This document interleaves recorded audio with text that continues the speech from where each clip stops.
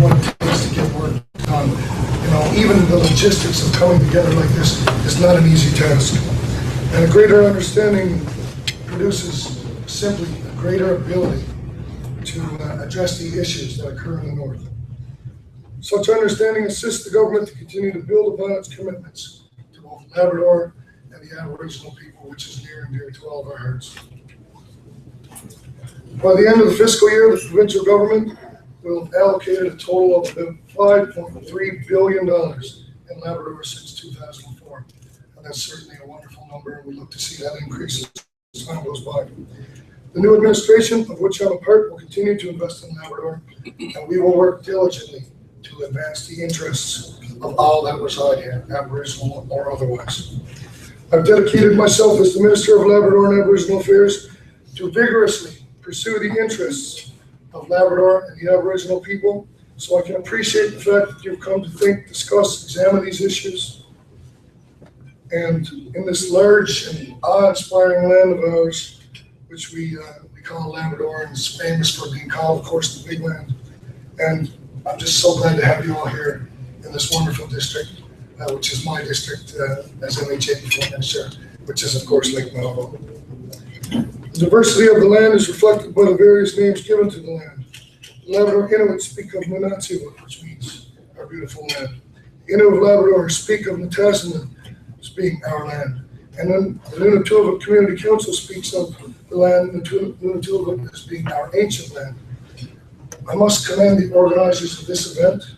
It's no small task, as I mentioned before, just to get everybody together, and you really have to be applauded for your hard work.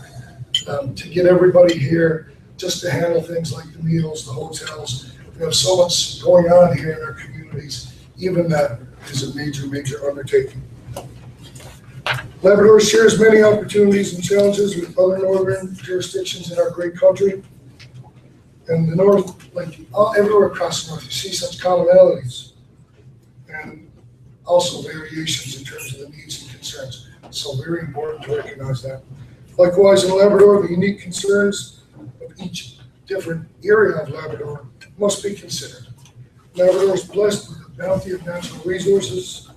We have pristine beauty, as you can see just by looking in any window. And of course, our best resource is the wonderful people, and I'm sure you've met many of them. That is our strength. Our youth will be the next generation, but the dedication and the love for the land that our people have is second to none.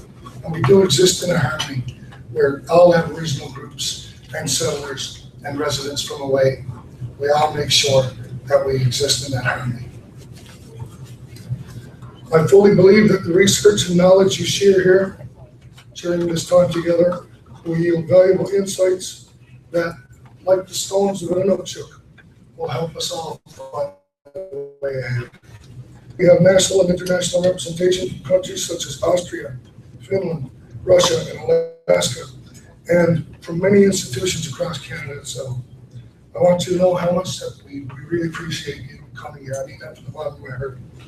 This is one of the most beautiful parts in the world. I hope you enjoy your stay. I hope you take something away from our beautiful little place here, and I hope you leave something, a little part of yourselves here too.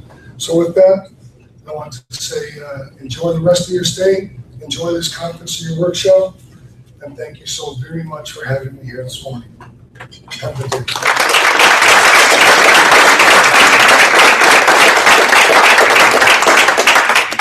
And not to dash, folks, but we have an extremely busy day scheduled. I have one after the next, so I would love to stay and join you and participate a little, but we have a schedule that doesn't permit that. So with that, I'll be leaving shortly. I'd just like to say thank you again for having me, and we're so glad that you decided to come here and participate.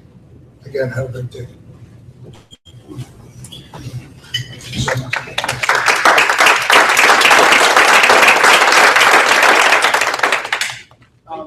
I'll just pass on our master of ceremonies for today will be the person who's actually probably primarily responsible for bringing everybody together today, Audrey Mills, who's the ReSDA coordinator at Labrador, among other duties at Labrador. So, more to take over. All right, thanks very much, Chris. Thanks everyone for coming, and thank you very much to Minister Russell for his welcoming remarks. Next, I'd like to call upon His Worship the Mayor. We have our own Jamie Snook is going to say welcome as well. Thanks so much, Jamie.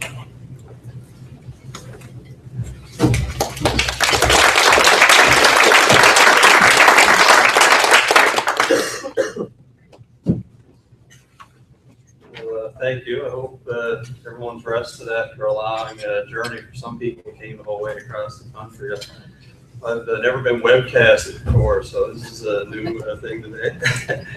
And I was going to congratulate Minister Russell. He's left, but I do congratulate him on his new role as Minister of Labrador and Aboriginal Affairs. And I also congratulate Todd Russell on his recent award and acknowledgement of his hard work and endurance in the community. And one of the things I've been trying to do as mayor is bring awareness to the fact that our town is the highest Aboriginal populated community in the province, and does not get seen that way, but we do have very diverse population that's more than half Aboriginal. In terms of the total number, we are the biggest populated town. I'm sure through Todd's hard work and endurance, it's going to benefit all of us. And Aboriginal land claims and governments have certainly raised the quality of life and wellness right through our whole region. So I congratulate you, Todd, on that, and I hope you keep plugging away. I know the conference theme was something I was very interested in. Dr. Sparks, who's not here, I know he wishes that he was. I was talking to him a couple days ago when he had to leave, and he was quite disappointed. But for me, the whole notion of wellness is something that I do care a lot about. I've been bringing it up relentlessly now for a year, and I'm going to keep promoting it for as long as I can, and trying to keep myself healthy in the meantime. I don't have a long speech, but I did want to share some thoughts on wellness, since I'm not on one of the panels or whatnot. From a municipal perspective, our election was basically about a year ago, just over a year ago, and there's 3,300 homes in town, and I went to 2,500 of them. So that was a healthy thing to do. Physically.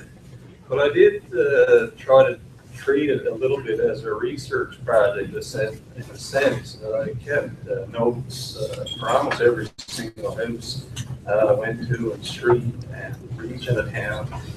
And it didn't take very many homes before you realize you were starting to now hear the same things. And people have this tendency to tell you what they don't like. And so about after 50 homes, I said, I'm going to start trying this whole approach of appreciative inquiry and start asking people what they do like in town. And when you do that, very quickly you start to get a different perspective. And people are happy to talk about it. You just, for whatever reason, unfortunately, that's not their default thing they start with. But after the 2,500 homes, some of the things that came out for me that connect with notions of wellness are, without a doubt, people here are connected to their local environment and land. There's just no way. You hear about it a lot, but I guess when you really get the sense that people do care about a healthy environment, they do want it to be sustainable. It's not just talk, it really is important to them. And they do want a clean town. They don't want industry in neighborhoods. And that feeling of having a healthy environment and clean neighborhoods and a clean town that's respected is without a doubt something that is important to people here. And it's something that they feel is already a strength of the area, and I'm very proud of it. The second theme that came out for me was affordability. With industry booming the way it is right now, the cost of living has gone up, but not everybody's wages has kept pace with that, and that's really affecting pretty well people through the whole population and all demographics. And that was like you had to sort of look at the themes that came out in the cost of groceries, it came out the cost of housing, rent, land, and I could go on and on. But a combination of that whole basket of things that we're buying every week and month, people are really struggling to keep pace. And that affects quality of life because they can't necessarily afford to do all the things they like. And the price of gas is an example, like getting out on land. A lot of people brought that up. Even getting to their cabin now is an issue for some families. And it directly affects quality of life and people's notion of being well in the town. And the third one I'll bring up is people want to kind of have this sense of fairness, and if they don't feel they're being treated fairly, they don't feel well. As simple as that. And I'm not sure how to explain it any better, but it burns at people when they don't feel they're treated fairly. And without getting into a rant, I guess, about industry and development, but in our backyard, all of us always feel we've been treated fairly right now in relation to the Muskrat Falls project in particular. There's a lot of good benefit coming from it, but I can't say there's a sense of fairness resonating through the town. As a municipal leader, I know from that perspective, we're still advocating that a capacity agreement be signed and we be assisted to deal with the challenges we're facing as a municipality. So with that, I'll just clue up those three things what I learned, I guess, last summer from this community that connected with wellness. And I will throw out a little bit of a challenge to the group that I do think there's also something else unique going on in this town, that there probably is a research question there. And I brought it up recently at the Urban Municipalities Committee meetings and that. And I'm very happy that you invited industry to this conference, but the thing that's unique, I think, in this town is in most cases where you're going to be talking about industry and community is private industry. And the thing that's affecting our community the most is a development by a Crown corporation. And it's very different, and it's being held to a different standard, and it's one that's not acceptable in my view. And it's certainly different from what we've come to be used to. Like, we're dealing with private industry. I mean, they're signing impact benefits agreements, they're signing good neighbor agreements, they're concerned with corporate social responsibility. We have a new hospital that was built here in partnership with a private company. There's an announcement or a ceremonial thing happening this morning where an extension to long-term care is happening in part with private money from the UBRON benefits agreement. Yet a Crown corporation, who we would expect to act and behave in a similar manner and bring those type of benefits to the community, it's not happening. It's a double standard, and we're being referred back to provincial programming. And to me, that there's a big fundamental difference, and it's frustrating. And it'll be interesting to see if anyone here sees fit to dig into that further as a research question. I think it would be interesting to see the results of that. So with that, hopefully it was brief. I wanted to be brief, and I'll let you continue on. Thanks for having me. Enjoy the next couple of days. Take care.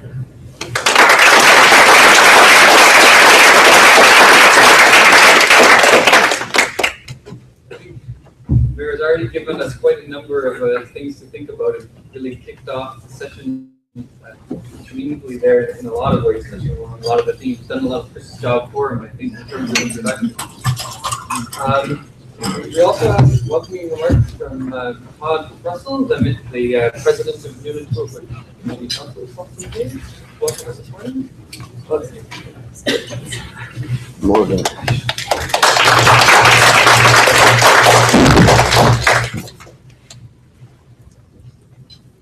Good morning, everybody.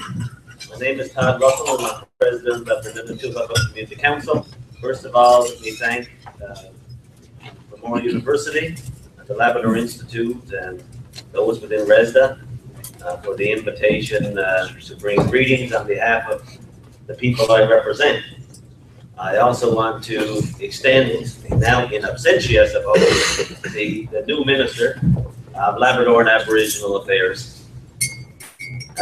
He has a heavy responsibility and unique obligations, and we will do our best to engender a good relationship with the new minister in the work that he has to undertake in his new portfolio.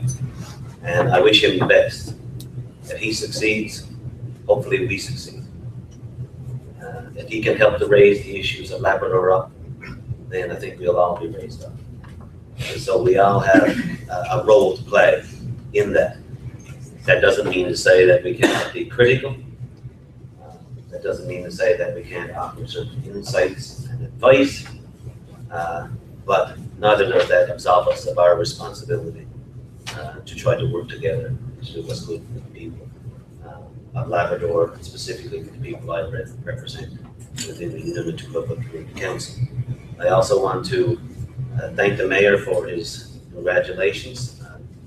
I was very honored to receive the Aboriginal Order of Canada from our national organization, the Congress of Aboriginal Peoples.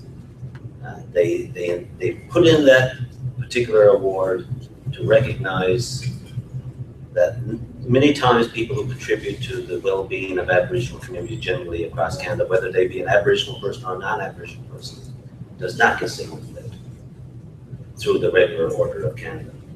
They felt that there was a need to do that. And so I was very honored that they saw fit to me over this past weekend.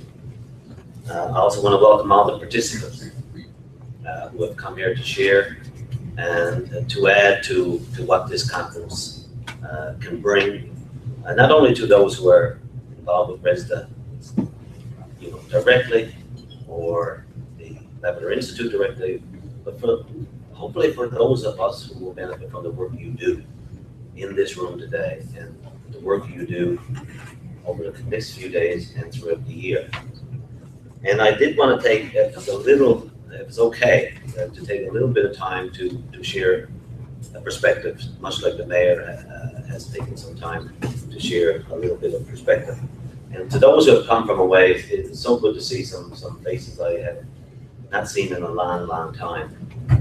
But also to look around the room and see people who have spent a lifetime of giving to enhance the well-being of their community with their own unique skills and abilities, whether they be Aboriginal people or non-Aboriginal people.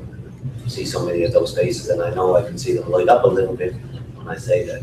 And I can only share that within the Aboriginal community in particular, that this work is tough work. It's a tough slog. And as I was remarking to Scott Nielsen this morning, I've only done the Muskrat Falls Portage a couple of times, and it is all uphill. There's little ledges there. You can't rest for long. There's little ledges there where you can take a little break, get your breath, look out over a beautiful vista, and then keep on moving higher until you reach the top. And then you're usually heading closer to home. And Aboriginal politics is a lot like that. Constant battle, little ledges where we can rest for a while, and then we have to keep moving on. Can't stop there for long. And so your topic of well-being, and I asked myself a couple of questions. Can we have well-being as an individual or as a community if we don't have good relationships? That means healthy people as individuals, healthy within our community, healthy in the broader world. And you can sort of reflect on that from so many different perspectives. Do we as Aboriginal people within Labrador have a healthy relationship with one another? Do the Aboriginal people in Labrador have a healthy relationship with non-Aboriginal people in Labrador? Do Aboriginal governments have a healthy relationship with municipalities and community governments and with provincial and federal? You know, these are the types of things we have to start thinking about, a lens I think we have to apply to this notion of well-being, particularly when it comes to resource development. What is our relationships like? Can we really have well-being if you can benefit from one development, one project, but everybody else around you is excluded, doesn't feel that same sense of benefit or well-being is attributable to them, or that it affects them in that particular way. And we see this time and time again, this notion of inequality that rises when other people don't have that sense of well-being about something. Well, I just want to share that with you, Deepa. And then there's a perspective I want to share about, I would call it about separation. As Aboriginal people, when there are greater degrees of separation between us and our land and our water and our resources, then I believe the less sustainable it is, the less well-being there is. When we are closer to our lands and our resources and our water, then I believe that there's a greater sense of well-being. As individuals, as communities, families, and within the region. And I'll just try to illustrate this a little bit. Because it can be done by law. The separation can be by law, which outlaws us to participate in a particular activity. It can be done by a policy that separates us from participating in certain processes. It can be by a development which ruins the environment. There are all kinds of methods that separate Aboriginal people from the ability to be well and to feel well in their own place, in their own homes. And one that strikes me probably a bit more than others sometimes, because it's so visual to people. Do you know that there was a time when they would not allow us to catch salmon off of our coast, where our people had fished for hundreds and hundreds of years, to eat? We had to protest year after year in Nunatuhut to be able to set a net and get some salmon. What that does to individuals, to families, and to communities is remarkable when they try to separate you so much from your food, from that security, from your culture, from your history, and what should be a part of your present and your future. Trying to separate you by a law or by a policy. We can't have well-being in that particular context. And we had to fight, and now when we have a salmon fishery along the coast of Labrador, it's probably one of the most exciting times. People are going crazy to get out on the water and to catch their salmon, to smoke it, to cure it in whatever way they want, to freeze it, and to share it around and all of those types of things. But just one small example. One small example. And so, and I'm going to challenge you maybe because it's so present, and that is Muskrat Falls, or the Lower Church of Development. From my perspective, in the organization I run, it says created bad relationships. It has enhanced the perception of inequality and the reality of inequality within the community. And when I look at some of those degrees of separation, I mean, they're so evident. They're so evident.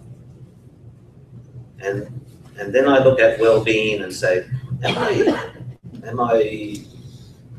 is Is there a greater degree of wellness, or do I feel that, you know, that this huge development, which is costing $10 billion or more, you know, am I economically well off or more well off?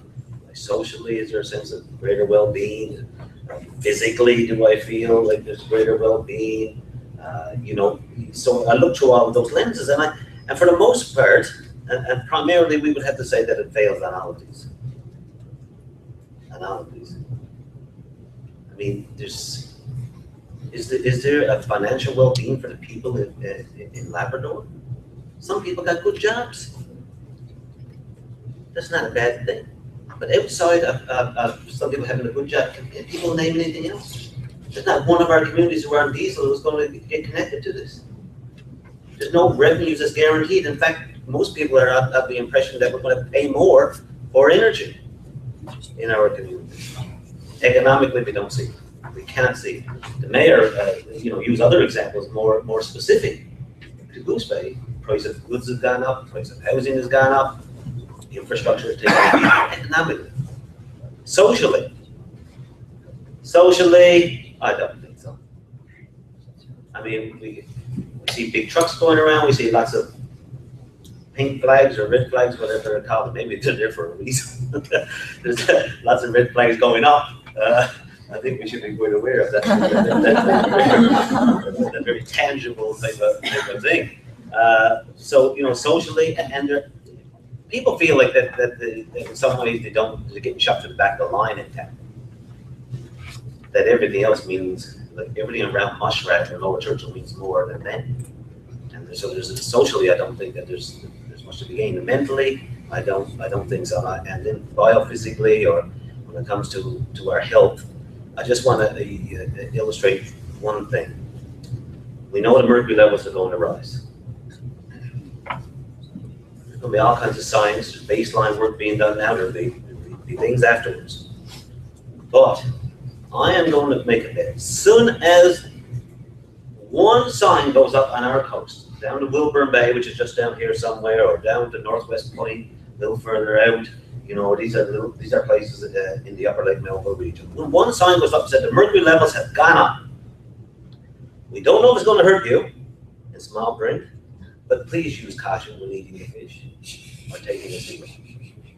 At that moment, our food security is interrupted. Our sense of well-being is diminished. As soon as it goes up, we won't have to wait for the scientists to tell us whether the mercury levels have gone up to such an extent that you're actually going to be physically hurt. It's already, the damage will have been done. The damage will have been done. So on a mental or emotional level, you can imagine how our food security is going to be impacted. And this is why we have this foolish argument about a company that says people downstream won't have any impact. You know, and I'm sure you will hear that throughout the day. So something is not right. It's too bad they're not in the room, represented in such a way that they can hear what you're going to say over the course of the next 2 to 3 days, because maybe they will learn something about how, if you're going to do something, there might be ways to increase the well-being, or to enhance the well-being, or to diminish the sense of non-well-being that many people have about something. In all of that, you know, I want to leave that for you to think about. These are questions that I wrestle with, leading an organization. They're not easy ones to answer. I think you can get a sense of where my thoughts are and how I feel. We have an organization that continues to fight for its own rights in its own way, recognizing its own history and its own culture. That in itself hasn't been an easy road, but we're getting there. We're getting there, and I'm proud to lead an organization that is still fresh for the fight, and to do what's best for its people. I know that you guys have a role to play in that, in helping us, advising us, but we're not in test tubes. research cannot be done in divorcing itself from the emotions and the impacts that it may have on people. It's a human activity, in my view, and it comes with all those human dimensions. And I would as well just ask that when you do your research, if you could help us in this journey, our hand is with each other hand, and it's already happening through the Labrador Institute in many, many ways, and through other research projects we're involved in. But it's a pleasure to be here, and I hope I haven't taken too long to say welcome, but you are more than welcome.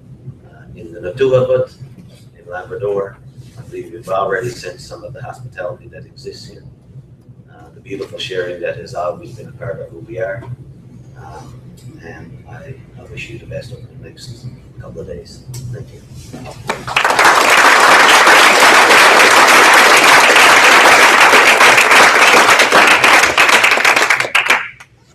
Find a lot more to think about from President Russell as well. Thank you very much.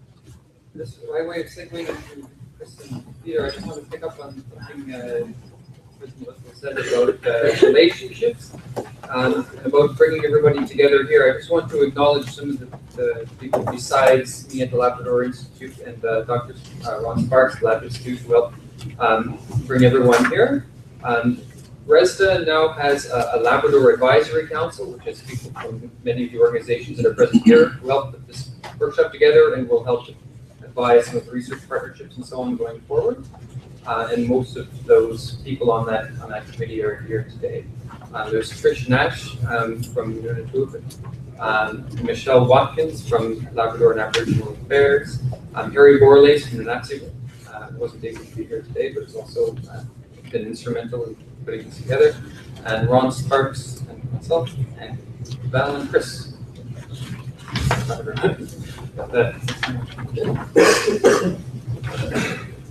Okay, what I will do is I'll just give introductions for ReSDA, and then we'll have Peter Schweitzer come up and talk a bit about the sort of well-being research in the North in general, and specifically a project that he and a few others were involved in.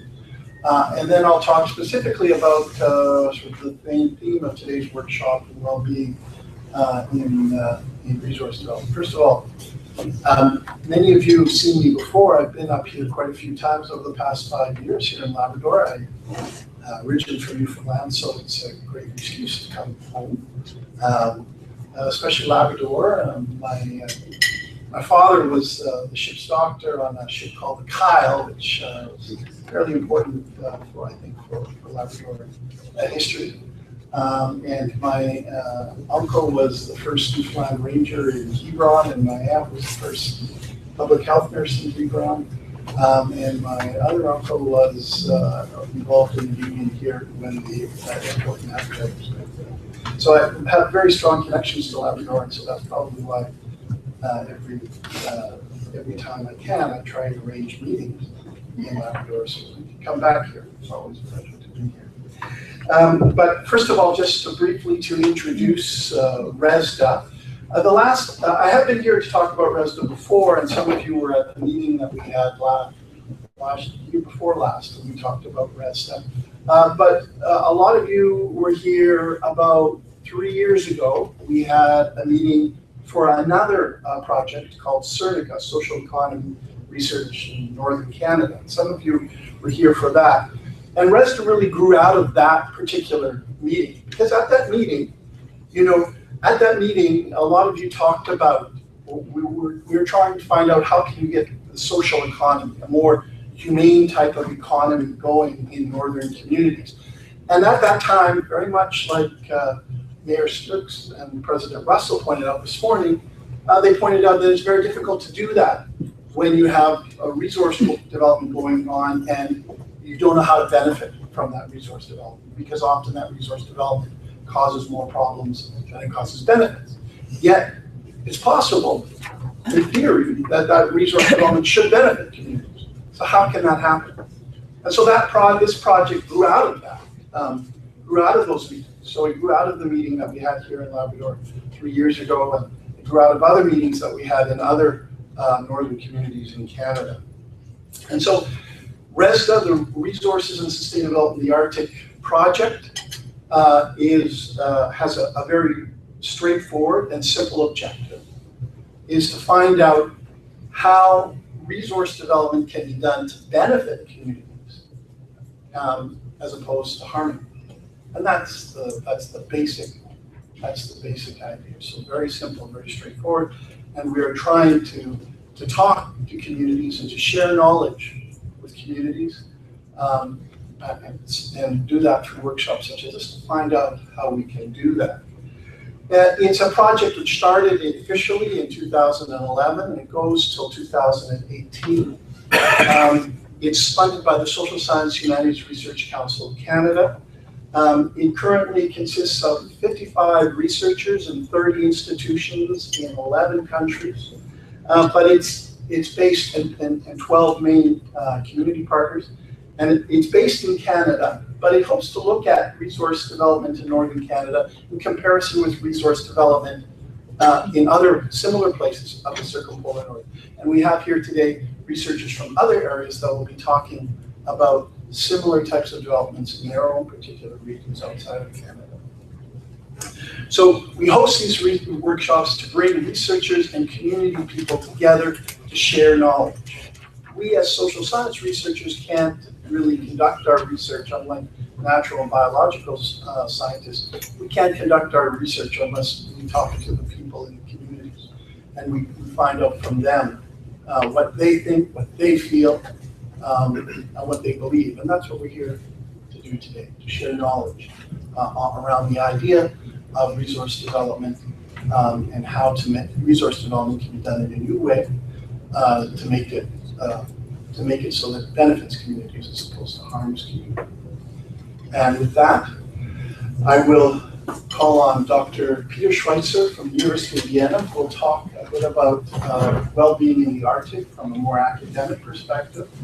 Dr. Schweitzer is currently at the University of Vienna, but he spent 20 odd years as a professor at the University of Alaska Fairbanks. And so he has quite a long history of knowledge and research in northern regions. Thank you, Chris.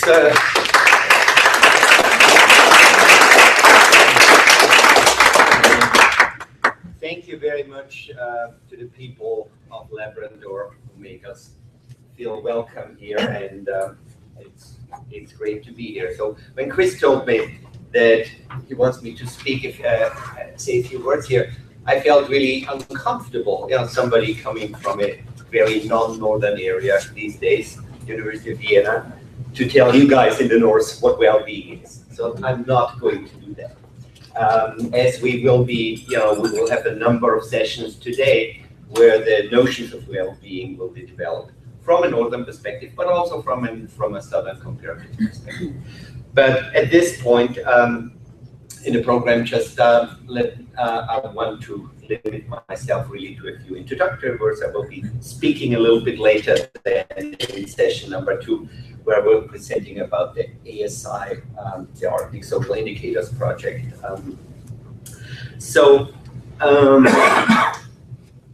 When we speak about well-being, it's as already indicated, the main question is really not just what it is, but who defines it.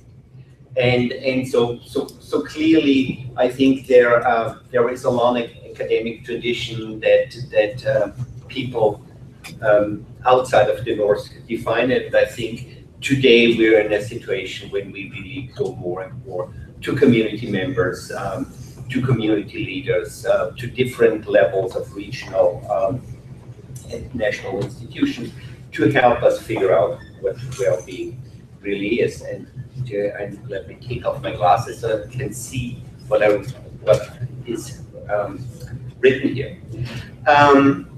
In a way, I think it was already raised the question, well-being on the individual level or the collective level. This is a very important issue here because we can have these two things do not necessarily coincide. You can have a number, often a small number of individuals who are doing well, while others don't. So the question is, are communities doing that? So I think we need to look at those issues here. And by the way, talking about the notion of well-being, these days it's a word that is very common among social scientists. But just a few years back, it was really more relegated to the professions of health. Health professionals were talking about that. Philosophers, on the other hand, moral philosophers would talk about what that could be. So I think it's a good development. It's a good development that we as social scientists nowadays think more about well-being, but because at the end of the day, that's what really counts. It's individual and collective well-being. What also is, and that was already indicated in the speeches this morning, there are several aspects to well-being. I think that makes the notion of well-being so attractive. It's not just economic well-being. It's not just psychological well-being, but it is also these aspects. But there is cultural well-being, for example. And I myself, by training, am a cultural anthropologist, so cultural well-being be connected to the knowledge of ancestral languages or other aspects of cultural well-being are extremely important. So there are many dimensions of well-being, and I think it's important to not just reduce well-being to one or two dimensions.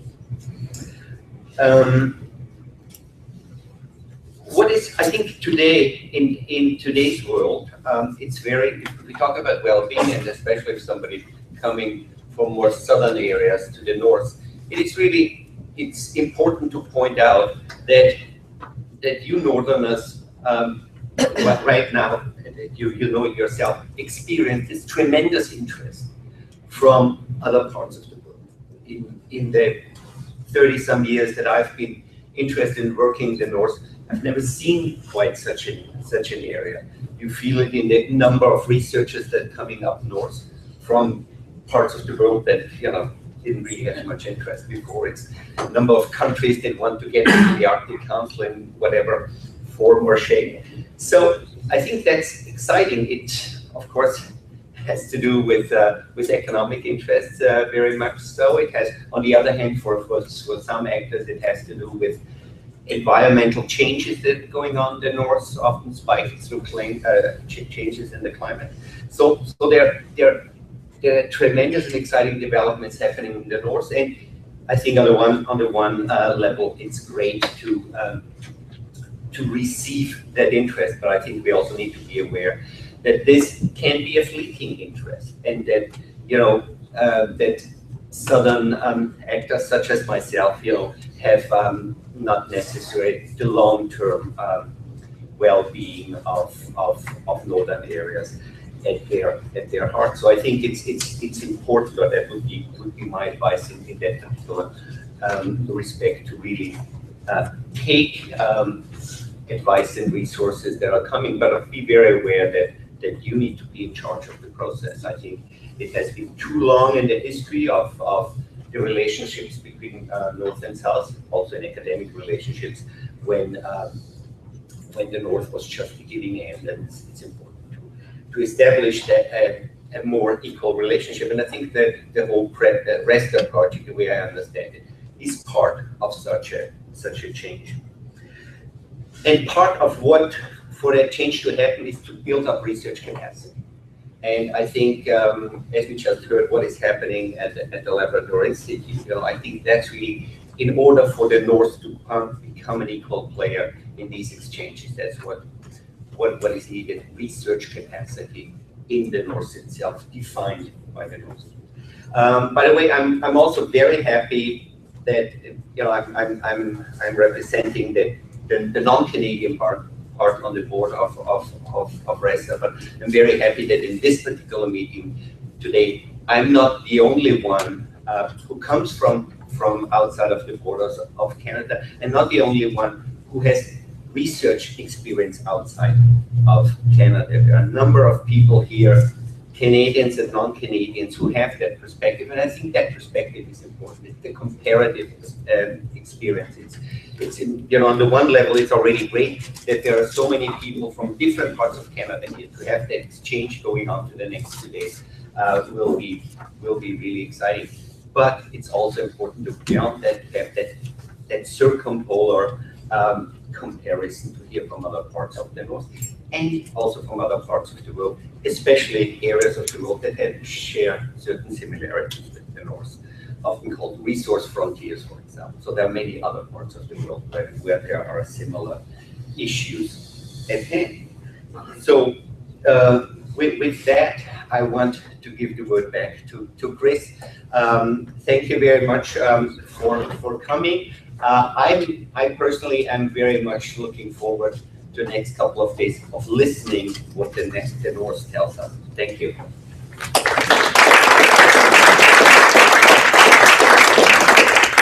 Thanks, Peter.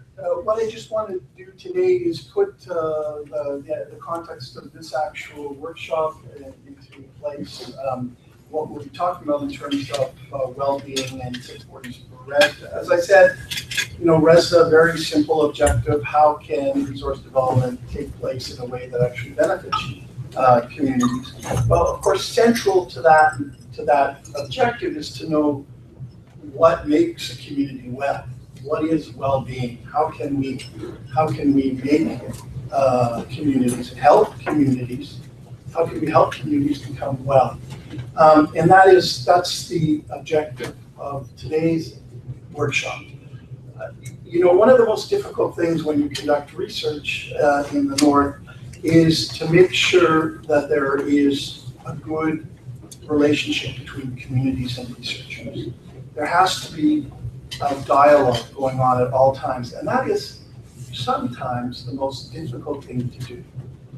Because researchers tend to be in southern institutions, they tend to work in southern institutions. Their research in the North is not the most important part of their job. Their job is to teach students, southern institutions, their courses. And then in exchange for teaching, you get to, sometimes just a summer, get to go up and learn more about northern communities if that's your particular area of interest. So the dialogue between communities and researchers is one, as I said, of the most difficult things to do. And that's why in ReSDA, we have really emphasized the notion of knowledge sharing, of having a good sharing of knowledge between communities and researchers. We had, in fact, last year we had a workshop such as this in Iqaluit, where the main theme was knowledge sharing. How can we share knowledge as opposed to researchers coming up and sort of talking to communities instead of listening to communities. So we've tried to build this particular workshop around the sharing of knowledge. And so you'll notice that in the structure, we have panels, and so first of all, we ask communities to talk about their experiences in terms of well-being and resource development. And then we'll ask researchers to talk about the research that they're aware of dealing with well-being and resource development. And then we're hoping that between those times, we can talk together and share knowledge about these particular issues. So that's the objective of this particular objective. We want to find out from communities what they think are the best ways that resource development can be done in a way that increases community well-being. And we want the researchers to use that knowledge to start to think of ideas of things that they can do to help communities achieve those objectives. So that's that. I'll leave that, and we will start in earnest. We have our first panel coming up at right now. So what I'll do is I'll ask those people who are on this panel to come up to the front to talk about it. So if you have your PowerPoint, you could just come over here and give it.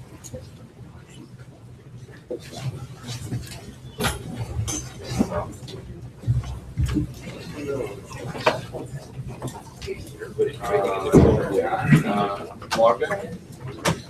See everybody.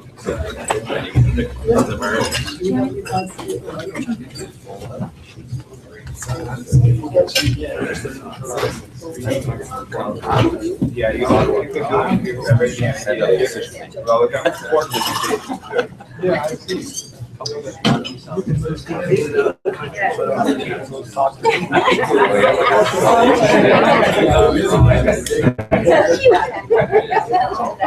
How many days on the go?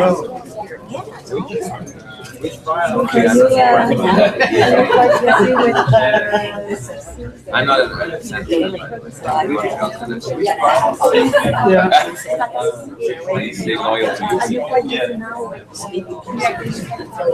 I mean, I went on Monday. I haven't laid eyes on it since I saw it.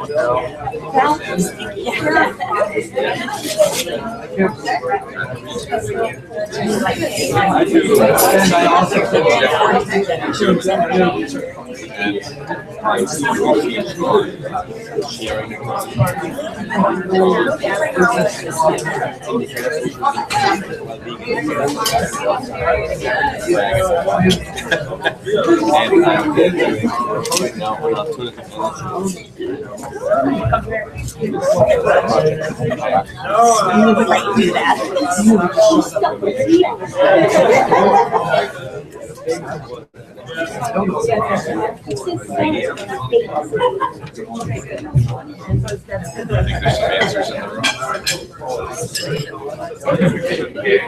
I didn't have the heart to tell them.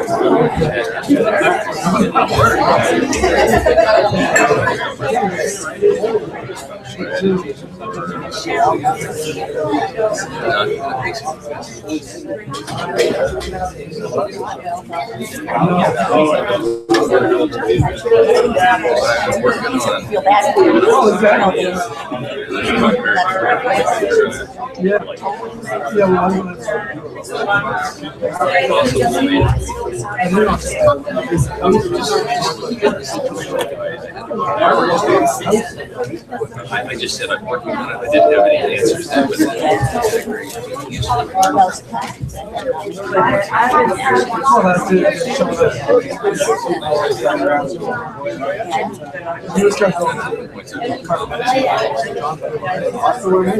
Yeah, I need to check up today. Can someone here just yeah, exactly. Yeah, I need to write that down.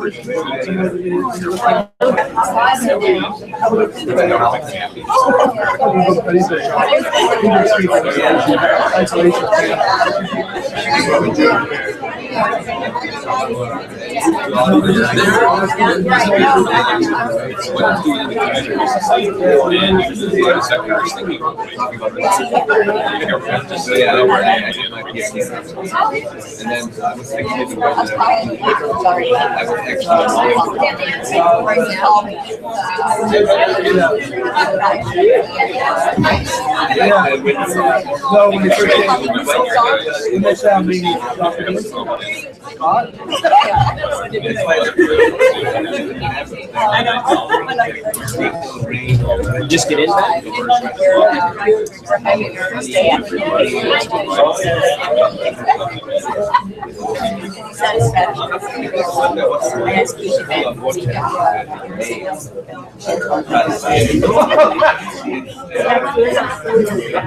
But just a realization, you guys are smooth.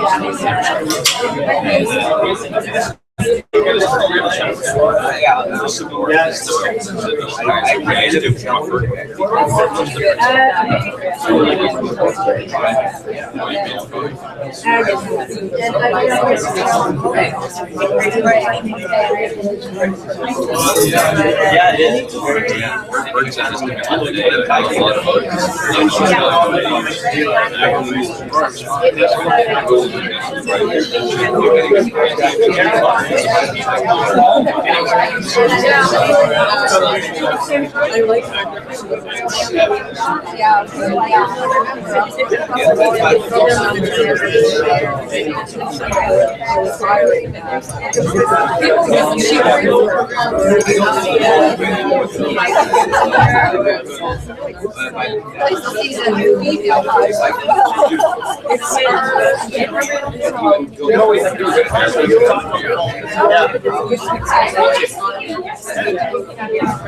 Yes.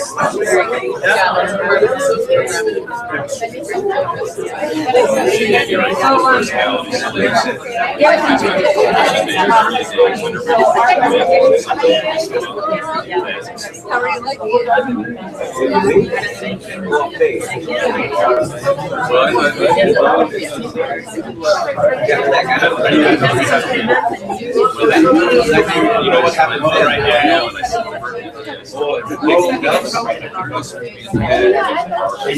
And you pitched it up.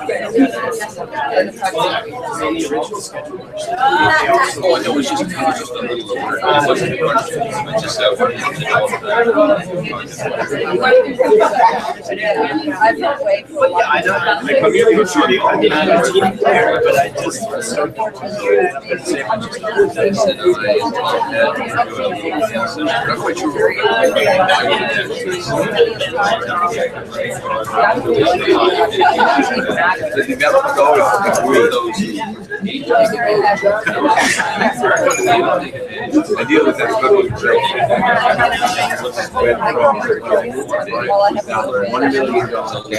including the 10 years. First they build it, but they didn't have then which was supposed to be community.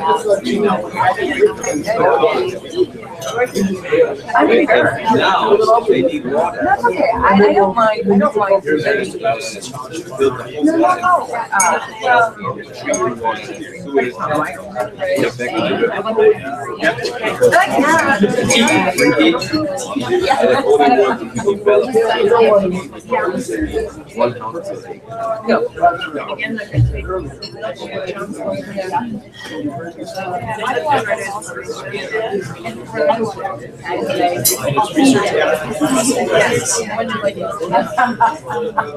if we solve all the problems, Start our first session then. well, maybe some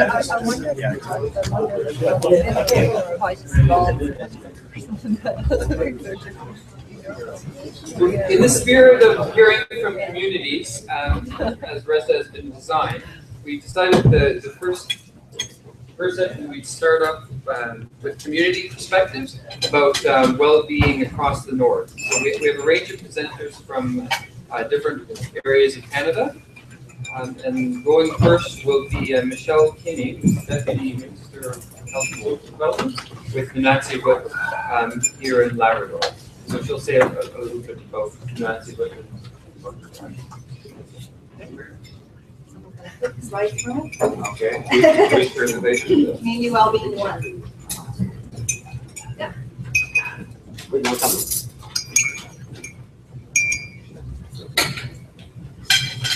I'll start by saying that I'm probably not the right person to be doing this presentation. There's lots of people probably in the room and within the government who would speak better to community well-being in relation to resource development.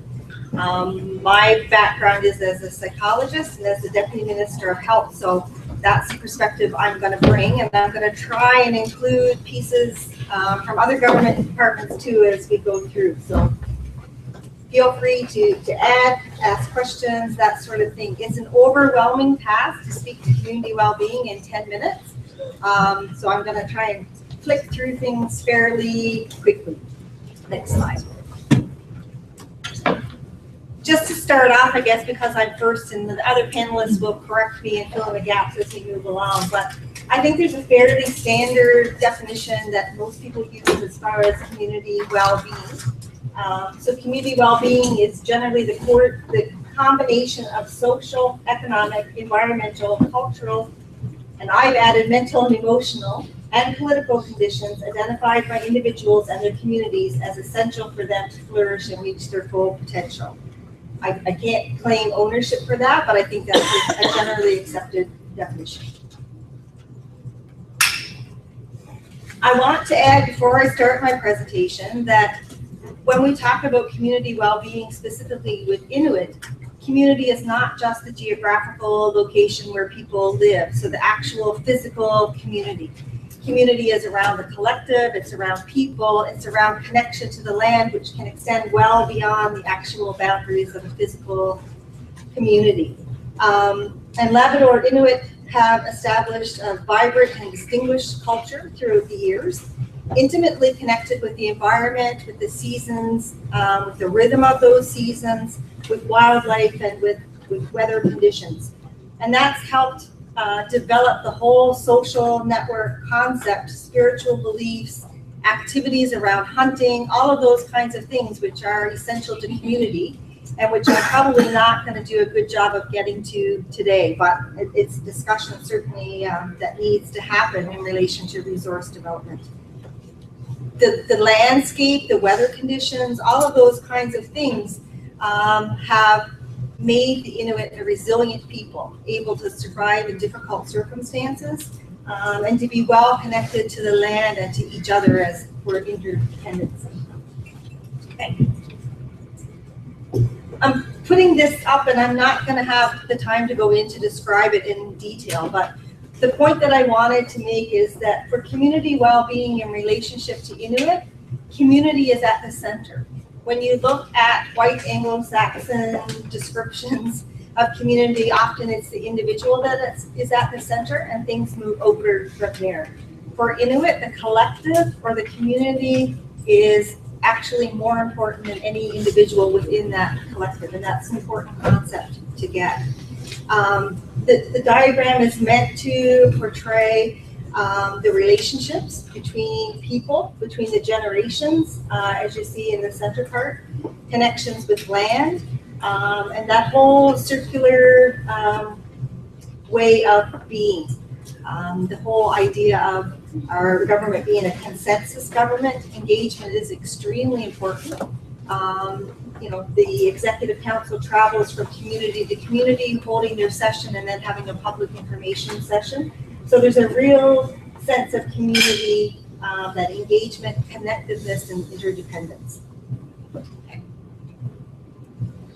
I'm not going to go through all of these today. I hope I'm going to touch on some of those, but basically the indicators to well-being are very similar to the social determinants of health, and I'm sure that all of you know those.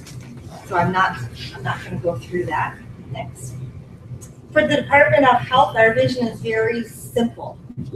Healthy individuals, families, and communities, and enhancing community well-being is the focus of everything that we do as a government, I hope. So obviously, I'm not going to get to all of that today, but I will touch on a few things.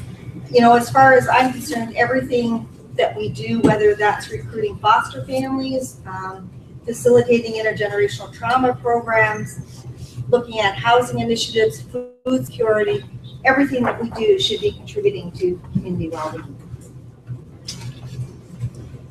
I am going to speak just a little bit to the Sustainable Communities Initiative, and probably a lot of you are familiar with this initiative.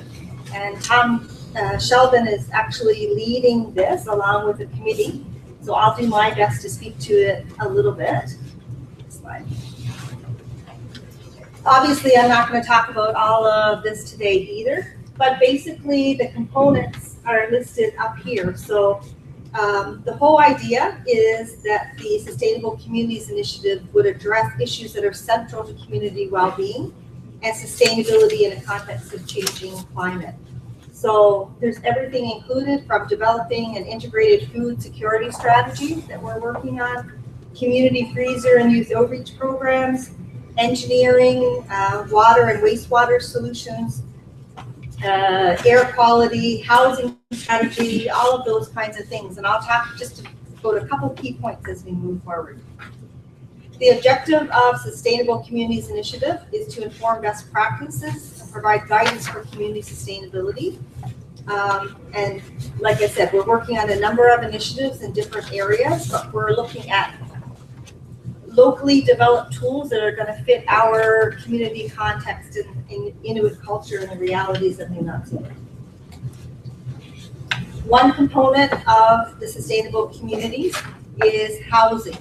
So we have started with the development of an integrated action plan for healthy homes in Nunavut, and that's actually where Tom and a lot of people are today for a 2-day housing meeting, further developing that strategy. In order to do that, we started with a housing needs assessment in all of our communities within Nunavut. We had a 93% response rate, and every single household was included. It was a tripartite agreement in order to provide that, and we now have the data being analyzed, and a lot of it is available for moving forward with the housing framework. So we're doing a number of things. We're looking at, we just got funding from the provincial government, which we matched to look at doing repairs to homes that are needing those repairs. We're looking at a new development. We're looking at supportive living arrangements within Nunavut. We're looking at a variety of things. I'm going very quickly, so you all have to ask questions. Another piece of that strategy is the energy security strategy. We know that diesel-generated plants are not going to cut it within our communities for long, so that's another area where we're doing some considerable work. Food security is huge, and I know we have people here in the audience from Nunavut who can certainly speak to this as well. We're doing a number of things around food security. We have done the surveys within households around what people are actually using, how much traditional food, how much store-bought food. We know exactly within communities, but hasn't been released yet, homes that are food insecure, how many households are going without a meal or 2 meals or 3 meals during a day, all of those sorts of things. And that's helping to inform a food security strategy. We just submitted to the Tsuyatsu Trust a proposal for a 3-year program around developing food security strategies. And again, you can just click through that. So in order to do the food surveys, we used the same tool that we had used in the Inuit Health Survey, which didn't touch every home. So we used the same questions. In this slide, you just see Maine there, but we've now completed the surveys in Rigolet and in Hopedale, and Postville and Makobik are almost finished. So the response has been excellent in those communities, and it's giving us a good idea of where we need to put our efforts in relation to food security. One of the programs that we're certainly proud of is the Going Off, Going Strong program. Which is a youth and harvesters program within Maine, and now we're moving to Hopedale, just getting it up and going. But it's a program where we take 10 very high-risk youth, partner them with harvesters to go on the land and to actually harvest food, bring it back, learn how to prepare it, put some in the community freezer, deliver some to elders, those kinds of programs. It's an integrated program, so we're looking at the mental health impacts of that and analyzing that, certainly as well as the relationship building between elders and youth and food security as well. Okay. And again, I'm not going to have time to go into depth with that, but there's the group of 10 that we first had as the youth within that program, and the impacts have been wonderful, and we have an evaluation that hopefully will be released soon around that. We've taken on another group of 6 in Maine, only 6 because we're still working with the 10, so that means 16.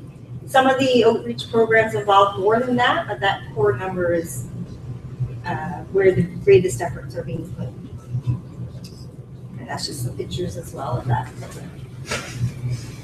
I just want to add a couple of other things that probably you may think are not really related, but in my mind are definitely related.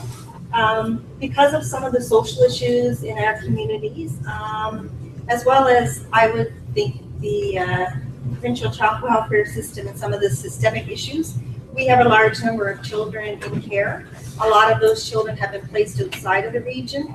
So we have been working diligently in recruiting foster parents, revamping the provincial training program for foster parents, and really putting a push on having our children back within Nunatsiavut and in their families.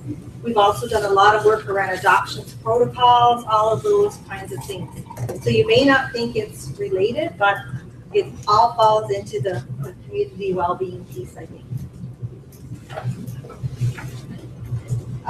The other piece that I definitely, and is a passion of mine, and I think leads to community well-being, is that we have, it was a bit controversial, but we closed down our inpatient addictions treatment program and looked at a way of delivering mobile trauma and addictions programs within the community, again, so that we have that community context and it's not an individual thing of sending people off. So we did a 12-week training program for all of our mental health and addiction staff, as well as some people from Corrections, Health Canada, a number of other agencies. And we now have that focus within community, and we also have a trauma and addictions mobile team that does 2-week programming within the communities on a regular basis. So we just came out of Maine for 2 weeks with a group of 24 elders, which I think is kind of unheard of, having 24 people participate in a program for that length of time with no dropout. So, and before that we were in Hopedale with 22. So it seems to be really taking off. We've also done workshops with anyone in the community that wants to come so they understand the program and can provide support. And just a couple other quick things that we're working on around residential school survivors and the whole intergenerational trauma piece.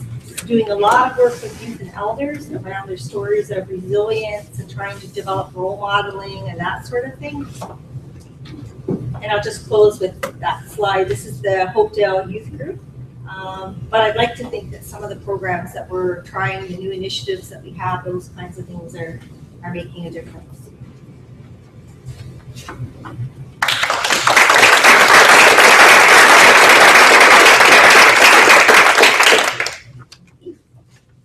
Thanks very much, Michelle. I realized I neglected to mention to people the format of the panel in case you're wondering.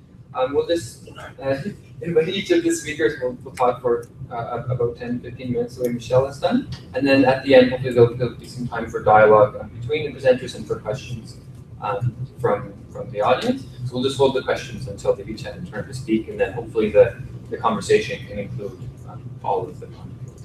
Okay. So I'll invite Libby Dean, claiming our place. I'm standing up here so I can see my slides, and also because I know I don't talk loud enough. So go like this if you can't hear me. So I am really privileged and appreciative to be here, and I'm a very, very small part of a very large team of women who are involved in this project called Claiming Our Place. And I'd like to acknowledge the local community women who are participating and continuing to participate, because they're really who this is all about. There's some women in the room, and there will be some later today, who were involved in this project, and I'll explain how this project connects to some other things. But any of those who are in the room who are willing to raise their hand and say that they're part of the project would be appreciated, just so that maybe during lunch you might get a chance to talk to them some more, and they may be answering the questions instead of me, hopefully. So anybody, there's one. There's at least 4 or 5 in the room now, and a couple others will be joining us later. So yeah, that's so a good thing to start with is, who are we? So this project is part of a national network of community organizations and university partnerships, in some ways similar to ReSDA, similar structure. So we're funded by a SHRC, University Research Alliance, that was given to the Canadian Research Institute for the Advancement of Women, and that then worked with about 5 different communities in the north. So a more general view of the north, but partly because they were experiencing different phases to do with development issues in their communities. So that's why those communities were involved. Happy Valley-Goose Bay is one. And then at the bottom, you'll see there were several projects involved in Happy Valley-Goose Bay, and Bolded Claiming Our Place is the one that I'm talking about. So the team is a large team. We have a community lead, Katrina Hills, who will be here later to speak about a different related project. The university lead is Gail Bakey, who's from Labrador, and she is based at Dalhousie University, and research assistants and a facilitator, and lots of creative action researchers, which I will explain in a moment. So some of the guiding questions really are very similar to the ones that came about in ReSDA. What are the connections to the land that women have that are define their well-being, and what happens to that well-being given the current natural resource development agenda? And then the second part of this is really what can women do to be part of the conversation that is happening about decision-making and planning and benefits and things like that. So again, specifically why women, because when we talk about women's issues, we're talking about community and family well-being and all the ways that Michelle, for example, described. And then really how do we find out what is important to women? So I just showed that picture there. It's probably hard to read, but it says what happens if the dam breaks? And that's taken at Muskrat Falls. So that's an example of one of the questions the women specifically asked and don't feel that they have an answer to yet. So how did we work together? We did creative leadership training and community-based participatory action research, and there were layers of it that involved public participation. And in particular, we used something called Creative Action Circle methodology, which was brought by our facilitator, Jeanette Kavanaugh. And this was sort of an interesting to mention because she is First Nations from Vancouver Island on the west coast of Canada. And it was probably a really important and it was very important, I think, to have someone who was not from this community facilitating, because it took away a lot of the boundaries and barriers. And it was not facilitated by a lead researcher or by a community partner. It was sort of just housed in a circle, and I'll explain a little bit more about that. And this is just a little bit about who participated. What was interesting is there was no particular intention to include or exclude or have certain numbers for any groups, but just by who showed up and who remained participating, about 3/4 chose to tell us that they had Aboriginal identity. And how this started was women got together in a circle just to talk about their experiences of the land and the rivers. And there was no particular right or wrong, it was just talking in a circle about things that were important to them. And then they together in this process identified the themes that came up repeatedly and they felt were shared and that they wanted to amplify. So meanwhile, there were other things going on. There was some leadership and research skills, and there was a lot of creativity. There was some mentorship around certain crafts and skill sharing. And then there was a connection to this national network. So there were several times where people from other places came to connect with women. So this is what Jeanette Kavanaugh's process looks like, the creative action cycle. So it's basically that you're meeting as a group to talk about stories, and then you review and explore those together, and you then take a break kind of and learn some creative action skills. So this was working on some local crafts as well as ways of writing things up so that you could bring them to the media, really wide range of things. And then going back together and saying, well, what are the stories that we really want to emphasize, and what themes does that bring out? And then bringing these together. And one of the final things for this particular process was a story showcase that was done by the women, and then coming back together and saying, well, who else do we want to bring this to, and what ways? And then it goes back around again. And so the first part was the training and orientation, where 19 women got together and started gathering circles. And the next year, it involved the same women actually running youth circles and inviting other women to participate, and then bringing a showcase forward to the community. And in the last phase is, of course, knowledge sharing. So some of that occurred within the community, some of it was within the group itself. And then there was an opportunity for the women who were involved to host a meeting of women who were coming here from mostly from Nova Scotia to talk about the connection between Muskrat Falls and Nova Scotia, which is the maritime link. So I'm hoping somebody else will talk about this a little bit more, casually. But basically, Nova Scotia will be one of the first places where the power will go through, and there are, of course, some development issues there as well.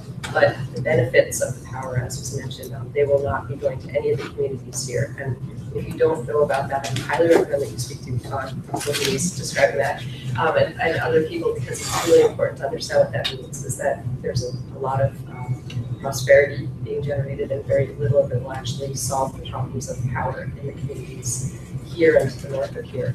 So I highly recommend getting hold of Matt at some point during this process and looking at that and understanding what that means.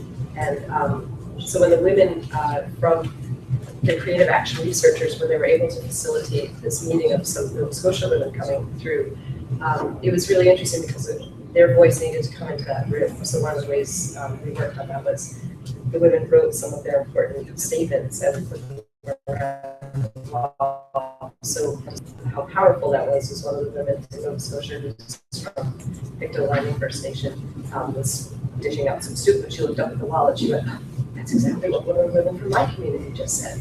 And so there's this instant connection of sort of solidarity, but also realizing the commonality of people's issues and what they're concerned about, the basic things. And so really, I guess I'll go into some of the themes that were identified, the issues. The Labrador tent is not an issue, but it's to us a representative of women's place, which is what this project is about, and women's places everywhere. But being on the land, being by the river, being connected to family, culture, and community, again, in the ways Michelle described, it's not community stable in one location, your street address, it may being in a tent on the land, far from where you live the rest of the time. And we had modified the Labrador tent design so that we could use it for shadow puppet shows and for other community events. So it lives here in Happy Valley-Goose Bay and is available for people if they wanted to do something with it. So, and berry picking. So I'm going to look meaningfully over the table really for the project.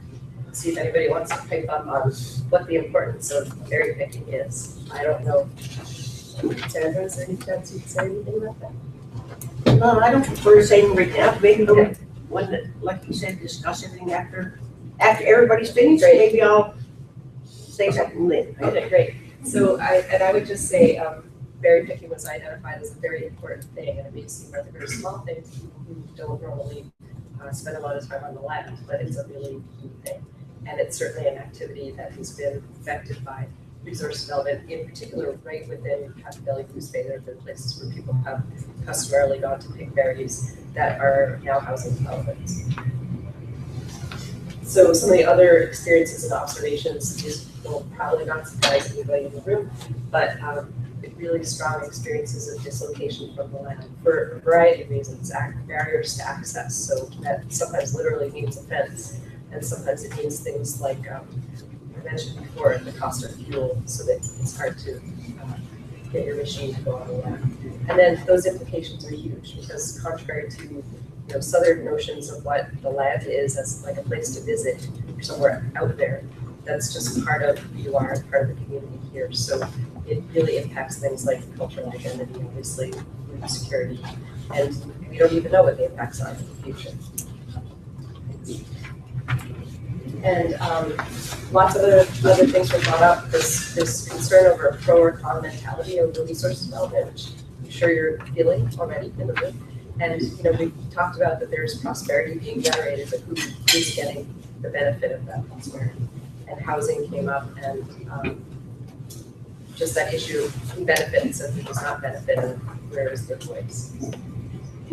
And I won't read all of those or touch on all of those, but I think the top one and the bottom one are really important to think about. A sense of not being informed or not knowing, just not knowing what's going on. Is it true that the the power rates are going to go up? Is it true about mercury? What do I do about that? What are the impacts of, when I go to the hospital and there's huge long waits because there's now a much bigger population depending on Happy Valley-Goose Bay than there used to be. Who can I talk to about that? How come I seem to be the last one to know this type of thing? And then the last point there, what is the cumulative impact of that? What do we do further down the line when some of these things sort of compound each other? So one other thing we did I talked with people about this if they're interested another time, but we had a student who worked in library studies do a media scan at the same time that we were doing this research to see what the conversation was in the mainstream media primarily, but also in social media. So, and then this is what is called a word cloud, very simple visual interpretation of some of the themes that came out in the mainstream media. And you can see, the main topic that we were working with was actually Muskrat Falls with some of the side topics that came out. So I'm pretty sure, I certainly can't read the word poverty, but you can see housing is a very small word, women is not a very big word. So while this isn't a huge, this can't stand on itself, it sort of shows that yes, women are saying the issues that are important to them are not being heard in the mainstream media. So this is an interesting tool to look at side by side.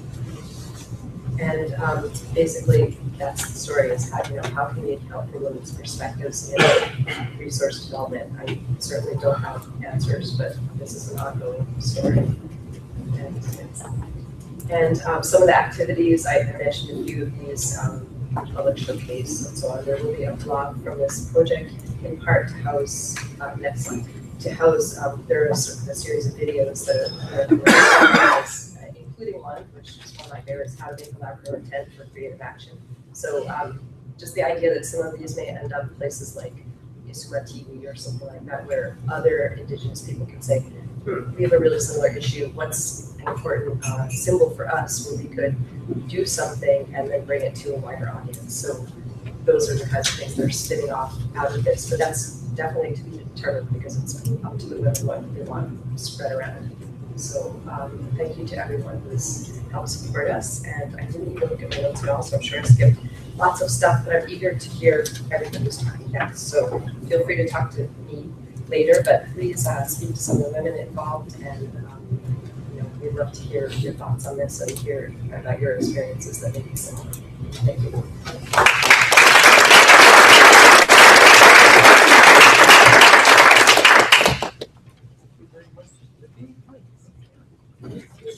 Norma Cassie from the Arctic Institute of Community Based Research. Can you just see my slides? In Quincy, she was nice.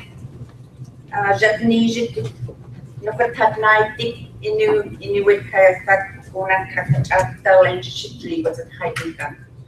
thank you for being here. Thank you to the Inuit people and the Inuit people for me being here, walking on your homelands, sharing your stories, and also learning here.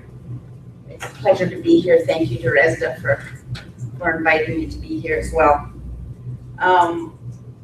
Next slide. I just wanted to put our slide up there with respect to the Arctic Institute of Community-Based Research. We started that organization back in 2007, myself and Jody Butler-Walker, and we drove around all the communities in the Yukon and went to general assemblies and collected all the priorities of health research that the communities had thought was very important to them, which was chronic diseases, all those in the bottom there, food security, healthy eating, healthy foods, injury prevention, and of course climate change and adaptation. I'd like to also say that that we've now completed 30 projects since then, and done some very incredible work in communities, and I'm really proud to be able to work with Jody and Caitlin, and Caitlin says hello, Caitlin Friendship. And the next slide, I was raised in Oak Crow Flats, and if anybody, there's the Yukon Territory, and you'll see the Oak Crow way up there. It's the most northerly community in the Yukon, and Vankakuchini people of the lakes. And you'll see the star on Whitehorse down below, our capital city where I live right now. And that's the Yukon Territory. And I'm going to talk a little bit about my homelands and where I was raised, and just have a broad perspective of other Indigenous peoples that I share our homelands in Canada with as well. So next slide. If we could just take time for a bit and imagine what it's like to live peaceful on a land so close to our environment, and all the interconnectedness to our ecosystems is what is so profound, and it's embedded in our language. This is how I was raised. I was raised by my grandfather. And when you're raised by your grandparents, you get such intricate knowledge of everything that wise person knows. And we lived in tents in Old Crow Flats out in the wetlands. There's thousands of lakes, and that is why we are called people of the lakes. We get stories on a daily basis. Everything is handed down to us about our surroundings, plant life, everything that's good for us, that we walk around. And what are these species for? What do they do? What are their importance? And our songs and our prayers.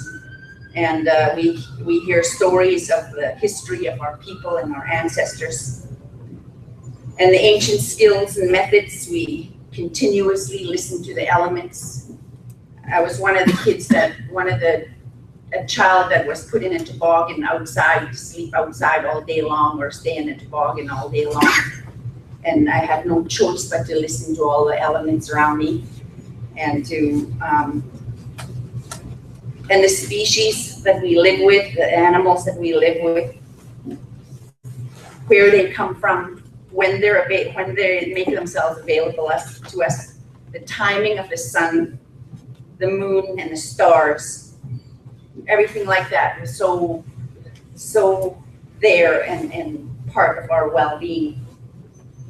We had a very strong spiritual and physical life, not religious, but spiritual, very in tune with our natural world, knowing that every living plant has a spirit, the rocks, everything that we live with that are much stronger than we are.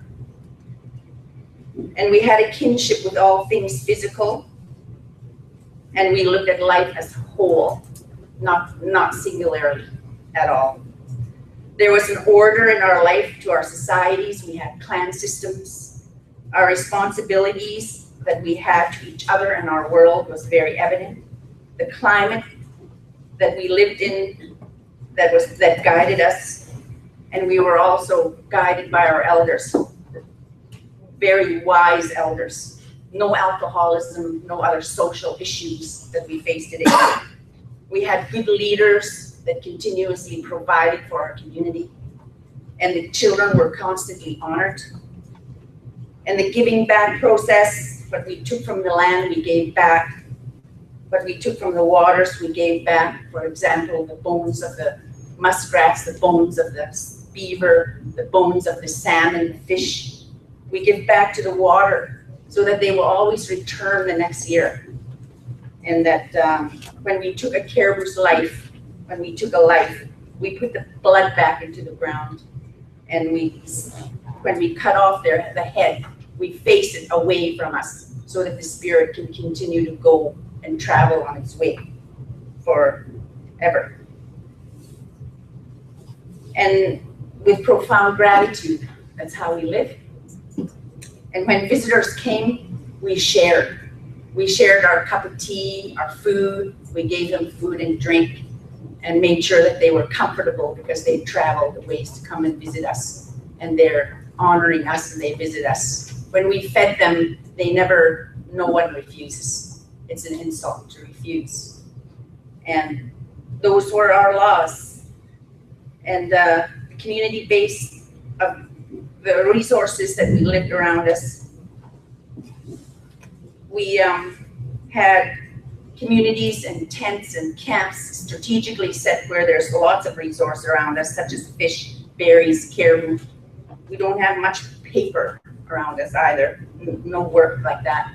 Only one little transistor radio hanging in that hardly barely works sometimes, but we get news from outside, way outside somewhere. And our grandparents built houses and all the local materials. The tents that we lived in, my grandpa had traded with the Inuvialuit on Herschel Island. And we had a very, very peaceful existence. We worked hard and we were physically and we were mentally strong. Emotions were quiet. Our discipline was to lay on the land. Lay on the land for as long as you're gonna work this out and think about it, and then you can come back, get up and come back. That was the discipline that I got.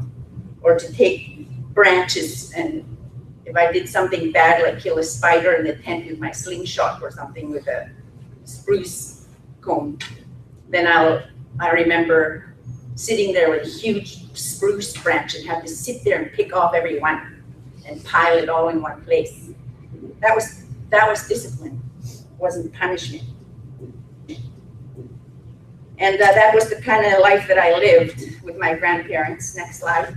And we have to go to the dark side a little bit here to understand fully, I guess, because my colleagues have talked about this as well. Colonialization was a huge traumatic impact on our people. First off, in my country, when my grandfather was a young trapper, diseases from traders started to come in, which was smallpox and TB. My mom had 11 brothers and sisters. Most of them died from TB and smallpox, and 2 of them went to residential school and never returned. So we don't know where they are. We're now looking for them, my sister and I. And the use of poison. Traders have put poison all over the Cochin country and have killed not only fur-bearing animals, but many, many other animals in our country, like small-bearing animals, birds, everything perished after that for quite some time. And it was a very hard time for our people and caused a real chain effect, and it took a long time to replenish, so it caused a lot of starvation and real hardships within our people. And then the residential school. I was taken away at 6 years old. And my 2 aunties were already gone and never returned. And I never knew that at 6 years old. It was later when the airplane came to take me, and I turned around and I saw my grandfather with his head hanging way down, and I looked and I thought, oh my God, something is not good happening here. I was excited to get in the plane, but then to see my grandpa walk away like that, and I realized that something was wrong. 150,000 of us children were taken away from our loving families and our homelands. And then the intergenerational trauma that some of my colleagues on the panel have talked about. Up to today, 450,000 Aboriginals and Inuit are affected by intergenerational trauma. And horrendous trauma, these were not schools that were focused on education, they were focused on industrial kind of institutions where they tried to make maids and farmers and slaves pretty much out of us. So that's the kind of things that we have to deal with, and as a result, many early deaths. Our life expectancy is, let's face it, is not as high as others. Diseases, disabilities, social problems, adoption of risky health behaviors, poverty, housing problems, poor health, nutrition, low education, low income, low economic levels in many cases, and a lot of alcoholism and drugs. And this is an accumulative impact of emotional, psychological, social, and spiritual wounding that's going to take a whole lifespan, many years and generations to try and work with. These are the struggles. to get to wellness in our communities. And then the next slide, and this is going to be the most devastating to our entire environment, is the global warming and climate change again. So that, and its effects on our whole way of life here in the Arctic and globally. Food insecurity because of it, declining food sources at a rapid rate of our waters, of our clean waters and food, and then access that many people talked about, and very high cost of living in the north and to travel. And we have really unpredictable environmental changes worldwide and right down to our grassroots level. So all of this perpetuates and increases the mental and emotional health impacts of our people. And again, this is what we have to deal with. Next slide. We're people of these lakes. We have thousands of them in Oak Crow Flats. And these lakes are drying up and disappearing due to the permafrost melt that's happening in our country. And in 2007, this lake that I'm standing on that's gone disappeared within a matter of hours. And with it went all our food sources, the muskrats, the fish, the ducks, and everything that all go there, and the caribou that come there. The caribou don't come there anymore. And so that causes a real food insecurity issue for our people in that part of the world. So we're trying to rebuild our communities. One of the biggest things that happened in the Yukon Territory was the land claim settlement of 11 land claim settlements were done in 1988 out of 14 First Nations communities, and $232 million was negotiated for, with a land base of 25,900 square kilometers for Yukon First Nations. 35 million of that had to go back for negotiations to the federal government. And then we started developing self-government, which is created further independence for us and employment, and we're able to now negotiate and partner with governments and resource developers. And there's still a lot of work and education around that needs to happen. And we still have not negotiated health and education and justice programs that we need to have, that is so fundamental to our community well-being and in our communities as well. And of course, we have the lack of capacity to deal with many issues, including those related to health and well-being at our community levels. We have continuous struggles to rebuild when the severity of Aboriginal health crisis is downplayed in Canada. We have, in 2012, there were major cuts to Indigenous research, health research in this country. The Aboriginal Healing Foundation, a very strong program, was cut in 2012 in that area. NAHO, the National Aboriginal Health Organization, and the National Aboriginal and Inuit organizations and tribal governments all got cut in health area and research. Next slide.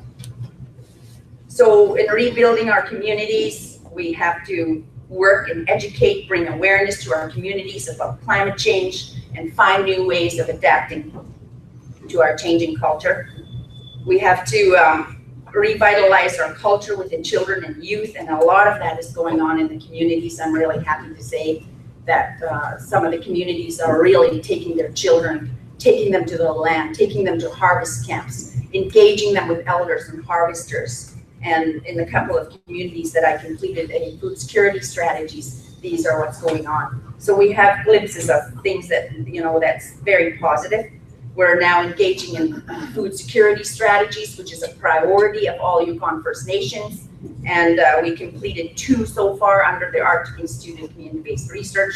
We were working on 5 food security strategies with communities in the Yukon, and the Yukon Agricultural Association decided that they weren't going to support that portion of it. So then we're now, these communities are left hanging, so we're now trying to find further funding to complete those strategies. And eventually my goal is to complete 14 strategies. And it's not only for First Nations, it's for others to work together in that community so that they can have a strong food security strategy and work together And they talk about nutrition and cooking classes for kids. In some communities, that's taken place through the Yukon government. And community garden as an economic initiative in the communities as micro enterprises within our communities is very strongly recommended by these food security strategies as well. And the ancient sharing concepts where the children eat first. Can I put that in the water? Sorry, the ancient sharing concepts of sharing. When I was a child growing up, all the food was put in the middle of all the caribou, all the good food, the berries, the rhubarbs, the plant teas and stuff were all put in the middle. All the children sat around there, and behind us there's 4 grandmothers with a willow that kept us quiet. We have to listen. And around them was our mothers. Around the children were our mothers sitting around there, right? And then the young men, and then the older men, and then the elders sat on the outside. And the food was given to us first. The children were always honored because we needed the spirit and the blood of the caribou and the ducks and the salmon and everything we have to live on. We need that. So therefore, then the elders at the back would say, oh no, give it to the kids. They need it. I had lots. So that sharing concept and ancient methods are now beginning to arise to the forefront where the elders are saying that has got to come back now. Some of the wise elders are saying that. And then the harvesting methods are also have changed, so we have to adapt to that. Education and awareness of everything that's going on in education is very, very important. And youth programs, Indigenous sports, and the way we used to play games. We had our own games and things like that. Those kinds of things are very important. How hunters are developed. You need to run a long ways every day, run on deep snow with snowshoes and all those kinds of things. Those are the kinds of things that the elders are telling us to bring back. We also have prenatal programs. That's a federal program that takes care of healthy moms. And again, we're trying to encourage serving traditional foods and salmon, moose, caribou, that kind of thing, and to elders as well. And in the Yukon as well, we have a wonderful college, the Yukon College, that's really incorporating a lot of the recommendations or the needs of the Yukon communities. There's still a ways to go, but it's there, it's happening. And we're now enjoying much more college graduates in the Yukon Territory, which is great. We have 2 PhDs, we have doctors and lawyers and teachers now that come out of our village. And we have very powerful and strong politicians and activists also that have come out of our community, and researchers as well. And some communities are doing well, of course, and some are not. And it's the majority of our communities that are not. So we have a lot of work to do, and like communities like the Tahltan people and West Bank, those communities in British Columbia are doing very well, and there's a lot to learn from them as well. The next slide. These are my grandchildren that I take them to Crow Flats whenever I could afford it, and teach them all the skills, and the skills are passed down all the time to rebuild the mastery of our Wiccan way of life, and try to get them to become proud of who they are and take ownership of their homelands, that this is their homelands, and they're always welcome there, and then they will know how to live there. And we also, the next slide, to talk about resilience is basically, to us, means to rebuild a sense of belonging. Like there's this whole thing about being taken away makes you feel very intensely that you don't belong. So we have to rebuild that. We belong. We got to go back. This is our homeland. We have to relearn and re-educate, revitalize. We have to revitalize our traditions and the ancient methods all over again. And it's a good thing that I speak my language and I'm able to know all of that, all those teachings. We also have to empower our wise elders. Some of them have been through traumatic experiences as well. So we have to empower them now so that they continue to be teachers. In my community now, all our spiritual elders are gone, and this is all across the board of Indigenous peoples right now. All the very spiritual elders who were raised in the land are now going and gone. They are now in their 90s at this time across this country. So there's a foundation that's missing under our peoples across this country as well, and that we're hoping that the next generation of elders coming forward now who are in their 60s across the country, who have had several kinds of experiences, who have gone out to be educated by the non-Aboriginal community and educated, will be able to have elders that are strong, and we will have the opportunity to revitalize our communities and work hard at doing that as well. And we also we build on the generosities of ourselves. We're constantly giving. We're always working hard to revitalize our people as frontline workers and educators. And we talked many times about what's needed in training and that kind of thing with resource development.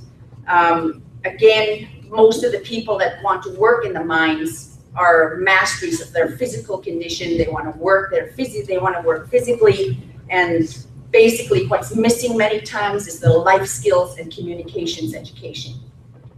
Not all our people they live in the communities, and they don't, they need to learn how to communicate with the outside world, with all the people coming from the outside and mining in the oil industry. But they need to learn how to communicate with them. They need to know where the minerals is coming from, what is it going to do, where is it going, how much all this costs. They need to have job readiness training and personal financial planning. How am I going to deal with this 2 weeks in and 2 weeks out?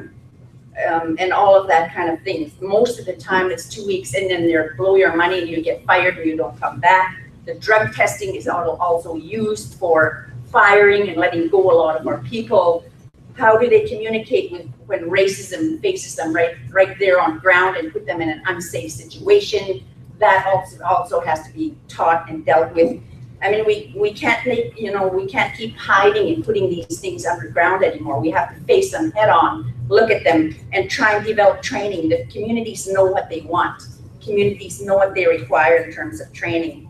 And they need to also understand their rights fully as an employee. They need to know all the safety mechanisms that are in place that supports them and protects them on the job. And they also have to have, and the safety mechanism and the impact benefit agreements that have been signed by our leaders over there. They need to understand that. They need to know why they work there. A lot of them don't even know what's in those impact benefits agreements and all the agreements that are being signed. And what kind of businesses can be established out of this mining? Is it catering? Is it construction? And all of that, they need to know that they could have the ability to do that. And the Yukon College also has some of those training available for Yukon communities. The next slide. Oh, yeah. So what we do in the communities, and we know what we need, and we know that community-based research, it's just not words. It means a lot to engage in research in the communities. You have to go there, you have to live there, you have to stay there, you have to engage, you have to be one-on-one. And what we do in the communities, the next slide, is we involve everyone in the community.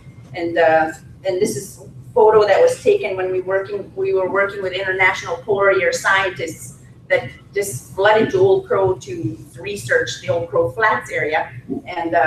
And so we engaged the community and them all together, and we questioned them, and we trained the young kids that are sitting down there. We flew them in from Whitehorse way down there where they're going to school, up to the community, and we trained them from the international perspective on climate change and its effects right down to the local level, and then all its effects like food insecurity and all of that, and their effects on their mentality, their physical well-being and all of that. We educate them about that. Then we take them back to the community and they question the researchers as to what is your research doing in this community, and is it going to benefit me? How am I going to learn? And these my people were always welcome to researchers. So the principles of those in when we do research in the communities is that the next slide. So again, communities have to be really involved, and relationships between us have to be built. The respect, the trust. It takes time to do that, usually what I would do if I do a research project is I'll go to the wise elders, the female and the male in the community, tell them what we're doing, lay out those questions that I'm going to ask, and I ask them, is this okay, Grandma? Is this okay, Grandpa? Are these the questions that we should ask your people? So is this good for this community? And they will say, they will tell us if it's good or not. And then from there, they lay the groundwork. They will then dive right into a story, and they will lay the groundwork of their history, of themselves and their people in that community. Then you go in there with that understanding. Then you go to the chief and council.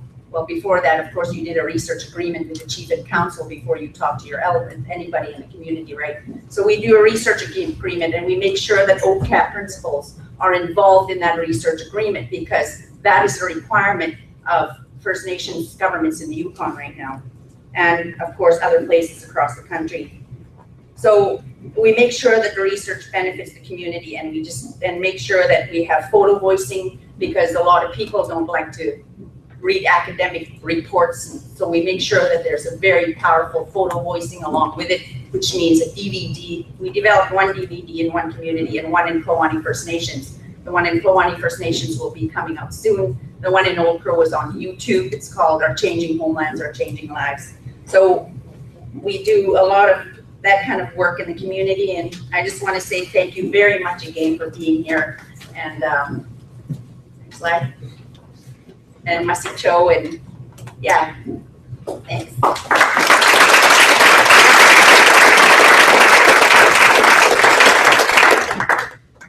Thank you very much, Mama. I'll just say briefly that this is largely the fault of us having so much interest and so many wonderful things to talk about. I don't want to cut off community sessions at all. We want to start with the most important hearing from the community. So we are going to go slightly over here, but I just want to turn it over to Sharon and let you know, don't feel too rushed to go to hear what Thank you very much. Buguma Sharon Edmonds. I'm from, well, I actually work for Nunavut in Thunder. I'm originally from Labrador. So it's nice to be home, and it's nice to see some familiar faces here. So I'm just going to start by talking a bit about demography and geography in Nunavut, because it provides context. So just population numbers, our health system, some of our challenges that we're dealing with from a policy perspective. So the population of Nunavut is roughly 29,000 people, and our people are spread throughout 25 communities in the territory. The population density is roughly 0.1 persons per square kilometer. And we have a very young population with a median age of 20, and that's compared to 40 for the rest of Canada. The distance between communities and referral hospitals, they're very significant. Nunavut's healthcare system actually represents the largest in Canada in terms of geographical reach. So it's huge. No other jurisdiction in Canada relies on so many extra-provincial hospitals as Nunavut does. Specialized services in the territory are very minimal and largely dependent on whether the expertise exists in territory. So, for example, in 2001, we had chemotherapy available in Lincoln Inlet, but none in Hubby, and we are the capital, the largest city in the territory. So, as you can surmise, far too many of Nunavut services are provided outside of the territory. So in cities like Ottawa, Montreal, Edmonton, Winnipeg, and Yellowknife, depending on where you live in the territory. So in Nunavut, we have a land claims agreement, obviously. The federal and territorial governments are obligated to consult Inuit to ensure that Inuit societal values and culture are at the center of all policies and programs that are developed. So this obligation is outlined in Article 32 of our land claims. Unfortunately, the obligation to consult, so the duty of the territorial and federal governments to consult us, is not always exercised, and that is very problematic. So essentially what happens as a result, Inuit perspectives are not included in the health system or in the design of the policies. And that's, in the context of meeting our needs, that has to happen. And it's a very unfortunate reality.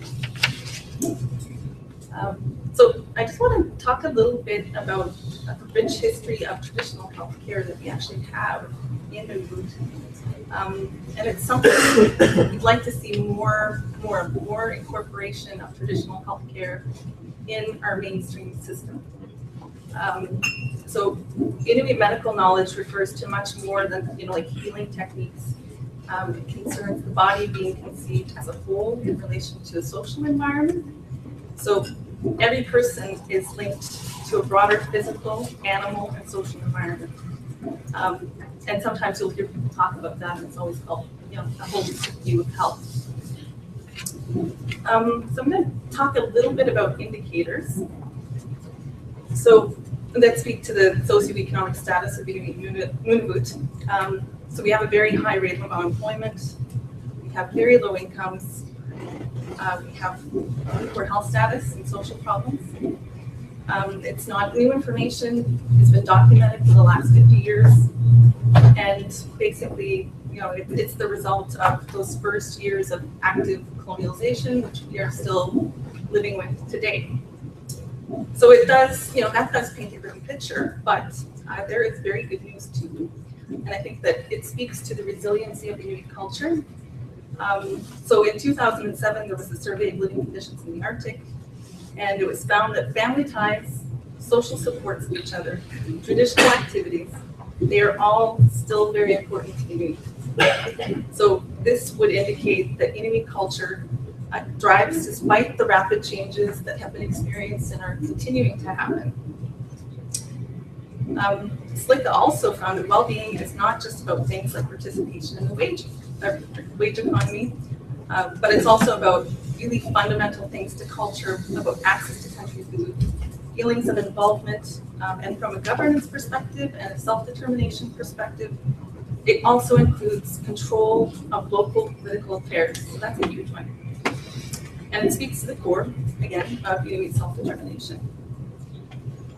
From the perspective of, a health priority for us, and it's elsewhere in other Inuit regions, the issue of suicide is the most pressing thing that we face.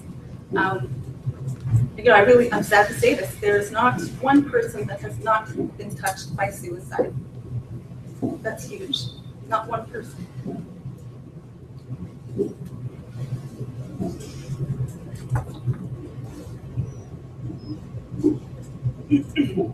So,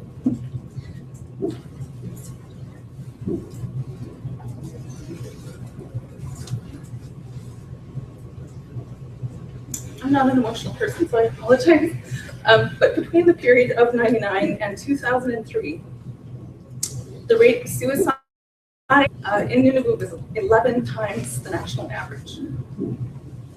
So in the South, researchers have noted that suicide is largely linked to mental illness. And where we're from, suicide is related to the rapid changes that our society is going through. Research by Samuel Law and Miles Hutton indicate that effective community-based mental health services must address a broad spectrum of psychological issues that go beyond the traditional medical model, incorporating, Inuit approaches and practices towards mental health. And that's not a small feat by any means. In Nunavut, we have a very high turnover rate in our healthcare providers, and those tasked with developing health policy and programs. And it's really difficult in that environment to do long-term planning. I like to say that a lot of our policies and programs sometimes on the surface appear so temporary because, you could have one person who you've worked with for 2 years on, X issue in relation to maternal child health or something. And if that person leaves in 2 years, you have a new person that comes in who will change that whole kind of investment of time and effort in developing a framework that addresses a very real need. So it's a huge challenge for us in the territory. And I think there needs to be long-term investment if we're gonna see a shift in health status. You know, there has to be long-term planning. And on that note, I think a really important element of that, and it speaks to Article 23 of our Land Claims Agreement, which is about having a workforce that is representative of the population. That's a huge one. So what we need is more Inuit in these positions within government, forming policy, creating programs, because Inuit are going to stay. The people that come from the South who start their careers, and there's lots of really committed, passionate, good people from the South. I just want to say that first, but you know that if you're from the territory, you have a very different take on your community, where you want to see your future go, your connections to other people. You know, you have a long-term investment, I think. That's probably the best way to describe it. So I've kind of described very broadly the territory's health system and health status and the shifts that we need in order to see positive changes. But I also talked about training, and I'm so glad that this came up with different speakers as well. But increasingly, education is a social determinant of health that we are thinking about and focusing on. So I'm going to end by reading an excerpt of a letter from the Kipitani Inuit Association. And it's also actually ironically speaks to what Peter had mentioned about more of the decisions that affect the North to stay in the North, including, you know, we really need to look at empowering Inuit to lead research, because research we know can positively impact communities when it's done right and you have that product that you can use to influence policy. So this letter was in relation to creating research capacity in the territory for our beneficiaries. From Kipitani Inuit Association. So our organization's mandate to promote and protect Inuit rights and values holds at its core an equality of opportunity that can only come with developing the minds of people through education. From the time they start to read until the day they hold the diploma in their hands. An educated person asks questions, explores new ideas, and develops new ways of navigating an increasingly complex world. And we are living in a changing Arctic, and this conference is about resource development, and that represents a changing Arctic. And I just can't stress, you know, how important it is to have resource development is coming, but we also need to be ready. And it's more than, you know, training as a oil burner mechanic or, you know, heavy equipment. If you don't have a healthy population, then we can't be prepared to take advantage of what's coming. So, you know, yeah, we're at a very critical time in history, I think. Thank you.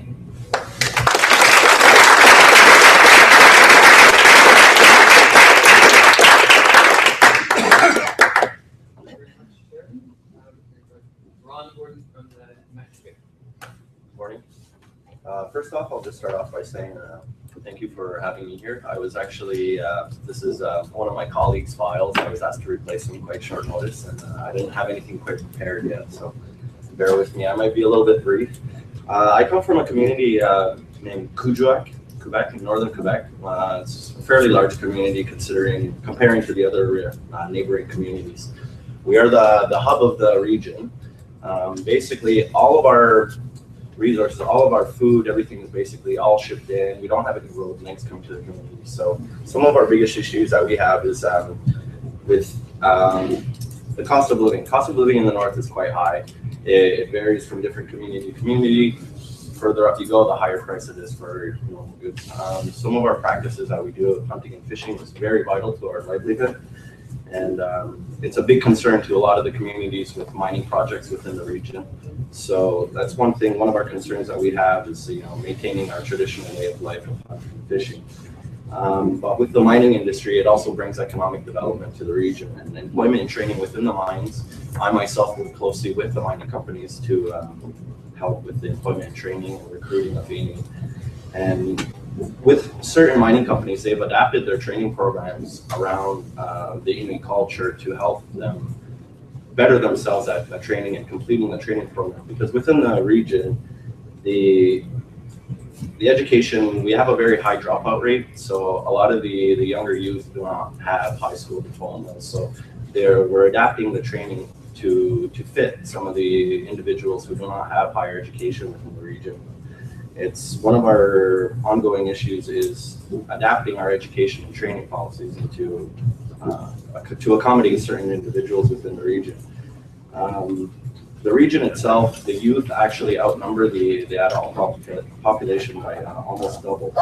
And with a high dropout rate, we're looking at different ways of encouraging the youth to actually continue education further, going into post-secondary education. But one of the issues with that as well is with all of our post-secondary education, none of it is in the region. Everybody has to go down to cities like Montreal, Ottawa to attain further education. Some of the other issues we do have with food security and cost of living is there's a major housing shortage we have in the region. In some instances, you'll have more than 3 or 4 generations living under one household. And the cramped living space, it also brings up social issues within the region. That being said, Makili Corporation, who I worked for, within the last 2 years, they started this Pakmasimaupik sessions where they visited each community and gave an opportunity for every individual within the community to voice their concerns. And then the final report on Pakmasimaupik, which was basically created in response to the Plan No, which was created by the Liberal government. So the final report should be coming out within the coming months, and it was basically our response to Plan No was, we want to show the Liberal government where the government our needs. And so with that coming out, we also have a few different programs. Ongaluk, which is a crime prevention program that we fund different programs and activities for the youth to prevent crime prevention. And we're working on a few different other things there. We have Inuit-owned business registry we're also working on to help promote and develop the Inuit-owned businesses within the mining industry and other factors. But, like I said, I apologize. This is very new to me. This is kind of out of my element. I work more in the mining industry. I work as a mining liaison officer. I'm chairman of the Raglan committee, and I'm more in the economic development aspect. So community well-being is a very big concern for all of us within the region. But this file, I believe, would have been it would have been a lot better if we had the original Charles to quote. But like I said, I'm more than willing to answer any questions. I apologize, I don't have anything very prepared here, but I'm more than likely to help answer any questions you might have. Thank you.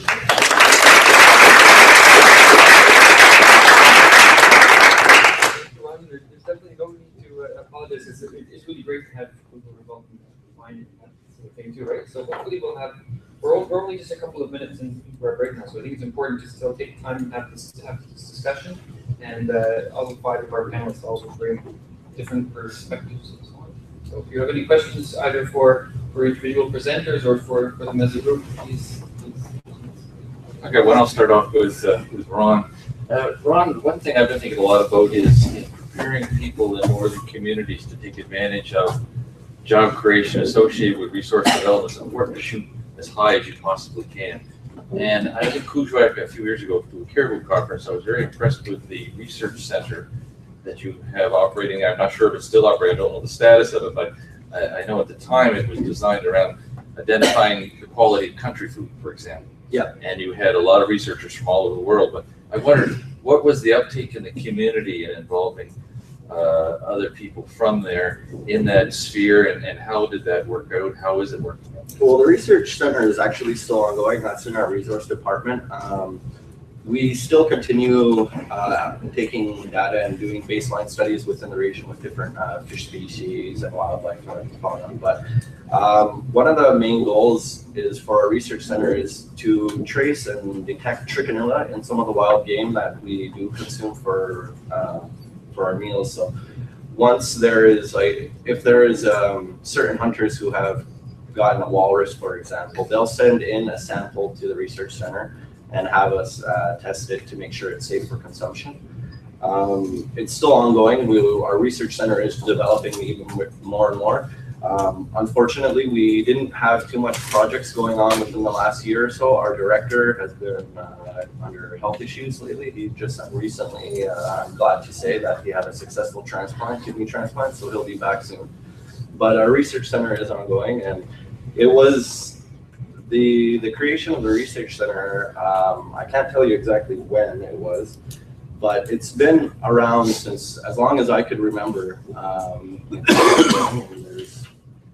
There's a sharing of knowledge with the different mining companies within the research center as well. If they have any concerns or anything, we'd like to send our own researchers as well to collaborate with theirs and continue on to do more. I don't know if I'd answered your question. Maybe not quite. Are you finding youth in the community as they go through the school system? Are they interested more in research because of that facility? And do you find them going off to pursue an academic career, maybe come back and try to secure employment there? That's what I was wondering. Is it a catalyst for developing more advanced skill sets? It's something we would like to initiate closely more. We do try to involve the youth within the research center whenever there is like career week and those type of activities within the education system.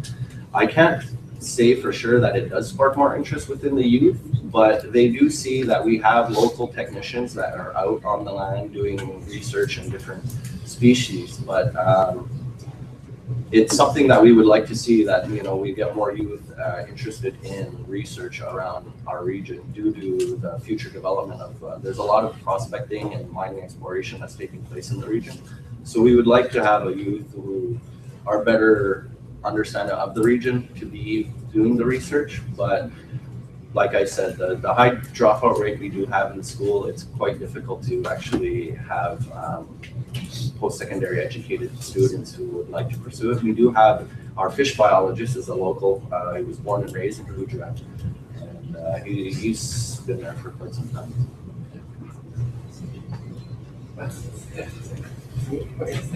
This is kind of a question for anybody or maybe everybody on the panel to address. I was really, your perspectives on well-being and all the many ramifications of it and the different approaches that people have taken, whether specific research-based projects or just your roles as administrators, are interesting and inspiring. But I can't help but notice the gap between your articulation of what the important questions and issues are and those of provincial, territorial, and federal political figures, and the political and economic agenda as it is mapped out for Northern Territories. When the Prime Minister of Canada can go on his Arctic tour and not mention the words climate, health, or housing in a single speech. So I wonder if you could reflect on what I can see as this essentially gulf between the political and economic development agenda, often projected from the south, or at minimum from, say, Whitehorse to the north, even Iqaluit to the rest of Nunavut, and what you're articulating from the communities, and how could, what is the role of maybe researchers or yourselves as community-based people or others in trying to bridge that gap? Because it seems like it's an absolute gulf. I'm going to take a stab. Probably not going to be the greatest of answers, but the reality is that development is coming, mining is coming. We have mines in Nunavut, and for us, it's a form of economy. It's a form of generating things within territory, like jobs within the territory. So we're always in this place where it's a little difficult for us, but what we've done is, we said, what can we do that would be helpful in this environment that we're living in pro-development? opening up the Arctic and all that stuff. But what we have been focusing on within a research context within NTI and actually working with QIA, they have a really great project on indicators that's going to be like they plan on doing long-term monitoring in the communities that are affected by, I think it's not a big Philly, which mine is Baffinland. So I think that that's a positive thing that we can do to help communities, because that information can in turn be used later when, I don't know, an IAB is being renegotiated. Well, the community is saying that this is how they're being impacted. So we need to really shift our focus in terms of how we're operating this negotiation.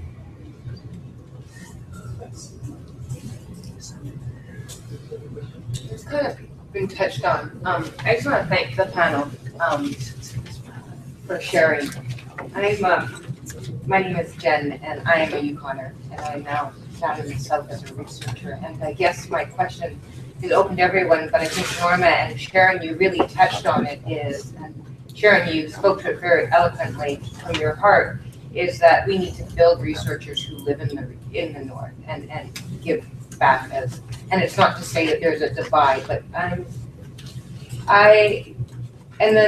so I guess my question would be, we support, or as academics, as researchers, we support building capacity within communities so communities can actually support the research.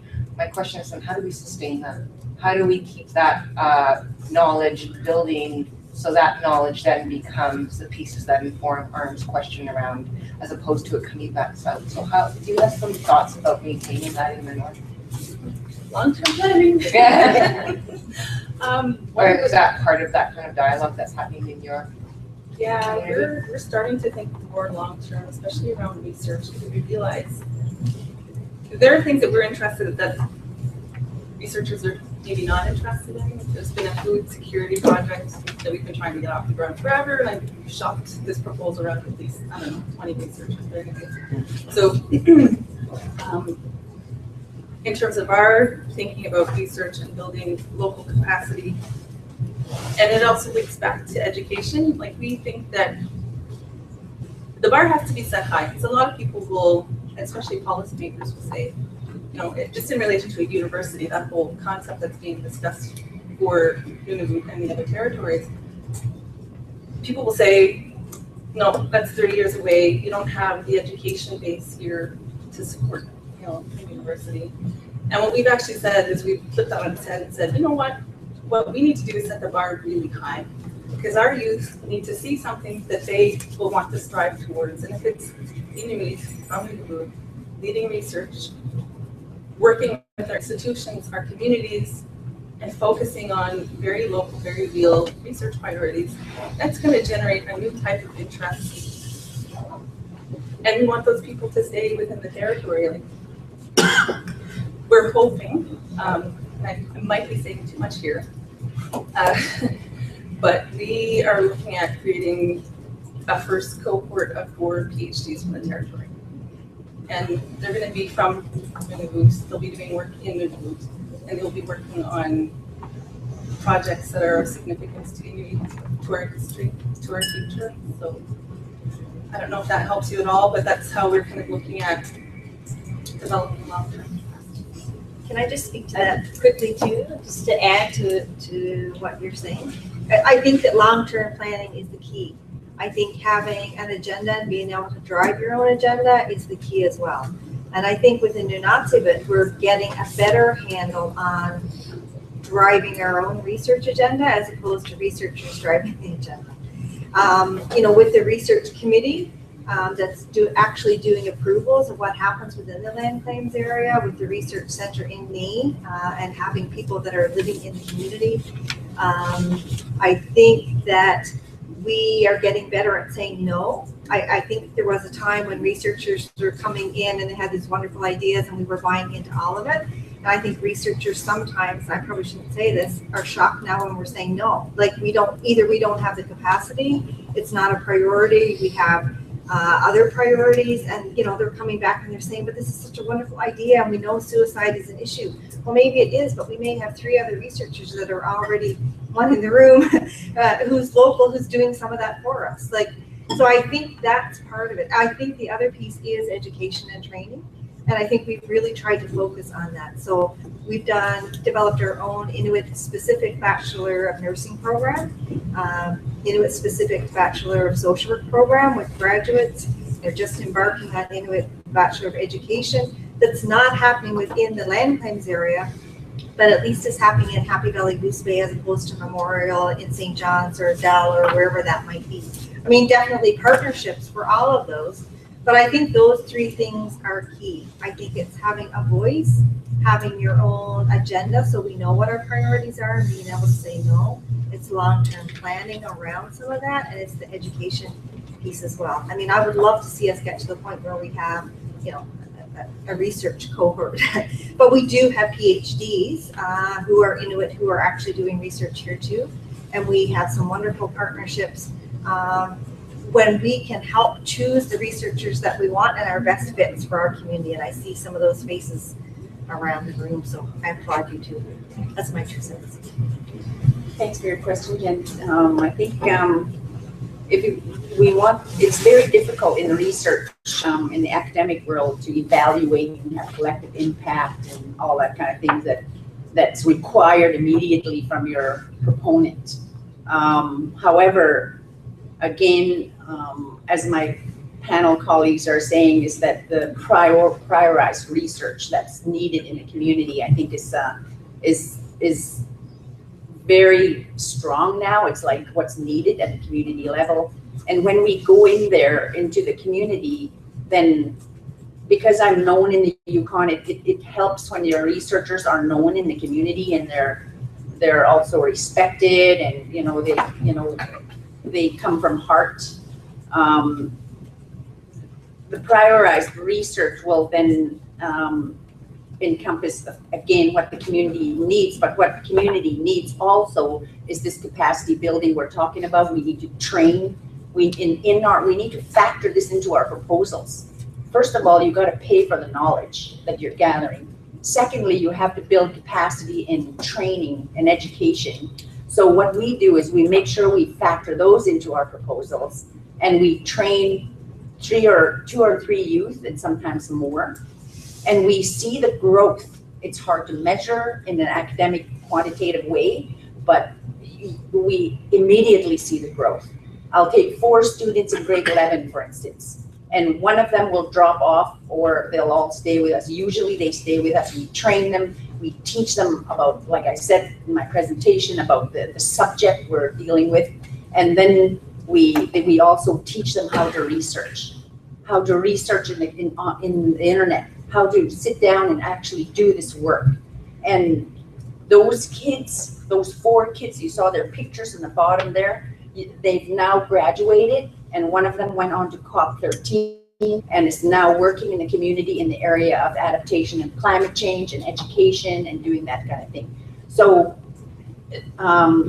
it's small steps, but it's very big for the people in the community and capacity building. It's just a matter of taking the youth and educating them. And what we do in the research phase is that we create the questions based on community talk, not academic talk.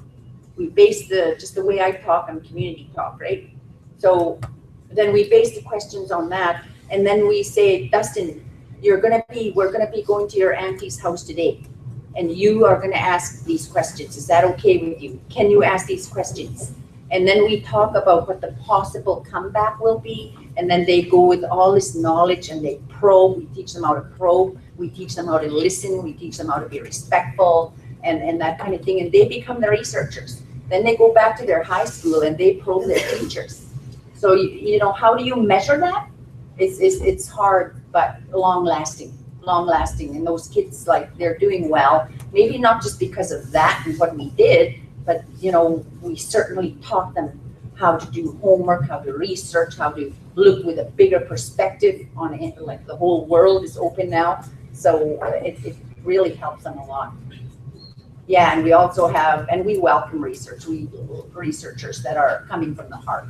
And we work with them, and we have a desk right in our office at Arctic Institute of Community-Based Research. We have a desk there, so we get students now and then, co-op students also.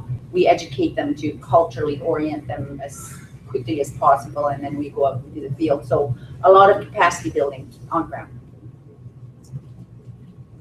Maybe we can just have final points over. I mean, I have a question, but. I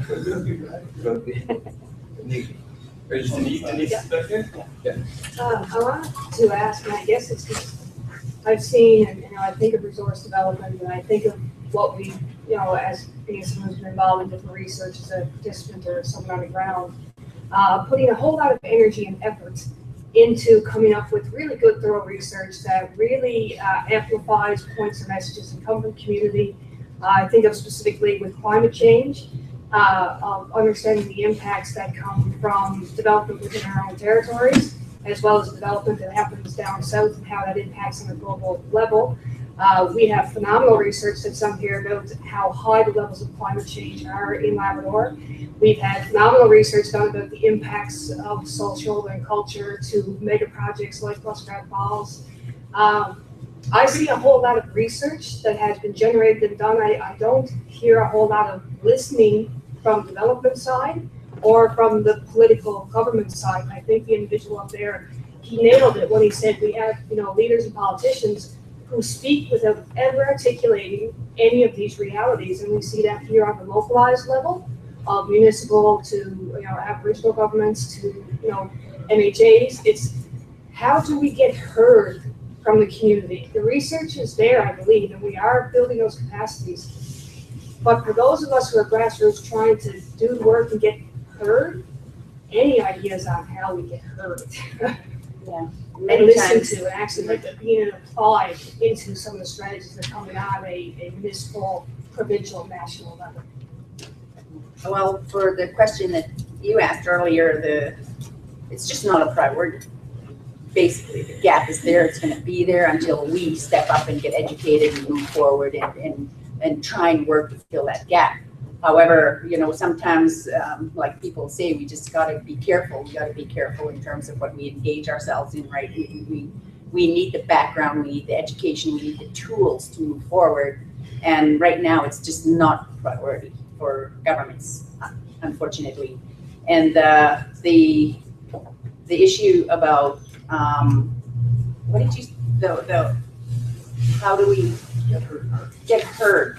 Yeah, I mean, the problem is we don't see the ultimate people. Like, how do we speak to China, for instance? How do we speak to those people who control the capital to engage in resource development? We need to get there. We need to fully engage. And if that could happen, that's gonna be a miracle. Like, we can actually fully engage with those kind of people. And then that they recognize our needs here in this country at the grassroots level in our homelands. So there's a lot of levels to talk and be engaged as far as I'm concerned. And wow, I don't know if I'm gonna live long enough to ever see that, but on the other hand, when you look at the communities, some of the communities who have engaged in resource development in Canada and how those communities are prospering, you have the rich and the poor. Poor get poorer, rich get richer. However, some communities are doing well. They're doing well, and they've worked hard at it. They've had strong leadership with incredible tenacity to move forward and make things better for their people. And that's what we need as well. So it's a very difficult, challenging process when we have to deal with so many levels of peoples and to try and be heard.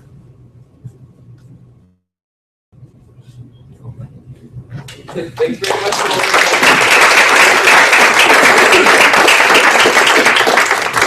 Many of these discussions will be ongoing throughout the workshop, but we'll just break now for our first break, and we'll convene for a session.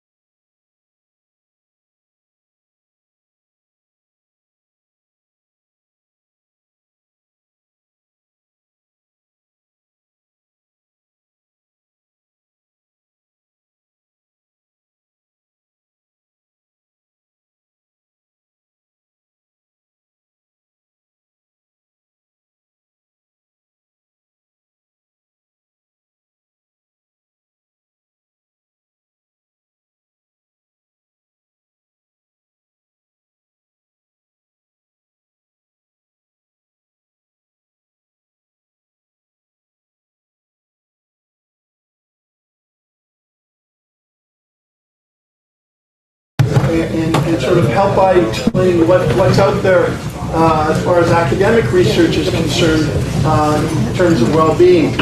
So in this first panel, we have a couple of panels talking about well-being in different contexts. This is sort of our international panel to give a brief introduction to some of the international work that's being done on well-being in the circumpolar north.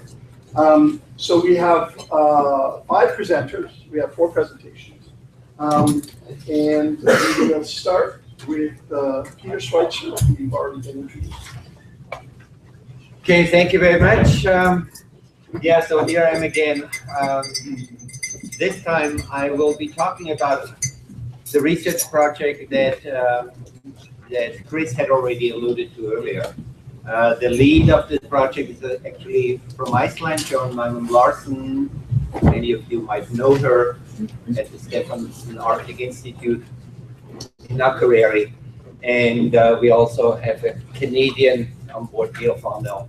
And Andre, he actually will be talking tomorrow about some ESI-related project. So you will hear more from him on that. Yeah. So what is Arctic Social Indicators project? You know, it had to do with monitoring, with assessments, and really a kind of, it was under the auspices of the Arctic Council of the Sustainable Development Working Group. So it was very clearly situated in that science policy interface. Next slide, please. Yeah, I should also go to the next slide. So here you get a little genesis of where this all is coming from. It really started out with the so-called Arctic Human Development Report. So that's that.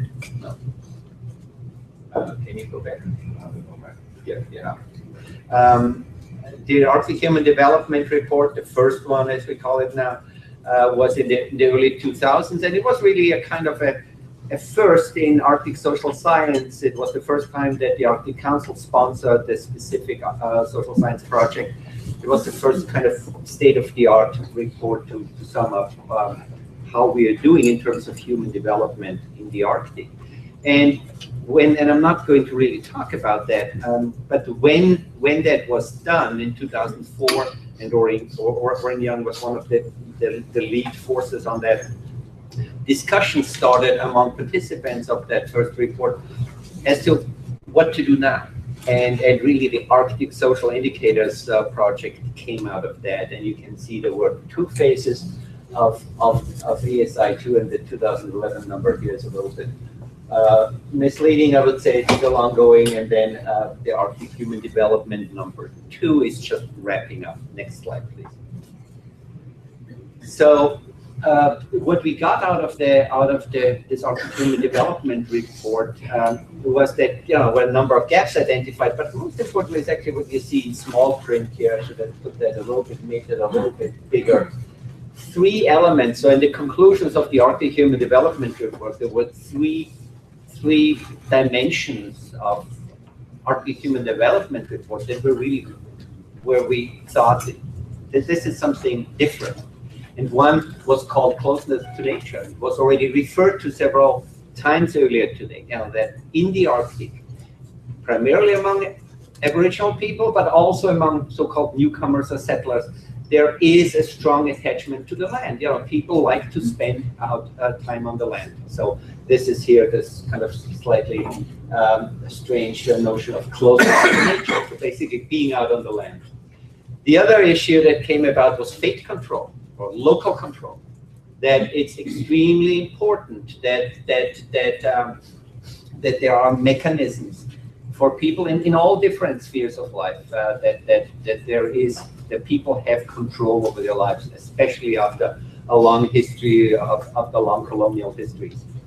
And finally, cultural integrity or vitality, as we sometimes call it, so that this is, you know, for the future viability of the Arctic, of Arctic societies, cultural integrity and vitality are critical.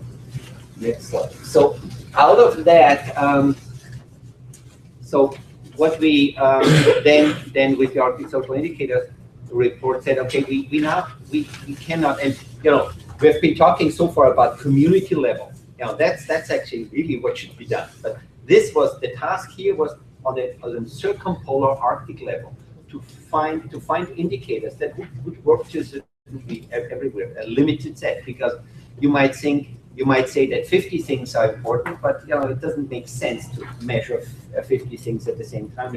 Also, you need to look what data are available. We cannot, like as Slika did, just go out now and measure everything that we would want to measure. So we had to work with existing data more or less.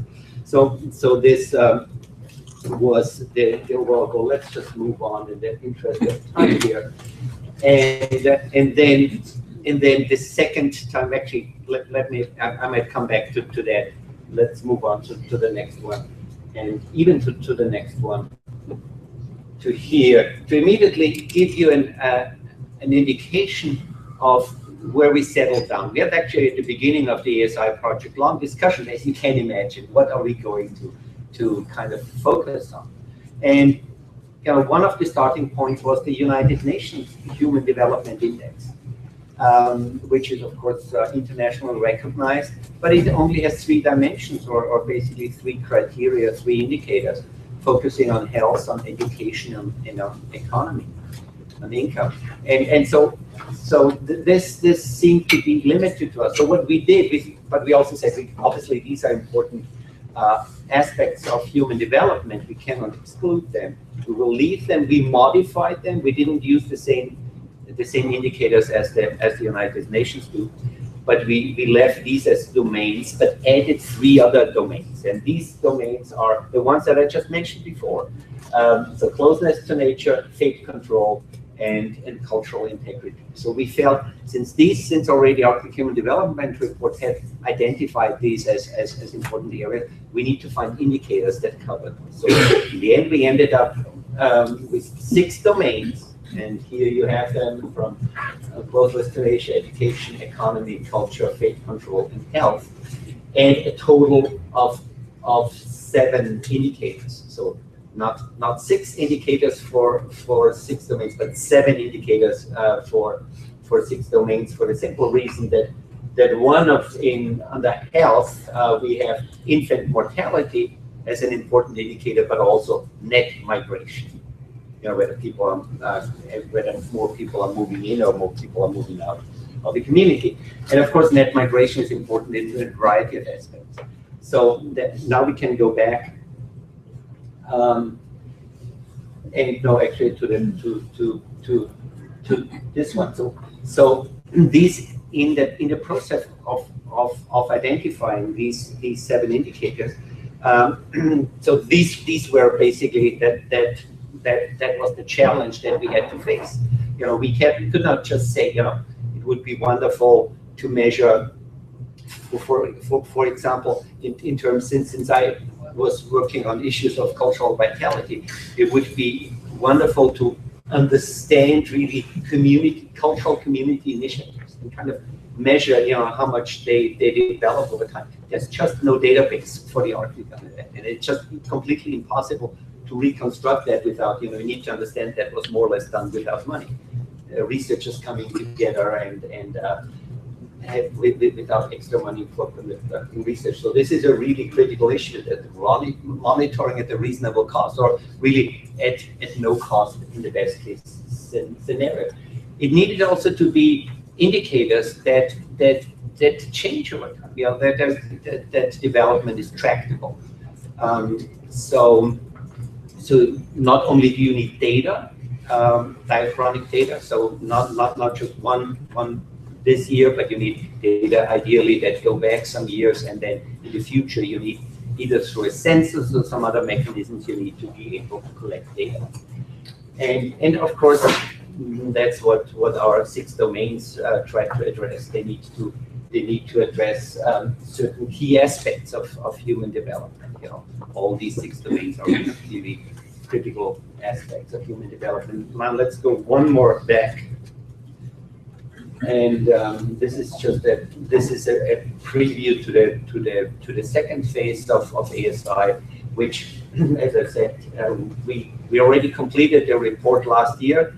has been online since last year for ASI2, which is the applications part, but it has not yet been in print. So we're still hopeful that this might be happening later this year. So what we did in the second part, and I will be returning to that in a little bit, is kind of to try to apply these domains, these indicators, to not for the whole Arctic, but particular regions of the Arctic, to see, as applications, as implementation, to see how much this works.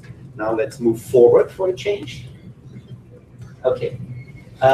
Some of the challenges that we face there is kind of, the different scales. What are you measuring? What are your units of analysis? And that's with the different data sources. As you can imagine, it's difficult enough within one country with different jurisdictions to find the same measurement.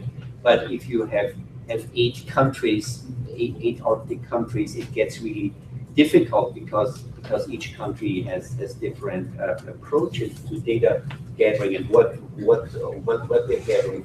Another issue is also, how much the Arctic Human Development and the Arctic Social Indicators Project, they all have the goal of measuring Arctic human development as a whole, not just for indigenous, not just for non-indigenous, but for all Arctic residents.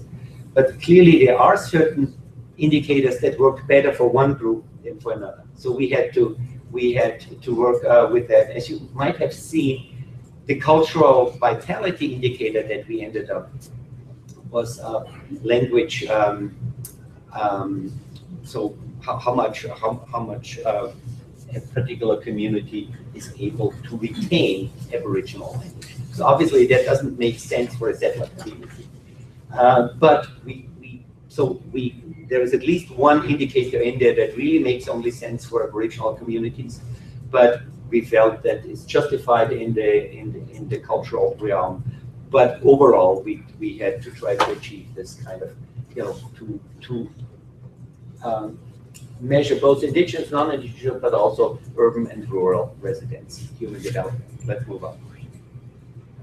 So these are now from that second part of the ASI project, the different applications, how we call them, or case studies. So there are 6 of them. There is one located in Canada that was conducted by Andrei Petrov, and so if you have specific questions on that one, please address it to him.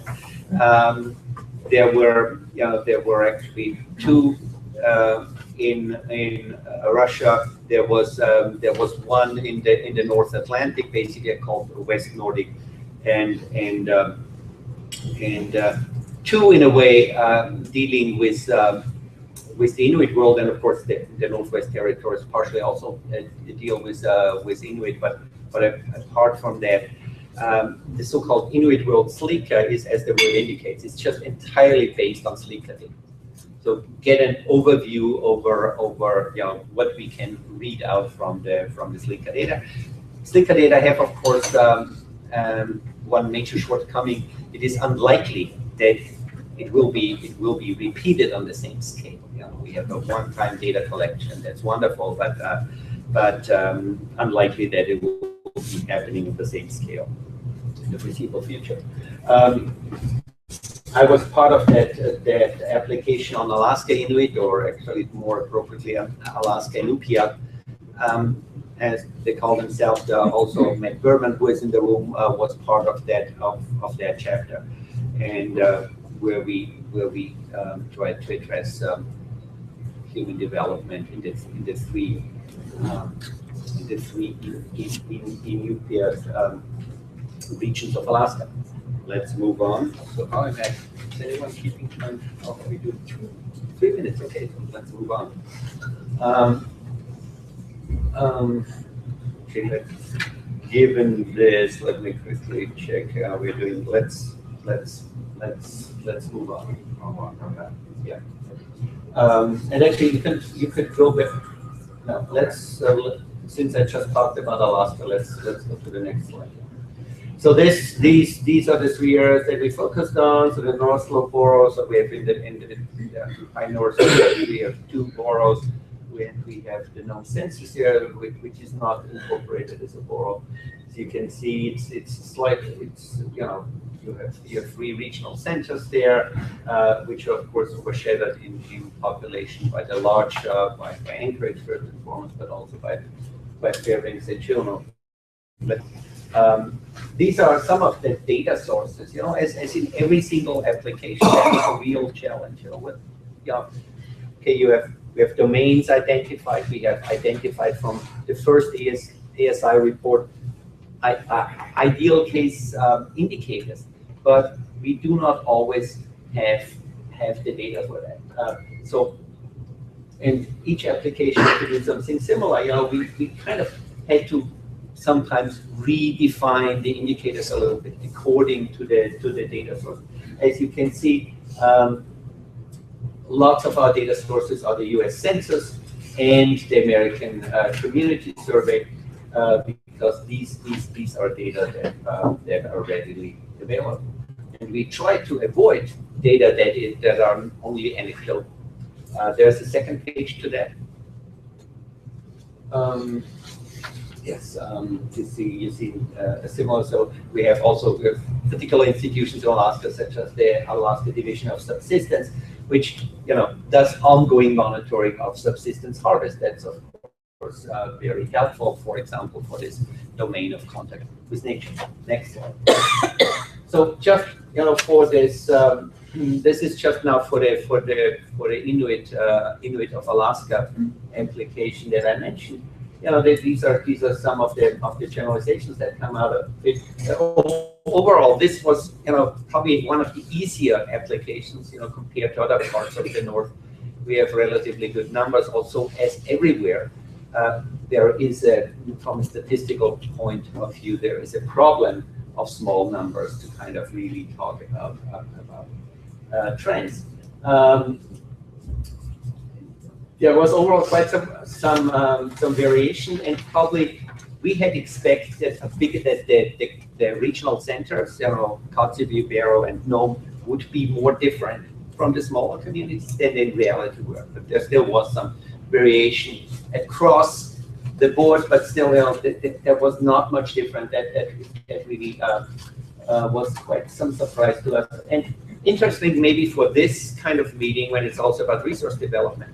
In most of the domains, with most of the indicators, the North Slope borough as a whole was doing quite well. And of course, as we all know, the North Slope borough in Alaska has a long history of resource extraction being involved with that. So I'm not wanting to suggest that there is a necessary connection there, but there could be a link here.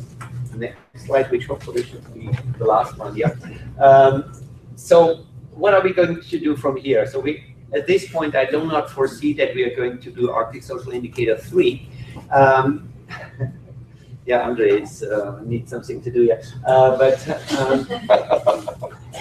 basically, ASI1 presented a kind of one particular way, one possible way to move forward. ASI2 kind of tried to apply to certain parts of the north. And now I think it's out there and ready to be used by others, by communities, by researchers, whoever wants to use it. And it's not a franchise in the sense that we don't own it. It's out there in the public domain, and we are very happy if people make use of it. And some of it will be happening with participation of ASI research, such as the project that Andre will be talking about tomorrow. But then there is also this idea of maybe trying to help institute some kind of an ASI monitoring system. That sounds a little bit, top-down, dangerous. That's not going to happen. Nobody has the money for that. But we will try to work with initiatives that go in that direction. So, for example, there's the so-called Catch-On initiative right now on coastal. Do you happen to know what that actually, how that deciphers? Some coastal something, but yeah. So catchy, so it doesn't need to be. Exactly. So it's a coastal observation network. Most of the key researchers actually are based here in Canada, and so what it really is about is creating knowledge hubs in coastal communities. So to do the research in the communities, to do the monitoring there. So that's just kind of with the ESI monitoring system, that's more or less the direction we want to move forward. Thank you. Okay, thank you very much. Okay, next we have one of my favorite researchers. Anytime I get a good idea to think about a research project, Florian's always doing a project. So Florian Stadler from the Arctic Center at the University of Lapland, who does a lot of research in Russia, in northern Russia and Siberia, and who's also one of the key figures in an international network looking at extractive industries. And he will be presenting with Adelina Ivanova from the Northeastern Federal University in Yakutsk, Russia. Thanks very much. And can you also remind us on the time? Yeah, I'll give you. We've got 15 minutes? minutes? Yeah, 15 minutes. I'll give you 5, 3. Perfect. Okay. Well, thanks, Chris, and thanks everybody for being here. It's an honor to be here. It's been a long way to make it all the way up here, and we're really honored to be part of this meeting. When Chris asked me to come, I felt extremely uncomfortable, a little bit like Peter.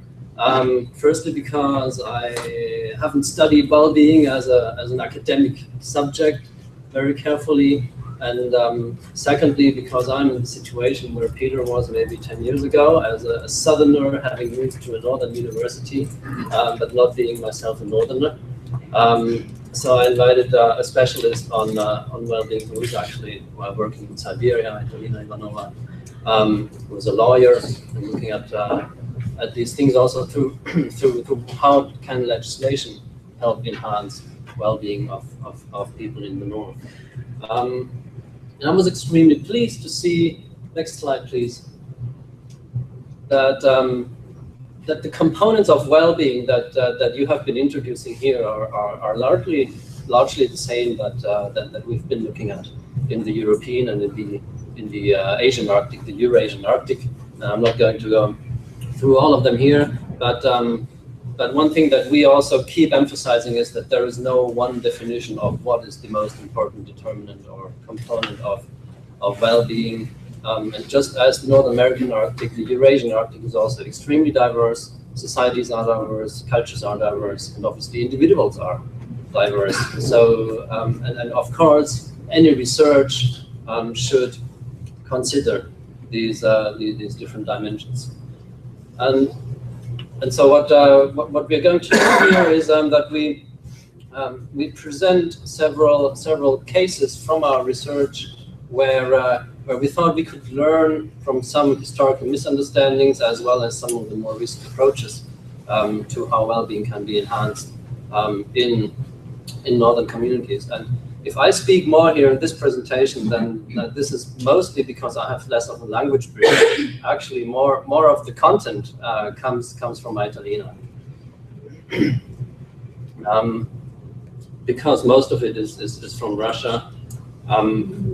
Starting with what we call histories of misunderstood well-being, is really this idea that we have many examples in the Eurasian Arctic where what James Scott has called high modernism has influenced values and notions of well-being in a rather problematic way. And a lot of that we can find that it's not always the states and industrial companies to be blamed if something goes wrong. It's just out of the self-dynamics that develop when different actors come into contact who have different power relations among each other, that situations arise that are not really to the favor of local people. And I think by now we can say that also in Europe and in Asia, in the Arctic, there's a lot of goodwill to organize coexistence between industry, authorities, and local people in a way that communities also benefit. But there is a lack of concrete knowledge how to implement that. And I thought I can give you one example which is, I think, very interesting in Finland, in northeasternmost Finland on the border to Russia, where there is an indigenous community called the Sami, who have been relocated from the Soviet Union to Finland just after World War II, where the state was very benevolent and said, well, we are going to give you land and we are going to make sure that you have a decent life and so on. And they went around and to people and asked, well, what do you need? And people said, well, we actually need lakes for fishing. That's our most important thing. So that's what we want. And so they sat down on over a map and thought, okay, we're going to give each family a lake. We've got so many lakes here. Each family will get a lake. And they got that. And so that community was spread out over 80 kilometers. As a result, and here you see the blessing, the Orthodox blessing on one of these lakes. There you see a chum, a kota on one of these lakes. And there you see what's left over of the community. There's a bar and there's a petrol station. But people don't really live there anymore. They had lived in a compact community before. So what happened was that the state asked them what they want. So they got things right. In a way, they asked people, what do you want? They got what they wanted and they sacrificed their social well-being because the sense of community was lost. And there is no community as such anymore. And that led, of course, consequently to a loss of language, to a loss of communication, to all that. Which we found was a very interesting example of how even when you engage in dialogue with people, you need to be more culturally sensitive and build capacity before you ask people, what do you want? Because how should people be aware of what the possible consequences are? Next slide. Another one is what we've called value pluralism. That's one that's happening right now in Siberia, in the area of the Nenets, who manage the world's largest domestic reindeer herds. They negotiated for compensation for damage caused by industry. Also, Nenets living in villages, administrators were asked what should be done. The vote was they should be getting big houses in villages, stone house, which you see here. It was considered that it's a very collective society, so several families should live together in one of these houses. Very good, that's why they are big. But the point was that all of this was done from a point of view of a sedentary logic. None of the money was flowing back into the tundra to make life better where the people actually are moving with the reindeer. They spend in these houses around 1 week per year. And the other weeks they are out on the land. They may be able to afford a nice Jeep, but how many days per year they will actually use it. So it's a completely different set of values that was at stake there. And the problems that we encountered there is that the notion of well-being, when the company comes and asks indigenous people, the notion of well-being that they get follows already a sedentary logic, because those people who have time to talk to industry are not the same people who move on the land. They are the people who already live in villages, who have already got higher education, whose children live in towns, who like to drive big jeeps, and so on. Next one is what we can call high modernism. There was a Soviet idea that all production has to be industrialized. And that's what has led to a situation in the Soviet, post-Soviet North, where the population, the share of the indigenous population went down tremendously because millions of industrial workers were brought into big cities, big company towns. And along the same model, indigenous economy were being redesigned in a way that one removed women from the land and gave them wage labor jobs, so that the land became a male sphere. So people managing reindeer were basically left without women, and it was very hard to find spouses. And that's still going on, and it's in many regions of Russia like that. If you jump 2 slides, yes, this one. Another one is that what Italina and I studied just last summer in Kamchatka, where there's again, in principle, a benevolent state who gave, and I felt very much reminded when you talked about salmon fishing here on the coast, because that's what we studied here, where people got the right to use the nature in the traditional way according to the law. But as soon as they got the right, they also got the trouble, because they got, once they got the document that they have the right to use, that they got every day they got another inspection authority inspecting if they actually do it the right way. And this guy here, whom you see here on the, to whom Italina is talking there, who was the head of the fishery collective there, he said, our right to exercise our traditional lifestyle and to enhance our well-being from the land is reduced to 15 minutes per day. We can do it between 9 and 9:15 when there is no inspector. So it's basically all lip service. And these people were wanting to do a good thing by giving the fishermen the right to do that, but there's so much money involved. You can see here, there's big industry, big fish factories, big power generation and so on. And these, there's so much money involved that it's not possible to do that anymore. So now we come to the recent examples. Next one. And Italina is going to talk about these. В целом работа сегодняшнего семинара показывает, что у нас, несмотря на разницу географии и политики, совершенно общие проблемы, как в России, так и во всем Just I'd like to share my impressions that it's really, it doesn't matter what the geography is, the problems are almost the same. Но одно отличие все-таки, наверное, надо отметить. В России коренного населения в пропорции с пришлым гораздо меньше, поэтому очень сложно отстаивать свои интересы, свои права. One big difference is that the percentage of indigenous people in the Russian Arctic is much lower than here. И история фиксирует достаточно большое количество ошибок, которые осуществляет власть, государство, общество. И поэтому, когда есть какие-то определенные надежды на позитивные сдвиги, о них тоже хочется говорить. Of course, we know there's a lot of mistakes being done by the state, by society in relation to indigenous well-being and industry. But there are also some positive aspects, and I'd like to share some of these that I thought would be worth presenting here. Ну, в частности, история строительства крупных промышленных объектов на территории республики Саха-Якутия тоже очень противоречива. There's a lot of industry development happening in the Republic of Sakha-Yakutia, which is very difficult for people to deal with.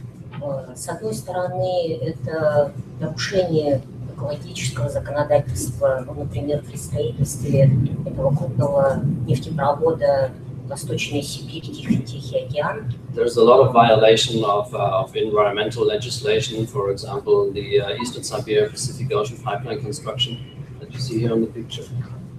Когда уже началось строительство, а только после этого была проведена оценка воздействия на окружающую среду. For example, the impact assessment was done after the construction had long been started.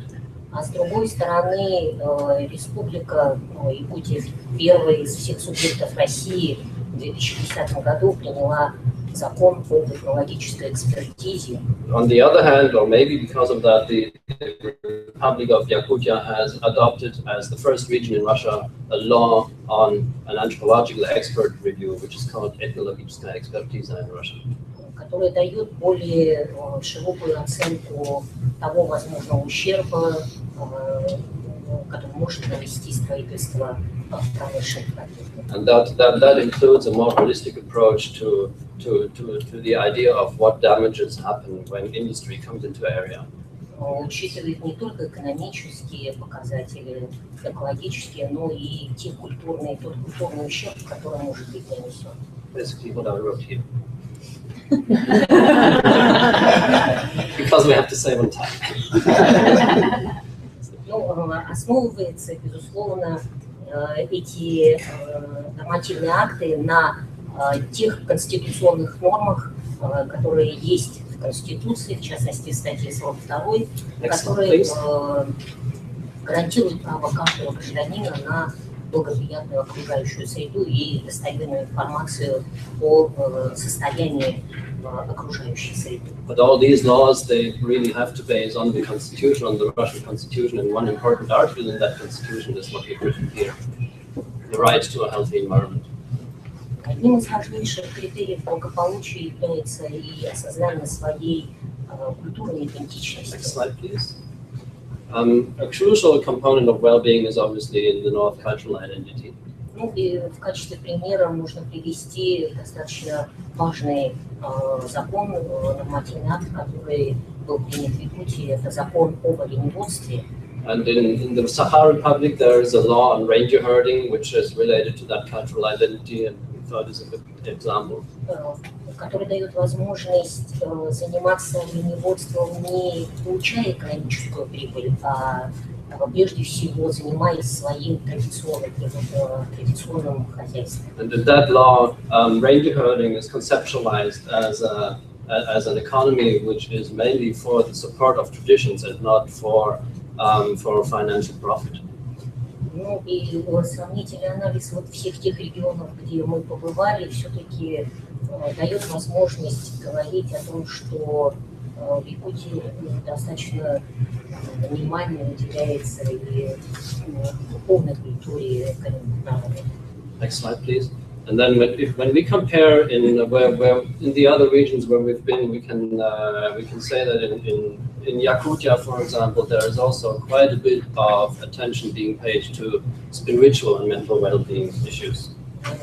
У нас министерство, даже министерство называется Министерство духовного развития. We even have a ministry in the Republic of Yakutia, which is called the Ministry for Spiritual Development and Culture. Ну и в данном направлении очень много делается для пропаганды здорового образа жизни, борьбы против условий для защиты религиозной, пропаганды религиозной толерантности. In that ministry, they also do a lot of propaganda for non-drinking campaigns and healthy lifestyle and religious protection of all religious groups. И в этом плане интересно, что сегодня достаточно поддержку получает и такое направление, как шаманизм, как одна из религий, которые возможно развивать. In that framework, there is also state support for shamanism as a religion to help promote that kind of lifestyle that enhances spiritual well-being among the people. Безусловно, проблем остается очень много, и они реагируются очень сложно. But of course, we still got a lot of problems, and I would like to emphasize again that it seems that there's a lot of similarities in these problems. Next slide.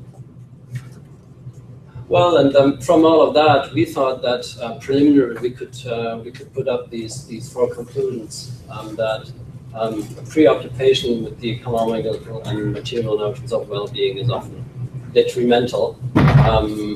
That there is indeed tensions between individual notions of race.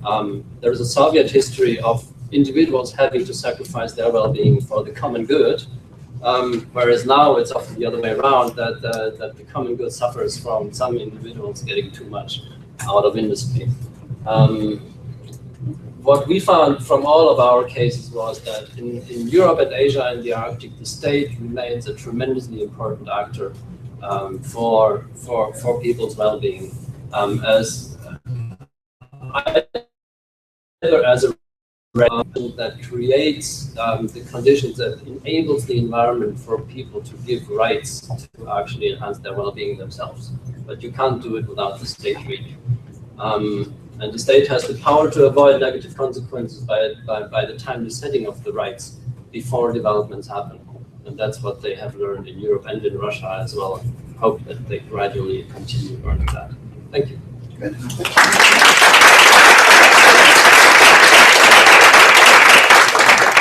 Once again, we'll hold questions to the end. Next, we'll hear about well-being research, a bit about well-being research in Alaska from Matt Berman.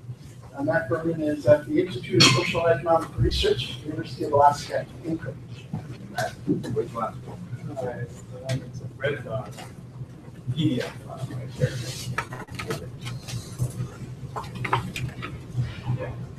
Yeah. Okay. So I'm very pleased to be here. I've got many research activities going on related to the subject of this meeting, and when I talked to Chris Southcott about coming, he said, "Oh, it'd be great if you could talk a little bit about red dog." So I figured, oh, no problem. This is a development that's a mine that has a social license to operate and has been studied intensively for that as a potential model. And I figured, well, there must be all kinds of research on the benefits to communities. Well, I got back home and discovered that that was not the case. And that almost none of the research addressed the communities. It was all more general about the steps that the company had made to involve, sort of the process that they've undertaken. So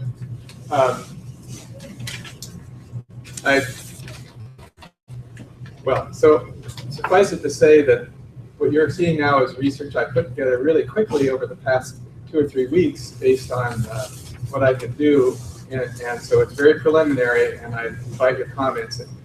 And in particular, I'm going to focus only on the economic benefits, because I have to limit somehow, and I'm talking here now about the benefits in terms of jobs and money that have flown from the mine to people in the region.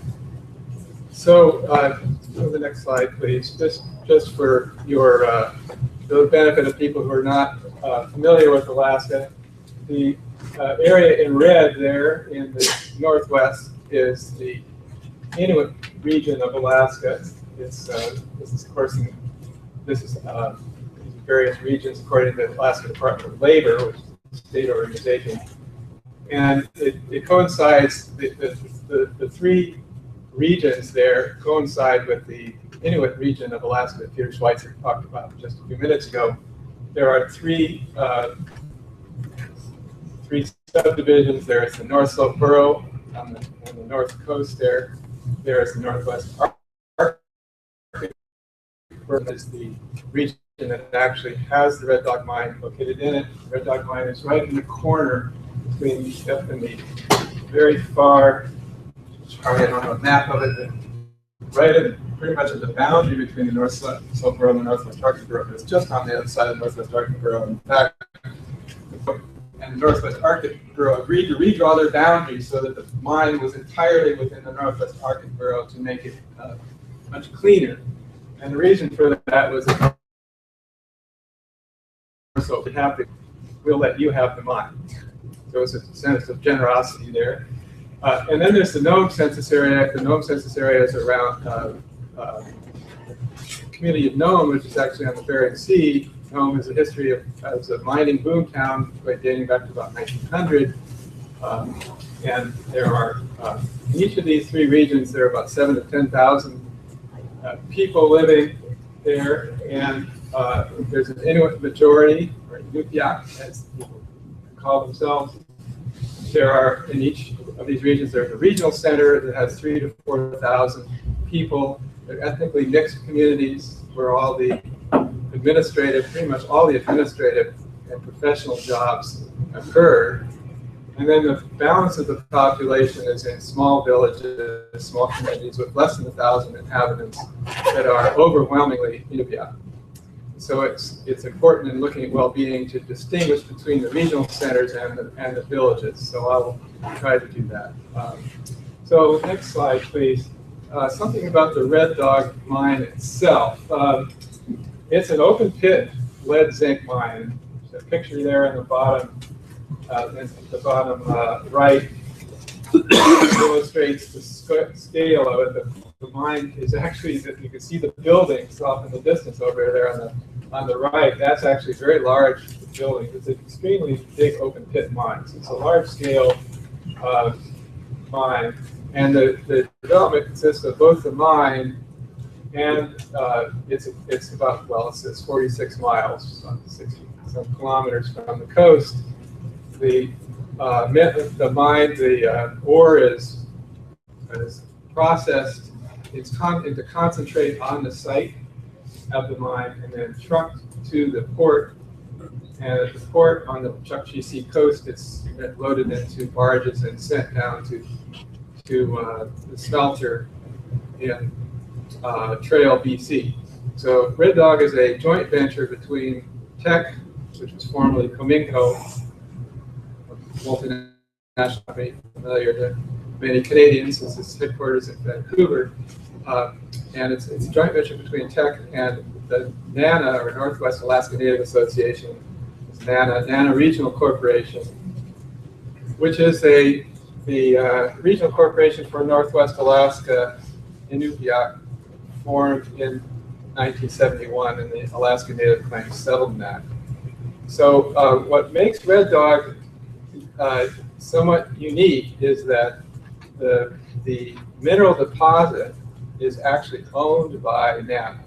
It was not discovered until after the Native Claims Settlement Act, and it's close enough to both the communities of Kivalina and Noatak, which are two of the villages in the region, that it's within the village corporation boundaries. It's actually lands that NANA was entitled to select in the land claims agreement. So they did select it, and then subsequently the mineral value was delineated, and so NANA had the right to enter into a joint venture with the mining company to develop it. So that put them in a very strong position to negotiate a benefits agreement.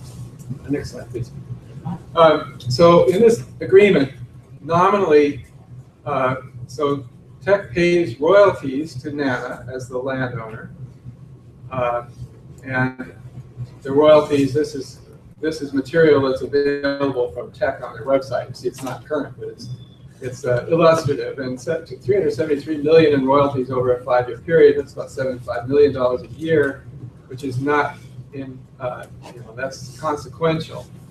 And under ANCSA, the regional corporations are required to share 62% of royalties from natural resource deposits like this with the other 12 regional corporations. And so NANA keeps 38% of the 75 million. So this is potentially available to NANA shareholders. Now, something interesting and important about NANA is that under ANCSA, the Native Claims Settlement Act, you have regional corporations and village corporations. NANA and its village corporations decided to merge.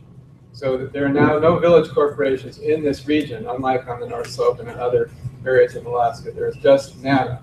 So it's both the regional corporation and the village corporations. Also, the village corporations were not entitled to mineral rights. The regional corporation got all the mineral rights under village land. So again, with the merger, it is one combined entity that has both the mineral rights and the rights to the land. So that gives NANA especially a strong role in negotiating. So here at Red Dog also is paying, it's not taxed specifically, but it's making payments in lieu of taxes to the regional local government, which is the Northwest Arctic Bureau. And in 2009, it says it's $6.7 million. The amount varies from year to year, and it's I could probably find it out. It's probably public information, but it has generally been in the range of $6 to $10 million a year. And this is the majority of the revenue for the borough. So it's enabled a local government to function that wouldn't otherwise be there. But it's not a huge amount of money. You think of 6.7 million, there's 7,000 some residents. It's $1,000 per person. The mine provides 550 full-time jobs, and occasionally, when there's construction, they have seasonally more jobs. the express goal is 100% shareholder employment. Shareholder means shareholders of the NANA Regional Corporation. The NANA is also unique in that the corporation decided to give people who were born to children of shareholders, immediate shares. So this includes all the children, whereas in other regional corporations aren't necessarily doing that, and the only way the younger generation gets shares is when they inherit them or get them as a gift. The NANA, it's automatic. So shareholders include people of any age who were ancestors of the people in 1971 who were shareholders. And so the goal is 100% shareholder employment. What they've actually achieved is 57%, which is not 100%, but it's actually more than 300 jobs that are members of the NANA Corporation. So it's nominally there are lots of benefits, but that doesn't mean that they necessarily transfer to communities. So go to the next slide. Just what I want to do here is see there's three types of benefits. There's jobs, there's taxes to support local government, so there's more local public services, and there are royalty payments. That's dividends. So one question is how many of these jobs are actually in the communities? The shareholders could live anywhere. And also, the dividends make a significant contribution to incomes. And I guess I'm thinking in the jobs, think about the local government jobs as well as the mining jobs, because they count too. And to do this, I thought it would be interesting to compare to the two neighboring regions. The North Slope Borough that has no, the North Slope Borough has no, it's on state, the Prudhoe Bay is on state land, so there's no benefits agreement. But of course, one community, Wixit has some surface control to land that's used now by the oil industry. So there's one community in North Slope Borough that does have extra benefits. And Nome has a history of mining with no benefits agreements at all. It's all sort of land claims that predates their settlement. So these are sort of two regions to compare. So we're not comparing to just thin air, but just to other places. So next slide, and it just shows that sort of what I just said. And again, we need to look at local government because there are many more people employed in local government. And of course, there's a picture of one of the facilities at Prudhoe Bay. It shows that it's also a very large industrial development. It's considerably bigger and wealthier than Red Dog. Next slide, please. Just to put a little more detail on what I said, that one other thing that there is in the Nome census area is it's on the Bering Sea, and the cities in the Nome census area, except one, are beneficiaries of the community development quota or allocate a small percentage of the offshore fisheries in the Bering Sea, which is one of the world's largest industrial fisheries, to the communities. And so this is another vehicle in which communities can benefit from resource development. But there's this one community that just happens to be outside the boundary, so it doesn't get anything. And we can see, well, is there a difference between that community and the other community? So this is a sort of a rubric. And the pictures there, you see the dredge, that's an offshore gold dredge, Nome. And the fishing boat is one of the boats owned by the Community Development Association for the Bering Strait region, which is called the North Sound Economic Development Association. Next slide, please.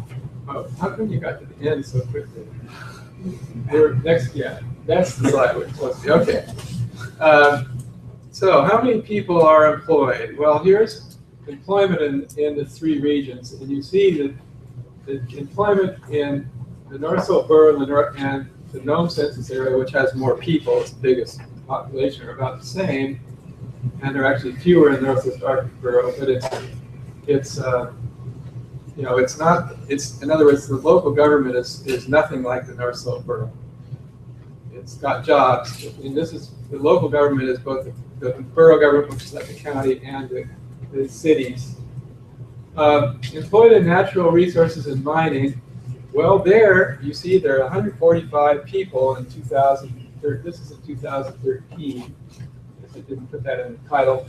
But in 2013, there were 145 people. So out of the 300 or so, the mine appears that about half or slightly less are actually in the villages. Where are the others? Well, most of them are all over the state, and generally in Anchorage. So there are probably more Red Dog employees living in Anchorage now than are living in the region. Now, in some cases, these are people who moved to Anchorage after working at the mine. In many cases, it's just that when you live in Anchorage, you need a job. You need a full-time job. And so if you're living in a village, you don't necessarily want a full-time job. And so it in some ways fits better. But, okay, so, and then in natural resource, you see in the North Slope Borough, there actually are people working in the oil fields there too, but about a third as many. In Nome, it's much fewer. And here is a percentage of the labor force. You see that the North Slope Borough, fully 41% of the labor force is actually working for the borough. And again, it's not much different in Nome and Northwest Arctic Borough. It's 3% of the labor force is working in the mine. So it's significant, but it's not overwhelming. I just want to say that there are big differences among communities. These are all the communities in Northwest Arctic Borough.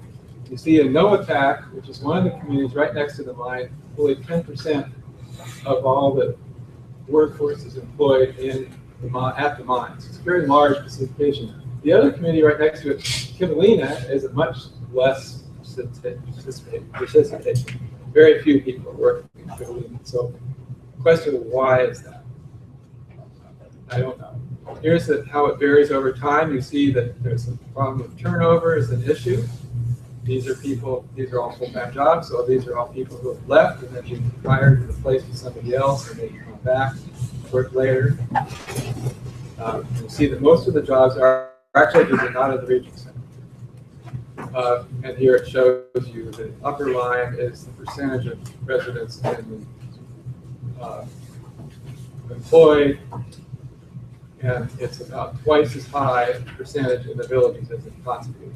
The line in the middle is the average. So if you just pick the average, you go to this one. So just final two slides for overall, where do we stand? Well, the cash economies of the regional centers and the North Slope Borough villages that has the Prudhoe Bay tax revenues are still substantially wealthier than the villages in the Northwest Arctic. And here you can see in terms of percentage of residents with jobs in 2013, it's about 70% in the regional centers in the North Slope villages. It's 65% in the Northwest Arctic villages. And then in Nome, if you're not it's about the same in the Nome villages, except for Shishmaref is poor. So there's a suggestion that maybe that community development quota program, which does provide fishing jobs, has some benefits that could be comparable to Red Dog.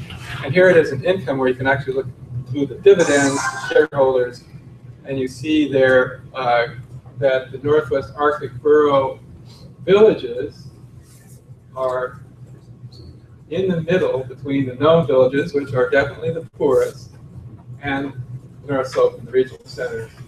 And again, you see Shishmaref, which is about $1,000 less than the other Nome villages. So this sort of raises more questions than it answers, but it does show that, I guess, the bottom line is that yes, Red Dog has provided some significant economic benefits that are visible when compared to the Nome area where they don't have anything, but it hasn't solved the problem, and there's still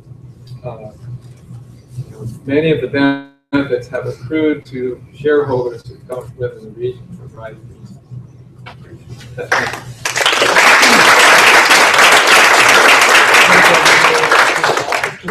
Now we have Ben Bradshaw from the New York Times Leadership Club and Jen.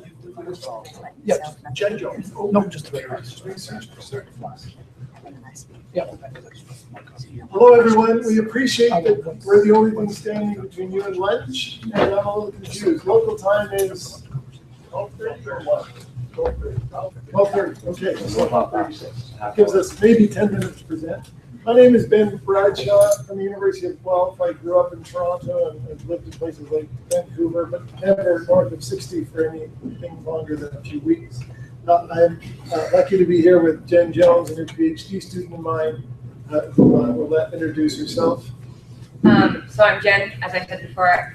I live outside of Whitehorse. I've lived in the Yukon for over 20 years, considered my home, and working with Ben. And a transplant down just for temporary time to and we were asked by Chris recently to sub for Brenda Parley, who I understand was originally subbing for Chris Fergal. And in that tradition, I have subbed much of the responsibility for this presentation to Jen. So I will only offer a few words of introduction and then hand things over to Jen, who will try to paint a picture of perspectives on well-being as captured by researchers working in the Canadian North, which includes a number of regions that many of you have traveled from. And we certainly appreciate those who have traveled, and we even more so appreciate our hosts. It's wonderful for me. I'm hoping to do some work with the AG and certainly know work with you, and it's wonderful to be here. Interesting that in the Community Perspectives panel, there was lots of reflection on the challenges of resource development for well-being. It wasn't the focus of it, but a lot of those concerns were raised by the women of Happy Valley-Goose Bay and some of their project work, or the Nazi government. And then we had poor Ron, who was having to sub for someone else, and has a file that is distinct from well-being. It's economic development. And indeed, what Makovic Corp and many of us do is treat those as separate entities and hope that the pursuit of economic development will give rise to well-being. One of the important themes that we highlight, and certainly has influenced my research in the last 5 years, is that we have to do a better job of connecting those dots. That's not a criticism of you, Ron, or Makovic Corp. It's a universal phenomenon. When I meet with communities that have negotiated impact and benefit agreements and talk to people in charge of the health unit, they're never aware that a negotiation for an impact and benefit agreement is even going on.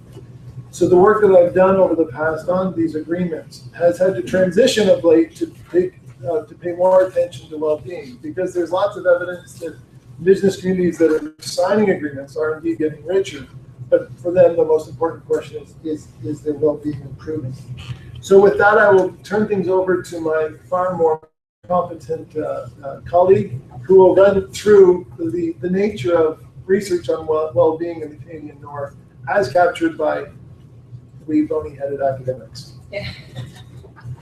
First of all, thank you very much for varying through the last few minutes before lunch. And I'm really honored to be here. So next slide, we'll just go. So I just want to say this is, as Ben said, a big kind of survey. We kind of got the job just a while ago and kind of did some reading. And so kind of took the north of the Yukon, Northwest Territories, Nunavut, Nunatsiavut, and Nunavik. So this encompasses a big area. And just to kind of clarify that, is that the first slide? Yeah, thanks. It's very diverse in population, diverse in geography, diverse in economies, diverse in peoples. And so this, by all stretch of the means, does not encapsulate or try to kind of say, this is well-being. What it's done is just kind of say, pick this, just to kind of show where some of the current scholarship in Canada is. So with that, so current scholarship is basically reflecting this diversity, and that well-being is diverse and cross-cutting. And that really it's a reflection of hopefully what we heard this morning, where it is culturally constructed and it really is in the North really viewed through an Indigenous lens. So some of this, a lot of this draws from Brenda's and Chris's work. And so just to kind of put it out there. But a lot of the work that addresses well-being and defining well-being talks about quality of life or the good life, healthy land being equal to a healthy human being, and really that sense of what we heard this morning about participating in traditional activities, whether they be land-based, food harvesting, cultural events, and language. Next slide, please. Other things that kind of define well-being, speaking one's language, having social support. We heard a little bit about that this morning from the communities. Practicing traditional knowledge, whether that be Inuit or First Nations. Talking and communicating with families, sharing food, and again, being with families. So that idea of, again, we saw that in Florian's presentation around, which is interesting to see, the idea of community.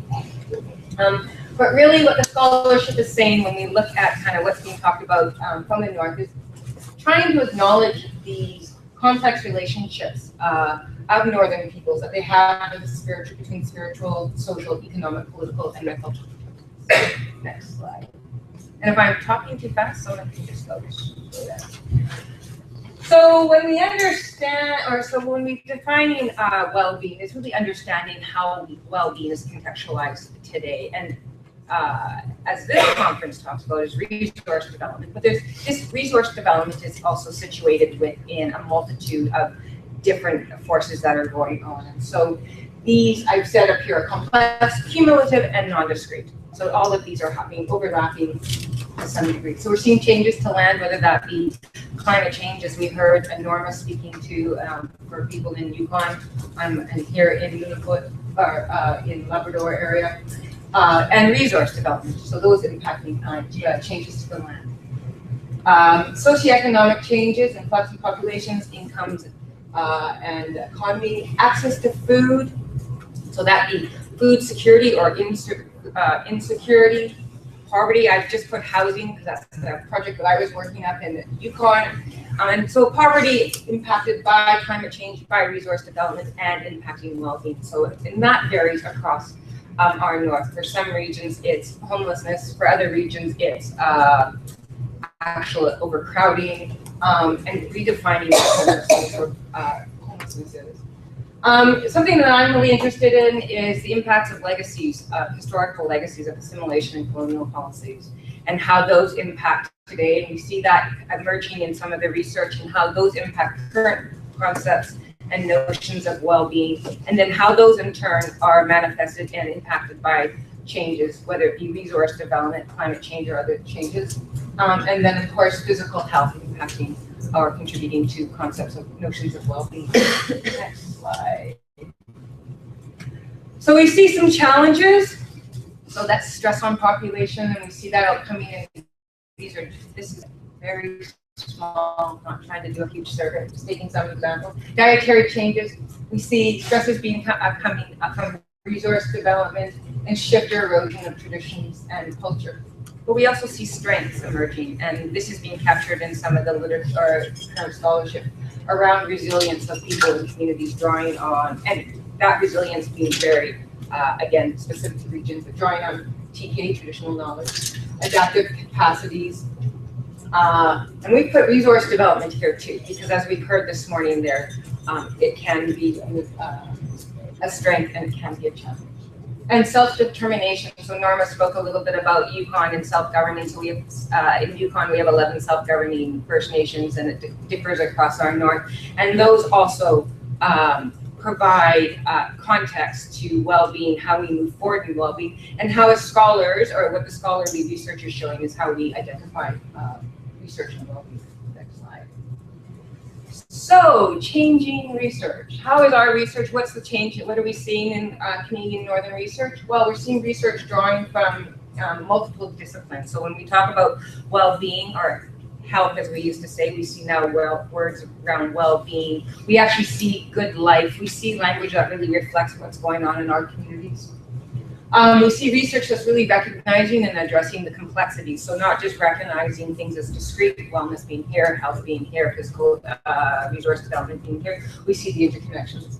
And we also see changes in how scholarship is being approached. So research being approached to increase use of participatory approaches, reliance on community knowledge and more community collaboration. And we heard the importance of that this morning, where, and you know, there's hopefully some discussion at lunch where we talk about community-initiated ideas and research needs being met with resistance with funding or opportunity, and how the funding cycles. So I put that out. And then looking at research that's actually seeing the synergy between traditional knowledge and Western science. So really recognizing the historical basis that traditional knowledge brings and how that leads with Western science and Western concepts of data and data collection. Next slide, please. So just to continue on, so it's speaking again to what we heard on the panel this morning, developing organizational capacity at the community. And just going back, I guess, is to the researchers changing role. So really seeing a role change, and instead of just producing knowledge, we're supporting knowledge mobilization and translation, and we're seeing that in the scholarship. The scholarship actually shows synthesizing of community successes, and participating in the evaluating mechanisms to assess well-being. So developing those metrics or developing those ways that we can actually try to take some of what's going on in the community and translate. So hopefully we're going to see continued growth in the area of translating what goes on in the communities to that question this morning around policy. And that recognizing, and really we see it in some of the scholarship, recognizing that data needs to be meaningful and useful to the communities and what that entails. So next slide. So as we go forward in kind of scholarship, it's really recognizing, and I think this draws on what others at this scholarly panel spoke of, but also I think it draws on what our guest speakers said this morning and what the community is really recognizing the complexity, all of these things, the complexity and the legacies of historical legacies on current well-being. And we heard that this morning from all our speakers and touched on the panel. It's resident, well, I can only speak on my areas, but Indian residential school, boarding schools in Alaska, and we see assimilation policies and how those impact well-being and how those then in turn are impacted by other stressors, other changes, other benefits to this northern region. And really giving attention to community-defined threats and circumstances, which is great because we heard that was needed from the communities this morning. Focus on cumulative impacts and reconcile natural science research with socioeconomic realities. So bridging that gap. And I think we have one more slide, and these are just some references. So I think in a very short time to allow you to go to lunch, that was hopefully where we are in northern research in Canada that is not based on my research.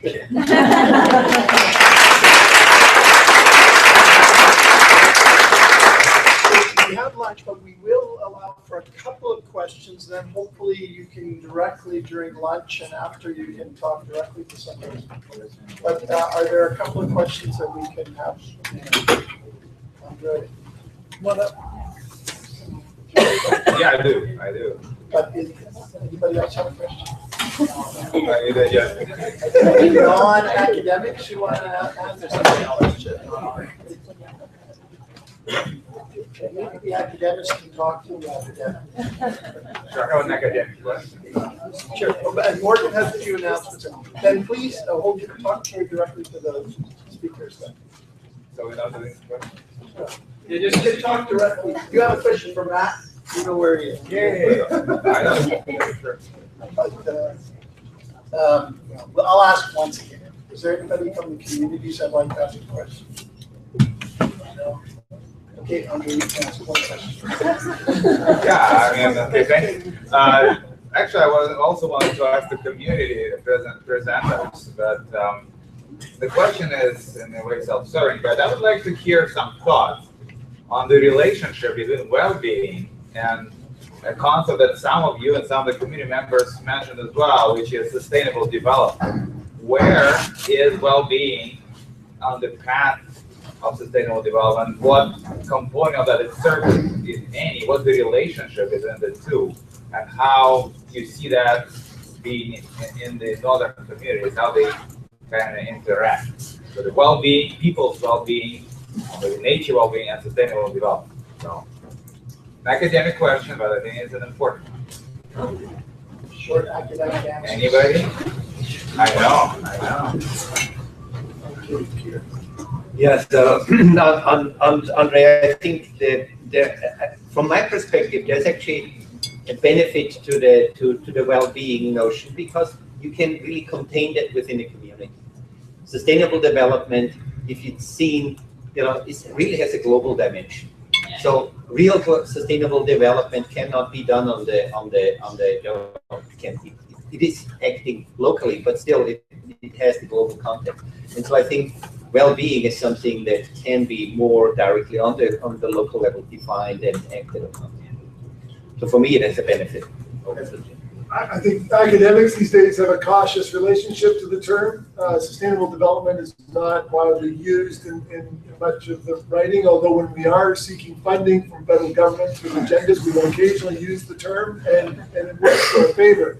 I'm sorry we're so obvious in our strategies. But in terms of our usage, the concept is almost gone. But the closest I can see to well-being work and sustainable development would be in the intended shift from environmental assessment to sustainability assessment, particularly advocated by Bob Gibson at Waterloo. And of course, the Voisey's Bay project was reviewed. The EA board decided that that would be a useful framework to judge whether the project should proceed. And so that's where it actually touches down. But that's also a bit of a dangerous game because sustainability implies this balancing of interests between economy, environment, and society. And that starts to steer towards trade-off analysis, which is a little bit what we were doing prior to the advent of environmental assessment with benefit cost analysis. And I've heard in jurisdictions like, let's pick on BC. Is there anyone from BC here? Okay, good. BC, the British Columbia review of the Prosperity Mine literally traded off economic benefit for environmental harm and said that this was a reasonable trade-off. And so I think sustainable development is a little bit slippery, and I prefer to elevate well-being as the central cause to strive for. As Andre knows, I challenge the notion that sustainable development means anything because it's so vague, it means whatever is in the eye of the beholder. So I think we could get away with saying what we mean by sustainable development is development that enhances well-being as culturally constructed and locally defined. And just leave it at that. Sounds good. Any other questions? I have a question. Okay, more about your permits. I couldn't quite understand the percentage you used for employment for the Red Dog mine, for instance. There was 550 employed jobs. Yes. How many of those were Inuit and Aboriginals and Utes? Right. This is a technical question, and I suppose if I had thought about it, but the numbers that I presented were from a special program that the Alaska Department of Labor has done where we have in Alaska, we have the permanent fund dividend, where in order to get the permanent fund dividend, you have to demonstrate that you're a resident. And so everyone who wants a dividend, which is just about everybody, this is more than $1,000 this year, you have to submit an application. And on the application, you have to list your social security number and your name and where you live. And what they've done is the Department of Labor has your social security number if you have a job, because that's got to be reported by your employer. And so they've matched the two. And so this is a match of where somebody has filed their permanent fund dividend application as their community of residence and the job information. So it's a unique data source that really captures where people have decided to say it is their home community. So that's what shows that only about half of it. So if you say the 550 jobs, like 310 or so are shareholders, which means they're Inupiaq with ties to the region. But of those 310, only 145 are still living in the region, in communities in the region as of 2013. That's what it says. The other 150 or 60 are probably are scattered around. Now the mine is a 1 week on, 1 week off rotation. So you can live elsewhere and commute to the mine for your shift. And that's what people are doing. They're living in Anchorage, probably about as many, probably 100, at least 100 are living in Anchorage. Sorry, it's a long Interesting that in Alaska, you have different words for indigenous people. Shareholder is a very common term to shareholder means you were an indigenous person. Indigenous. A shareholder was somebody who in 1971, when the land claims were settled, was defined as a native person in whose residence or ancestral community was a certain region in this region. So it's as of 1971. Doesn't mean you still live there now. It's like 40 years later. Yeah, you're consistent. Okay. Good. Okay, thank you. Lunch, and we can continue. Morgan has a few announcements. Sorry. Very quickly, first, I just want to thank Andre for the impressive service over here with his laptop and just moving the slides for us. Thank you very much. Secondly, I just want everyone to know that people have been asking about what they can do around town over the weekend. There's going to be concerts tonight and tomorrow at 7 o'clock at our local theater, the Bryant Center. It's their 5th anniversary, so I encourage everybody to go there. Thirdly, if anybody from within Labrador is traveling and has questions about expense claims and everything else, I've got all the forms with me, so see me at some point this lunch or this afternoon. And I'll acknowledge the funding for that came from the Atlantic Canadian Opportunities Agency. So we'll talk a bit more about that tomorrow.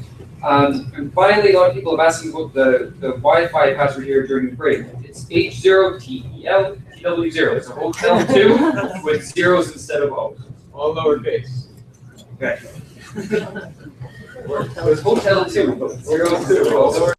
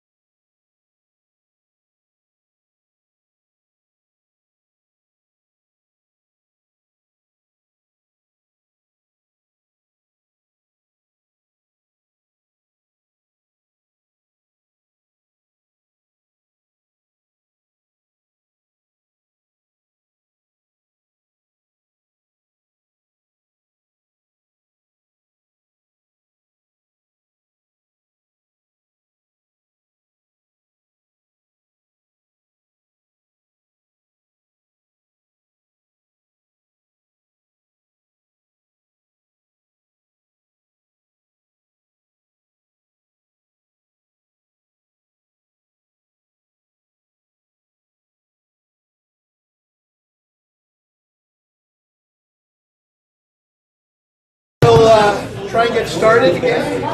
We have 2 sessions this afternoon. And the first one is on the material well-being in Labrador. And I'll let Morgan take over. All right, so our third session, as Chris just said, is we're moving specifically to talk about well-being in Labrador. So I'll invite the panelists to come up to the front if they'd like.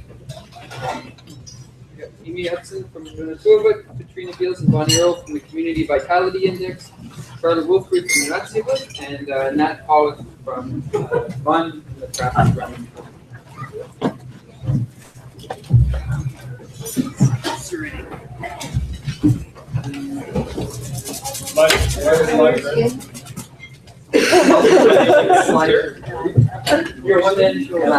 That's a lot of presentations to do.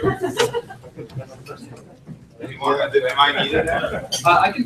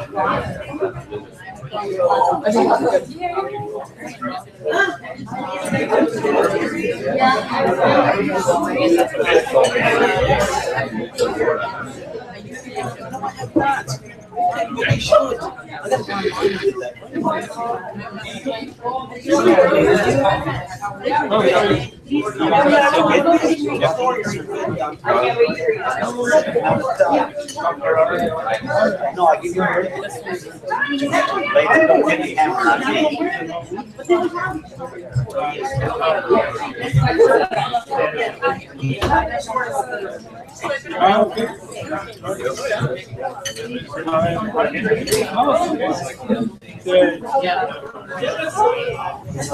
right, what's the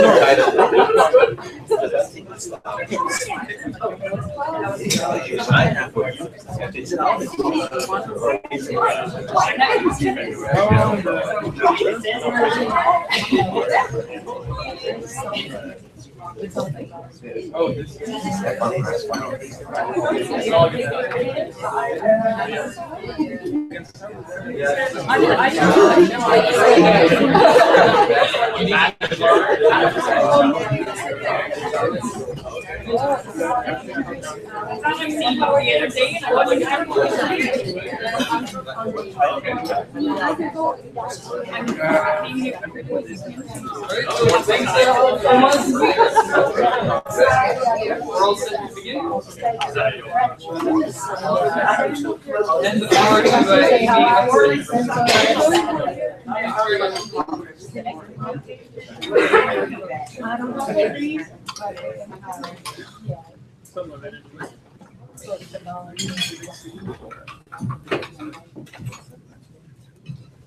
Hi everyone, I'm Amy, and I will be talking a bit about well-being in Nunavut, Labrador.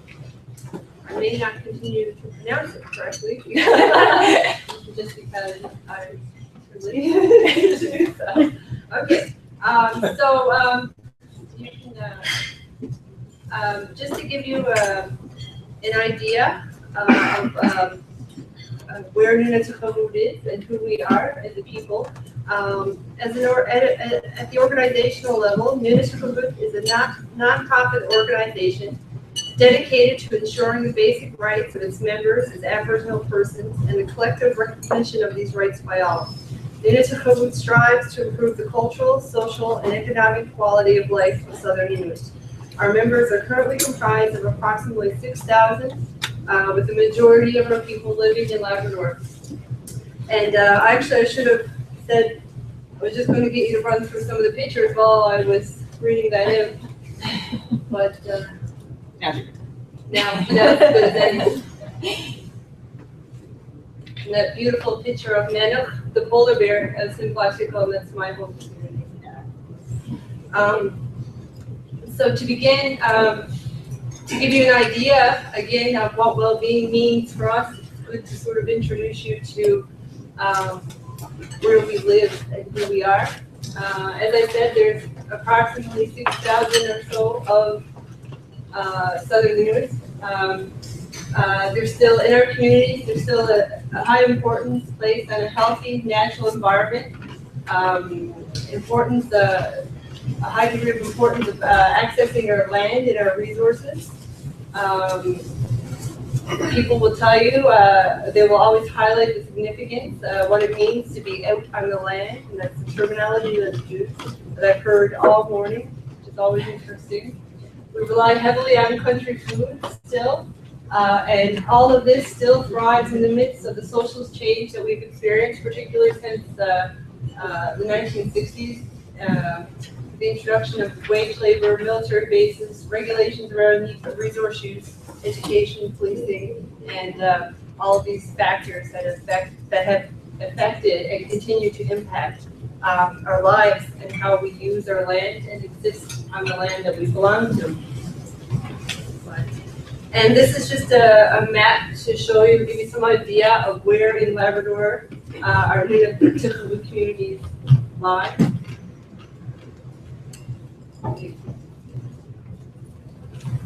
So some of the natural resources in our territory are forestry and fishing and mining, tourism, oil and gas, and wildlife. Again, I should highlight, we share, these aren't owned by us alone. We share these resources with other Aboriginal people in Labrador. So some of the challenges facing our people continue to, and we continue to fight for recognition of our Aboriginal rights, both our right to hunt and fish and be recognized as a distinct Aboriginal people on our land. Lack of resources, capacity, finances, community infrastructure, all the things that really would help us to overcome some of the challenges that we face in our communities. Management of resources, food insecurity, water quality and access. Just to give you an example, that even in this day and age, there's one community in particular in Inuit that still does not have water and sewer, and Black Tipple is this community. It's my home, and it quite frequently goes without access to actual drinking water of any sort sometimes when systems break down, and so that's a huge challenge that we face. Another challenge that we've been facing and continue to face is the lack of meaningful consultation and accommodation, particularly as it pertains to resource development and industry in our territory, and exclusion from impact benefit agreements as well. This is not, this doesn't encompass all of what we envision for our people and for our communities, but it certainly touches on some of the primary things that are important to us and where we see ourselves moving forwards in areas like that of healthcare, clean, safe drinking water, affordable community infrastructure, education and training, mitigate environmental damage and IBAs. And as I look at some of these now, I realize, how fundamental these things are, these points are, is how astonishing and shocking it is that this is our vision still. In a land so rich in resources and industry, this is our vision. That's very unjust. So you can click to the other. However, amidst all of this, despite all the challenges we face, our people are still very strong and resilient. The fact that our communities still exist amidst all these challenges is a testament, is indicative to our ties to our land, our connection to the land, and our right as people, as Aboriginal people, as Indigenous peoples, to be there, to continue to stay there. and live off our land. So how can we increase well-being in New Mexico? Well, some of the ways that we feel that we can increase well-being in our communities is through recognition. And this means highlighting the importance of all levels of government in recognizing and accepting our rights as Aboriginal peoples, and this being imperative to the future and well-being of our communities and to our people. Relationships are also important. Enhancing the relationships we have with our communities, with governments, with researchers, and I think really most importantly, or I guess really important, enhancing our relationships with other Aboriginal peoples and organizations and governments. I think that should be that's key, especially when we live together and share such a diverse, rich territory. Our land claim is certainly an avenue in which that will help us to increase our well-being. No. It's currently under review and a decision is pending, but it's a matter of when at this point. So that's good news. Self-governance. Spoke earlier about how do we address this gap that exists between the needs and strengths of our communities and the role of government, or the political and economic agenda. And for us, that begins with self-governance. We need to be able to manage our own affairs. We need to be able to involve our communities and develop programming and policy that is directly relevant to our people and our people's lives. This is imperative, and it must happen. It's also a large part of sustainability. We talked about sustainability, and I know Andre posed a question earlier. What does this mean in relation to well-being? What does sustainability mean in relation to well-being? Well, sustainability for us means developing resources in our territory, means being a part of decisions and developing resources in a way that allow for sustainable communities, that allow our communities to continue to thrive. And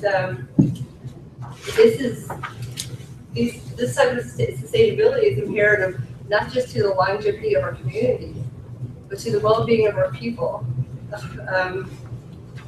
So that cultural and land disposition no longer exists, and so that's the key piece there. And I guess I already mentioned meaningful consultation and accommodations, but that's certainly something that we feel with aid in increasing our well-being in our communities. Sitting at the table, we have to sit at the table. We have to be a part of the decision-making processes. More often than not, sometimes, we're, I guess, to some extent, erased from the literature. Like, speaking about Minnetonka now, we are a Northern Aboriginal territory. We are Northern Canadian Aboriginal territory. I just want to, note that here, and that's why we're here, and that's why we've been invited to this table, and I thank you for that. But this is I think a dialogue, a discussion that we have to have more with researchers and to engage researchers to let you know what's going on in our territory, and that we need the help of external resources, and we welcome, your aid. And I think another point that I should add here is that speaking to what Aaron said again about that gap, like I keep coming back to that gap between the political and economic agenda and where we are and how we can continue. Is that not a research question? Because we know so much already about the demographics of Aboriginal communities and Aboriginal people's lives in this country. We know all this, right? We don't need to, not that we're problematizing this area, but we don't need to continue to sort of like how will we ties or destabilize or deconstruct what we already know? Perhaps it's time to re-envision, how we do some of this work and see what that looks like. Because it's an unanswered question that nobody here has been able to answer. And if you don't know the answer, I feel very confident that maybe many of us in this room have no answers as well. So maybe that's a research question that we should be working with each other to try to come to terms with. And one more, yeah. And to end on a something that Nunavut is doing right now to increase the well-being of our people in our territory is that we're recognizing our history, and we're recognizing the significance of our ancestors in our lives in the past and now. And we're doing this through honoring the treaty between the British and the Inuit that happened in 1765. And next August 2015, we'll be holding our official treaty celebrations in honor of that. And this year, leading up to that, we'll be hosting a range of events and activities and a lot of media communication about this for the year. And that's already proven to be a step in the right direction in helping people feel important and involved and relevant and connected in their communities.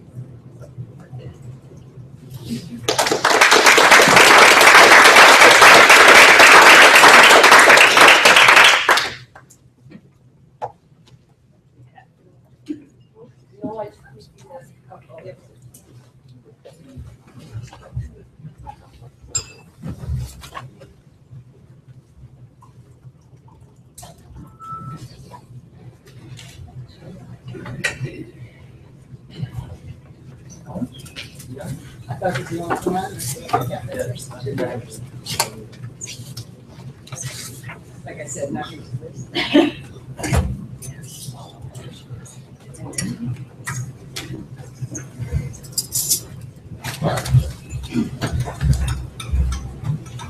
Hey, I'm Katrina Beals.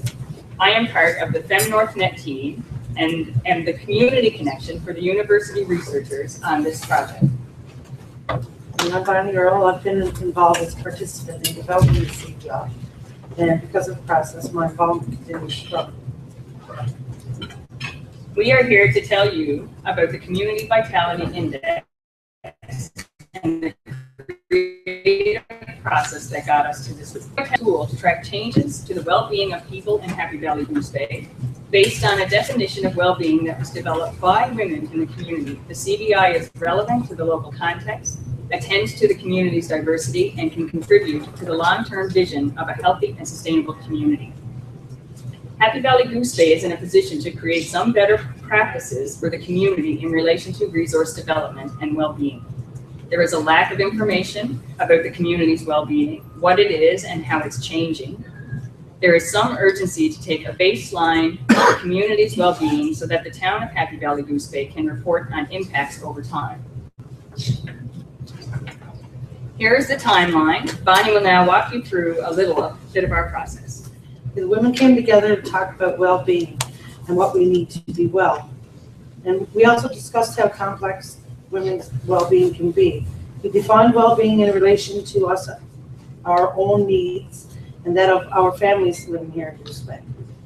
We then discussed categories of well-being and defined each category: physical, emotional, mental, spiritual, and cultural. There was a consensus across the board. One is not dependent on the other, but the more well we are in each category, the better our overall well-being is. Each definition is complex, but it captures what it means to be a woman in this area. For example, access to land. Majority of the women saw this as important, but it looked different for a lot of women, so it could fit in many different categories, such as physical, for kids' play and exercise, spiritual, connecting us to roots and their ancestors, and the obvious access to land for cultural purposes. So we got together, we brought together, so this is a CVI for Happy Valley-Goose Bay. We came together with local women, and in our women we had students from the north coast and the south coast of Labrador who were here going to school. We had professional women from the community, we had marginalized women from the community, women from other countries, and women from other provinces. We developed a community collaborative to provide leadership, so we looked to the community who worked with women. And we presented our findings at the Labrador Wellness AGM and tested our survey. So we presented this to a large population of Labrador women to test the questions that women brought up, because the women brought the definitions, the women defined the categories. And we wanted that when we presented this back to the women in the community, that every woman that read this report or who looked at the survey to provide feedback would be able to find themselves within the survey. So we wanted our CVI to be representative of the Labrador woman in the Happy Valley-Goose Bay area.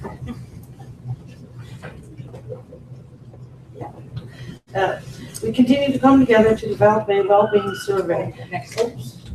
We then took the survey to other women in the community to test its validity.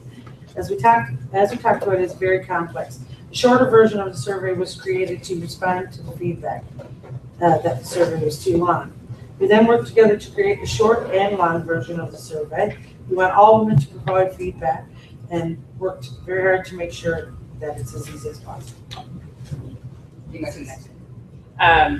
So when we presented it back to when we presented our original findings back to the original women who came together to develop the survey and to do all that,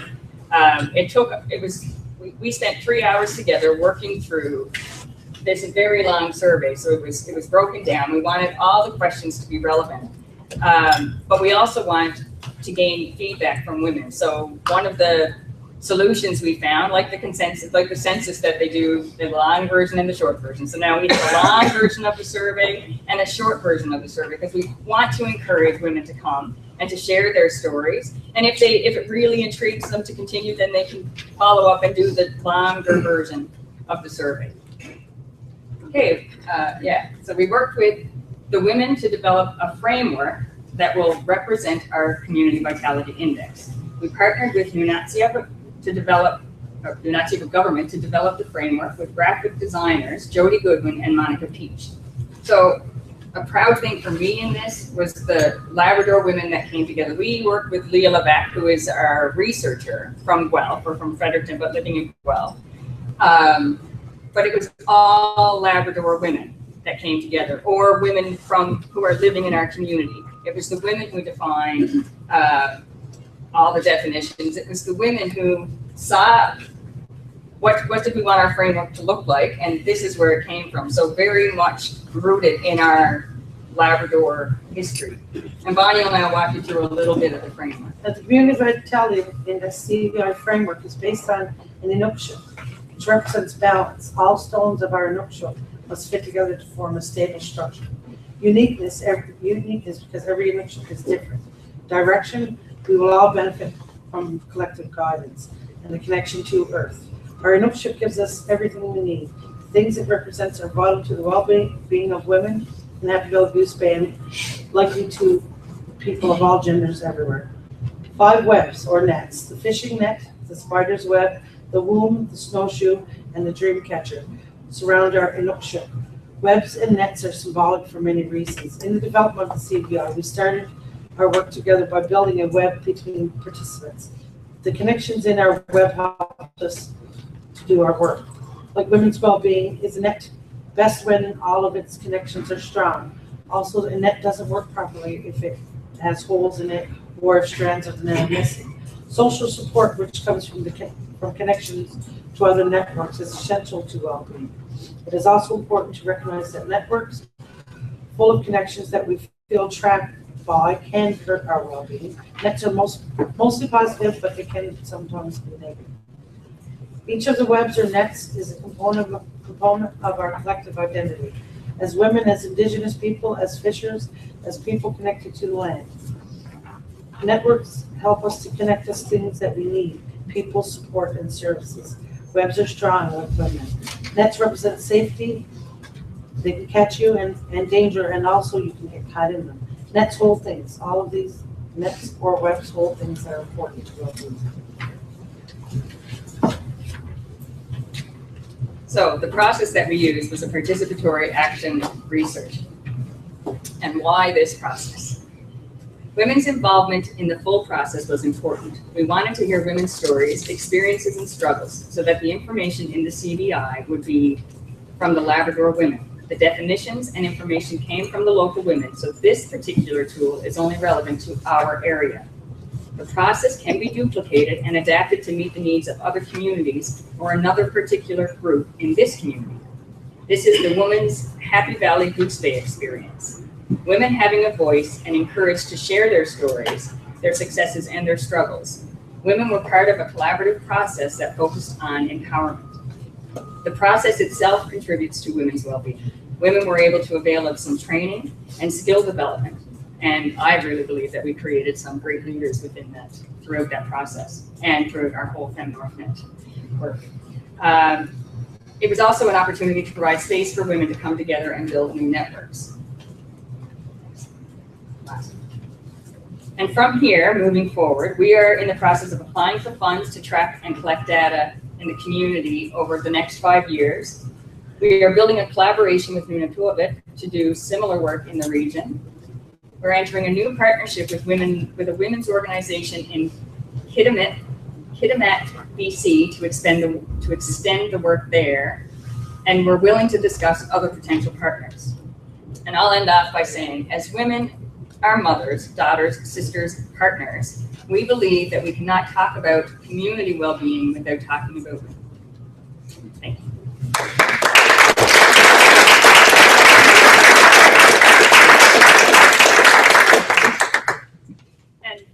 Libby, who presented this morning, just wanted me to let you know that we have some other information about the FemNorthNet project and other projects involved in that out on the table, so you're welcome to that as well. And some on the CBI here. I'll put that out there too.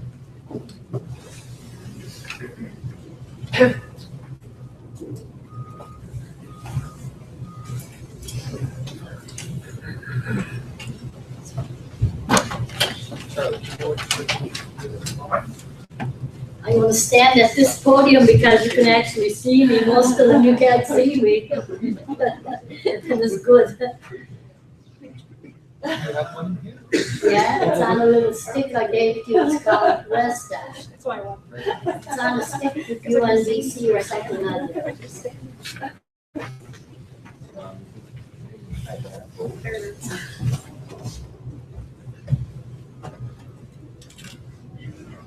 Any of those? It's on a little stick, a little green. There's green on the stick.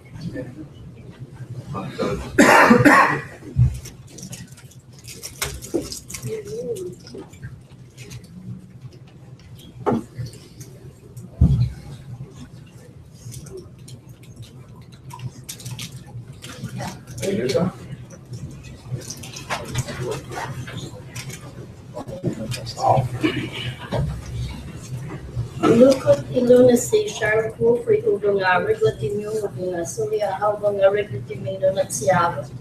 I try and practice my inutitude whenever I can, especially when it's to an audience of people who probably correct me. So I try to do that. Anyway, what I said is,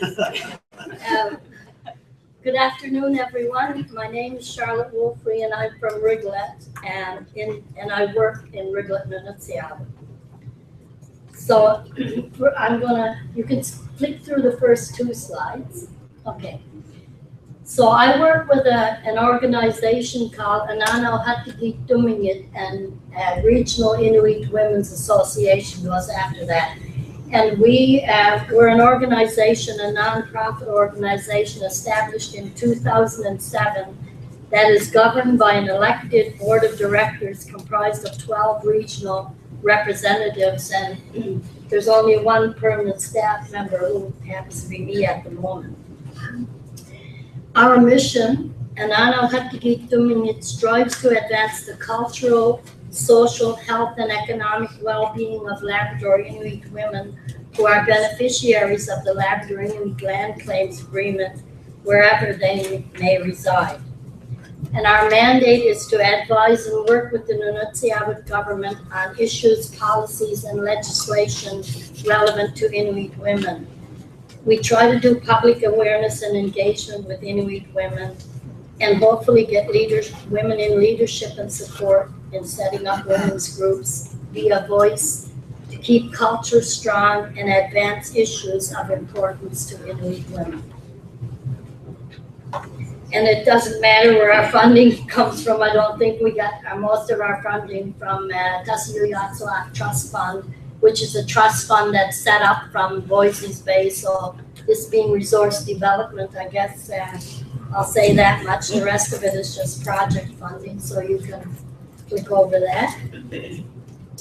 Some of what we've been doing since 2007, some of the first things is like we with money from a violence prevention initiative, we use that money to promote violence awareness and also to try and get our organization known more in the communities. And we're doing projects like traditional craft workshops, and we're doing more than one thing at a time. So again, from a funding source called Violence Prevention Initiative, we have actually had women come together and make crafts, and at the same time, you know, we use that to help to have a supportive environment for women if they wanted to talk about things, but also it helped women build skills, build on their market skills, and supply the local craft shops. One more, no? Thank you. And another thing we did was we had peer resource training for seniors from a New Horizons project. We tried to positively influence the life of Inuit seniors through peer support, and we trained 1 or 2 seniors in each community that would go back to the communities and help other seniors, you know, with things that they needed. It would gather and provide information and referrals on available programs and services for seniors and expand social networks and support informed decision making. Now, the biggest of our money it's a program, a project called Creating Greater Economic Security for Inuit Women. And that money comes from the Status of Women Canada. And I stand before you here today, and I want to say this. We have one of the, you know, a big mining development next, it's in our territory. It's Nunutsiaga. It's next door to us. And there are not many women that are working there. So anyway, and so I don't think the economic security of women in Nunutsiaga has increased because of Voices Bay, and I find that sad. We had a lot of time to prepare, but you know, there's still time to prepare now for the underground thing, and I hope that for women that works out to be something better than what it is now. So anyway, we've had this 3-year project. Status of Women Canada got money from the federal government, and of course the federal government's priority right now is economic and resource development in the north. So, you know, we were one of the recipients of some of this money. So what we tried to do is work with women, community, and governments partners to develop a community plan that addresses women's economic well-being, and it addresses issues that they were concerned about. And this really is some of the core building blocks to Anana Hapigik Dumingit's work, and funds a project coordinator position. And we're documenting Inuit women's experience, and this will also help us with our other work.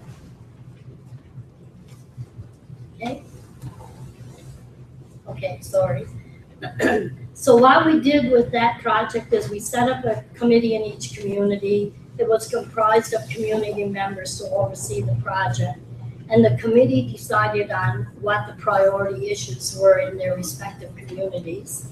These plans guided us in our work, and of course in Nain and Hopedale, housing was a major top priority. And really with this money, we couldn't do anything about housing, but what we did, what Anana Hapigik Dumingit did was they looked at the energy housing strategy and gave feedback on how it might help or hinder women. And from this project here, we also got some money, and again, it was from Tasuyatsuak Trust to fund a small food service project in Maine. And it ran for 7 weeks. Now, it mightn't sound like much, but when we had 5 women that were hired. And when you look at these women, they never ever held a job in their life. They had very low self-esteem, and for once in their life, they had a job and they were doing something good in the community, and people really rallied around it, and it was a real success. And we're hoping that this small project will be a part of making a social enterprise for Maine, and that it will catch on in the other communities. Yeah. We also, with the Violence Prevention Initiative, we talked about wellness a lot in the communities, and we offered 3 different workshops on community wellness in each community in Nunatsiawut, and we facilitated workshops on date violence, bullying, emotional, physical abuse, sexual assault, violence against women, and elder abuse. And the part of that was we did have a job creation project. I don't know which government department it's from. I think it's used to be called Manpower at one time. But anyway, that organization, no, I don't know what they are. But anyway, there was 5 positions, 1 in each community of Nunatsiawut. And again, you know, the women that worked didn't have much work experience and stuff, but this project went on for 52 weeks, and we did a lot of things with people, held focus groups, identified women's issues, perspectives, and concerns, identified barriers to women's involvement. And it helped us again make a presence of our organization, and I know how to keep doing it. And it was supporting the development of women's groups in each of the communities. And it helped women develop skills and knowledge around working with and in communities. So we're trying to build on some of that positive energy. An artist looks at the stone and sees what is there. A north wind, a polar bear, an Inuit face. Like the stone carver, Anano Haptigate, we see the strength and the resilience of women. Like the Hullik, we shine light on the barriers to greater involvement for Inuit women and pathways to overcome them. Like the Ulu, we will work hard with what we have to create beauty and to ensure families and communities are cared. So it's going to end a little bit, but I know I didn't answer all the questions that was put to us from ReSDA, but I hope I gave you some insight into how our group, and I know how to keep doing it, is trying to increase the well-being of women. And anyone who knows me knows that I can't just say, I gotta say what's on my mind. So here goes that I want to talk a little bit about the words wellness and well-being and all the pretty rosy outlooks that these words entail. They make us feel good. And I think the concepts and the words are used to sometimes help sweep some of the issues under the rug, or sugarcoat what is the reality in our communities. We use wellness to help us deal with and talk about alcoholism. We use wellness to talk about violence against women. And I think in doing those things, we are kind of making us step backward. We had a women's movement in Labrador, in Nunatsiawut 10 years ago. There's not one women's group left in our communities now. And I think in our communities, by using these terms to cover up, to talk about everything. I know it's not going to go over very well, but anyway. But when we use these words to talk about everything, we are engaging in activities, like I said, that help swipe issues under the carpet and keep, for example, violence against women hidden. And I like to call a spade a spade. I don't like changing terms that makes a nice thing out of the horror of violence, suicide, and alcohol and drug abuse and issues that we have in our communities. In some ways, we are taking steps back instead of moving forward.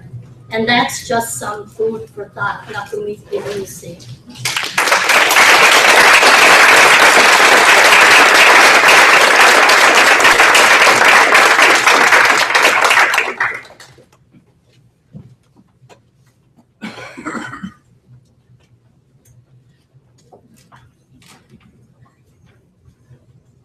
Top right here.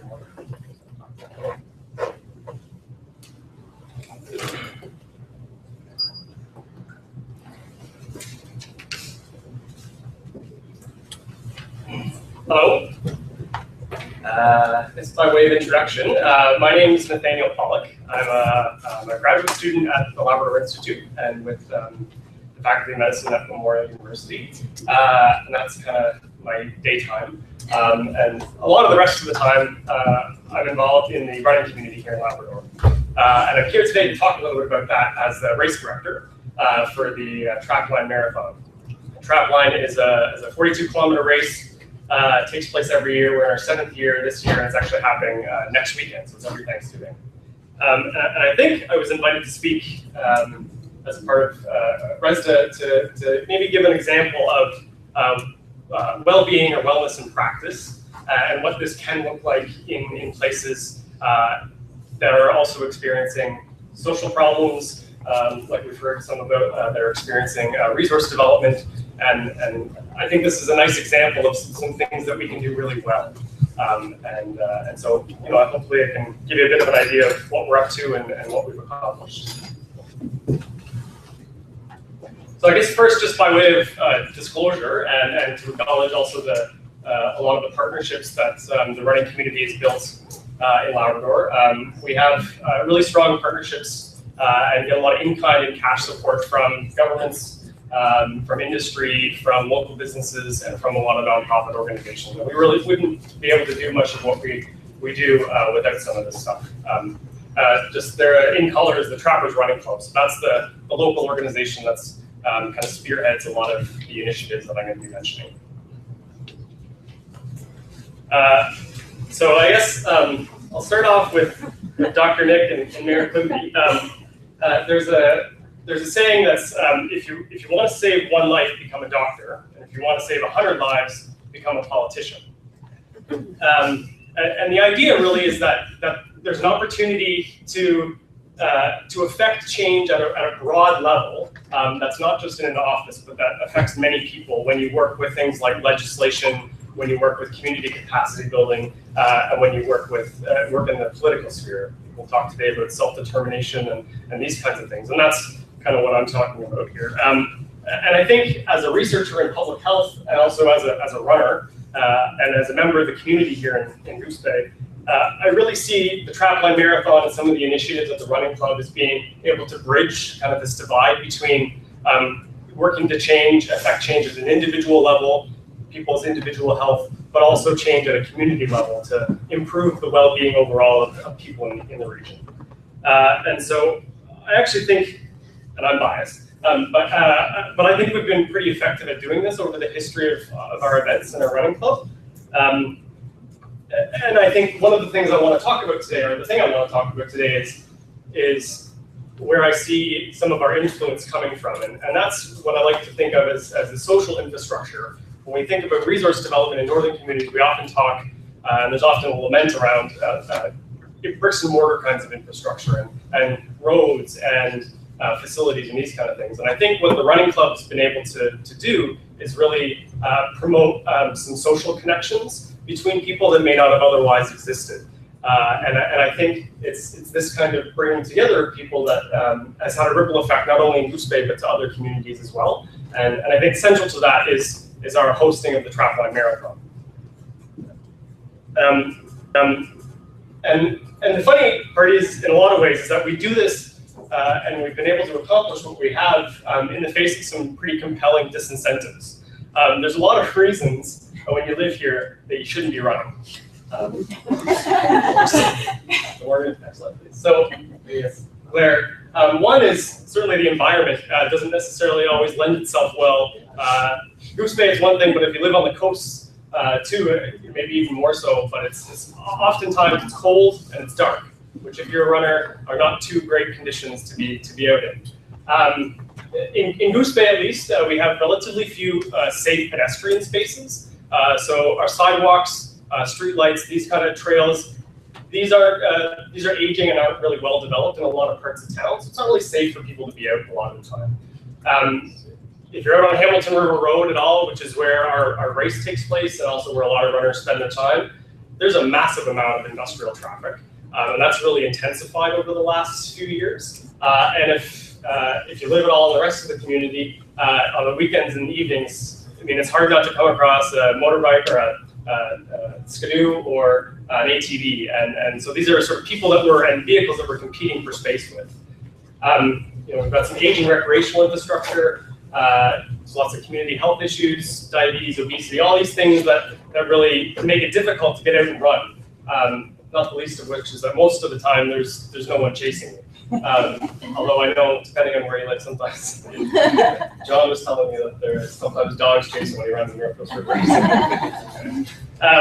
So despite all these sort of reasons that you wouldn't be wanting to lace on a pair of shoes and get out and run, what we have is a fairly robust community of runners here in Happy Valley-Goose Bay. And I can maybe just tell you a little bit about what we do. So the history is that the club started actually in the second year of the Trapline. So we started the Trapline Marathon with a small group of people, and they realized after a modest but successful event of about 100 people in 2007 that we really need to start breeding some runners because there's not enough people here for an event. And so the club was formed in response to that.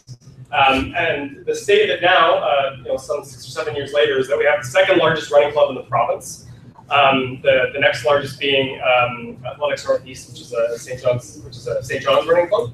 So we have 170 members, which in a community of about 6,000 or 7,000 people, I think is no small feat.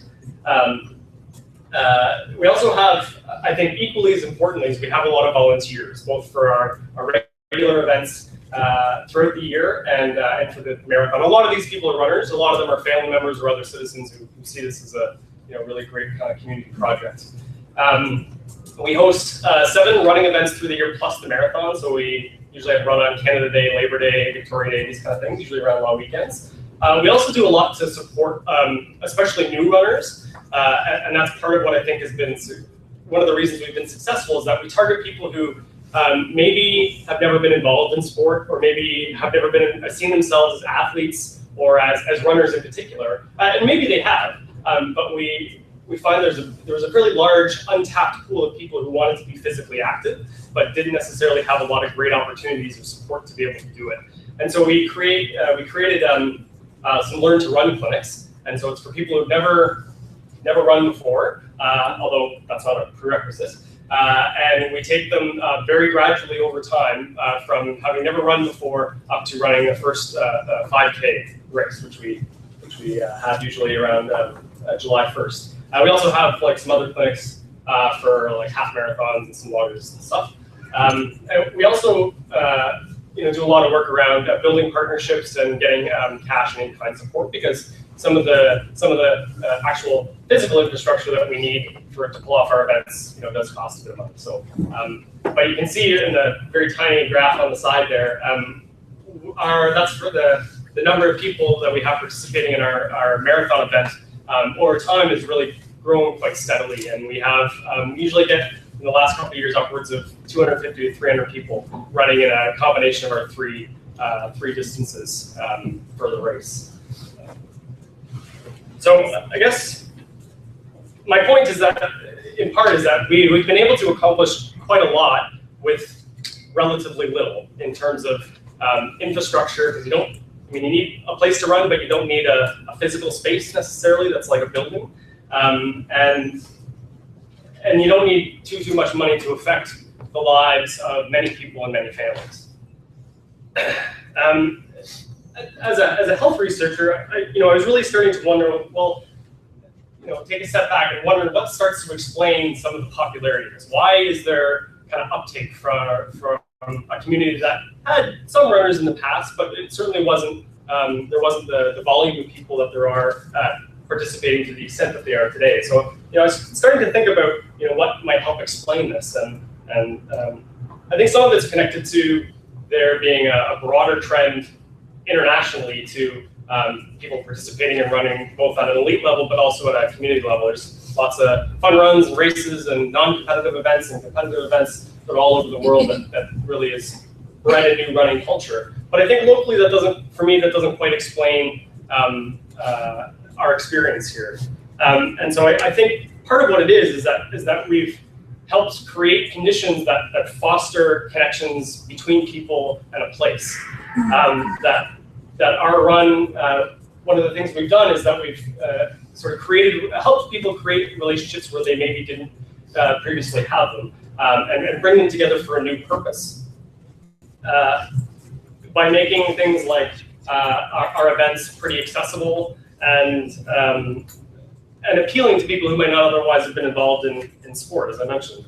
The other thing I think we do well is we work with the local culture and heritage of the place. And I mean, our race is called the Trapline Marathon, and certainly there's a history of trapping culture as part of the economy of the region. And so that's been one of the ways that we've seen as being an important connection for people to make sure that the sport they're involved with in some way represents or reflects the place that they live. And I guess one of the other things I think we've managed to do pretty successfully is that we've targeted and made our events and our sport appealing sort of across generations of people. We have people from 7 to sort of the late 60s being involved in our events. And we often have 3 generations in a family. So we'll have maybe a mom will start in one of our clinics, and she'll start bringing her husband out because he needs to get exercise, and then they don't have anything to do with the kids, so they bring the kids out, and it becomes something of a family affair sometimes. And I think this is one of the few sports and opportunities where people can come together in that way. If you think about a lot of the other activities, a lot of other sports that people have, men's hockey, women's soccer, kids football or basketball or whatever, a lot of these things are sort of gender and age specific, and there's not always opportunities in athletics for people to come together, from a range of different sort of groups. So for us, we think this is another part that's really contributed to what I call the social infrastructure of our running culture here.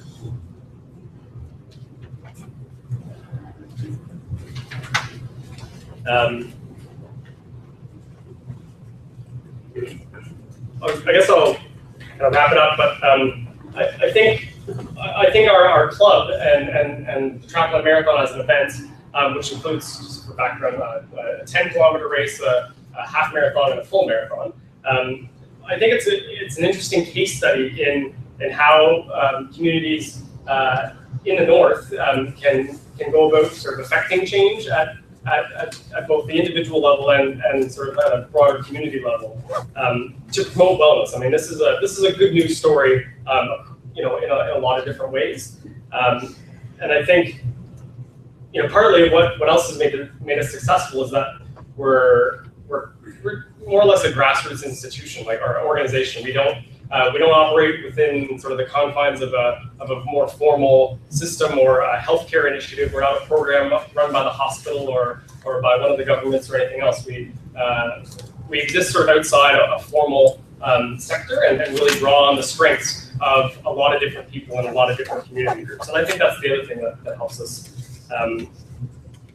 really create conditions that encourages people to participate and keeps people involved, because they're involved with their families, they're involved in volunteering in the communities, and they're involved in becoming healthier. And I think sort of the confluence of all these things, makes this makes certainly our event a really wonderful occasion. And I know there's a handful of runners in here that I've already talked to today who are running or wish they could run next weekend.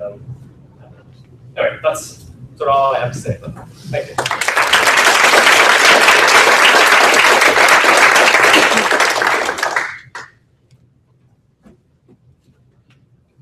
Does anybody have any questions for?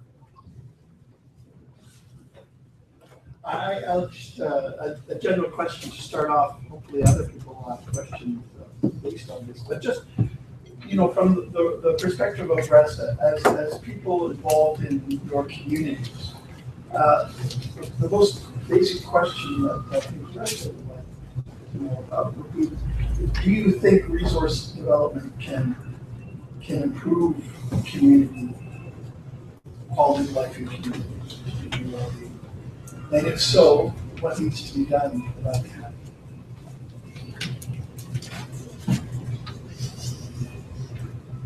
You want me to give it a stab?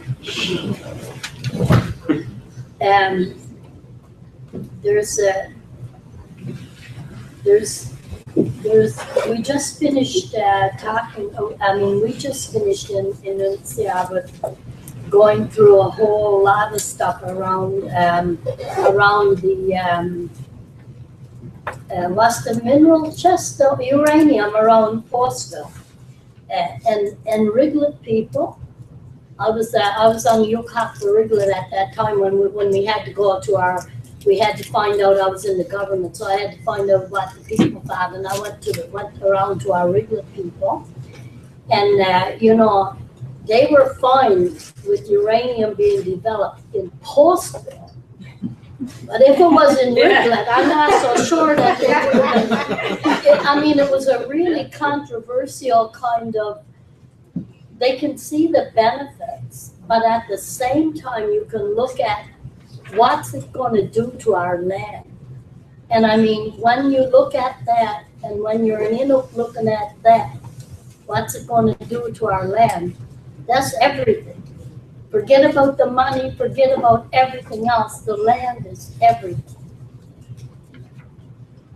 So it's a hard question. But I think that, and even when you got good IBAs, or what you perceive as good IBAs, you still struggle with it. I was in Boise's Bay. I looked at Boise's Bay, and the snow in there in the wintertime is black.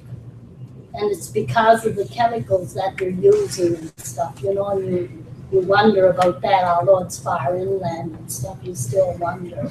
But people do have good jobs.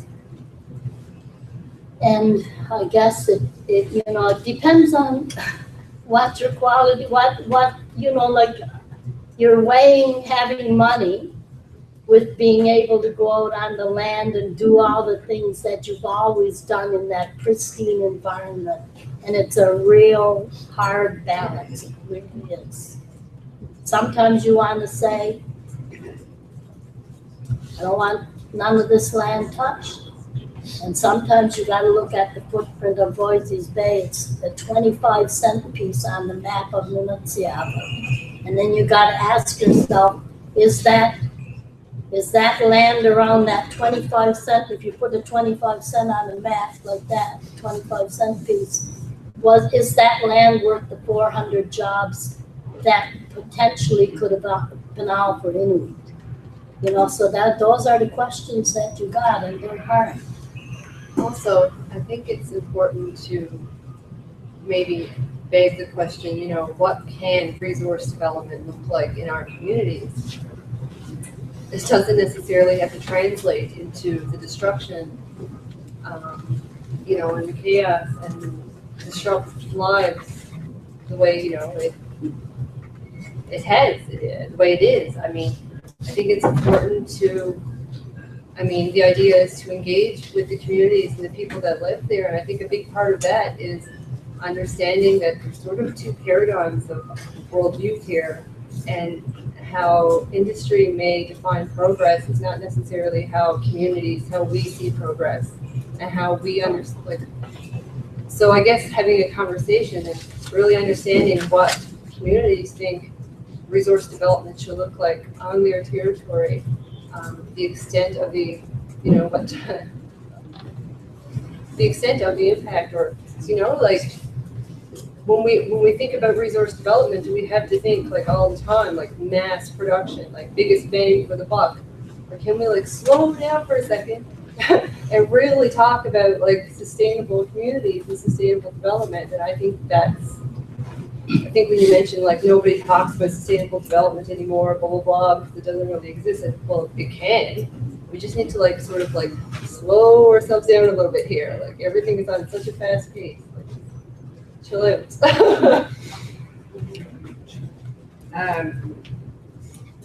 I think there is a way to do sustainable development. I'm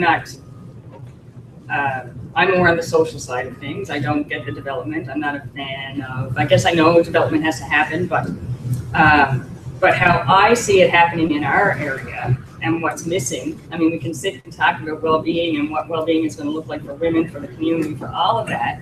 But when development comes into our area, the community aren't the people that are consulted.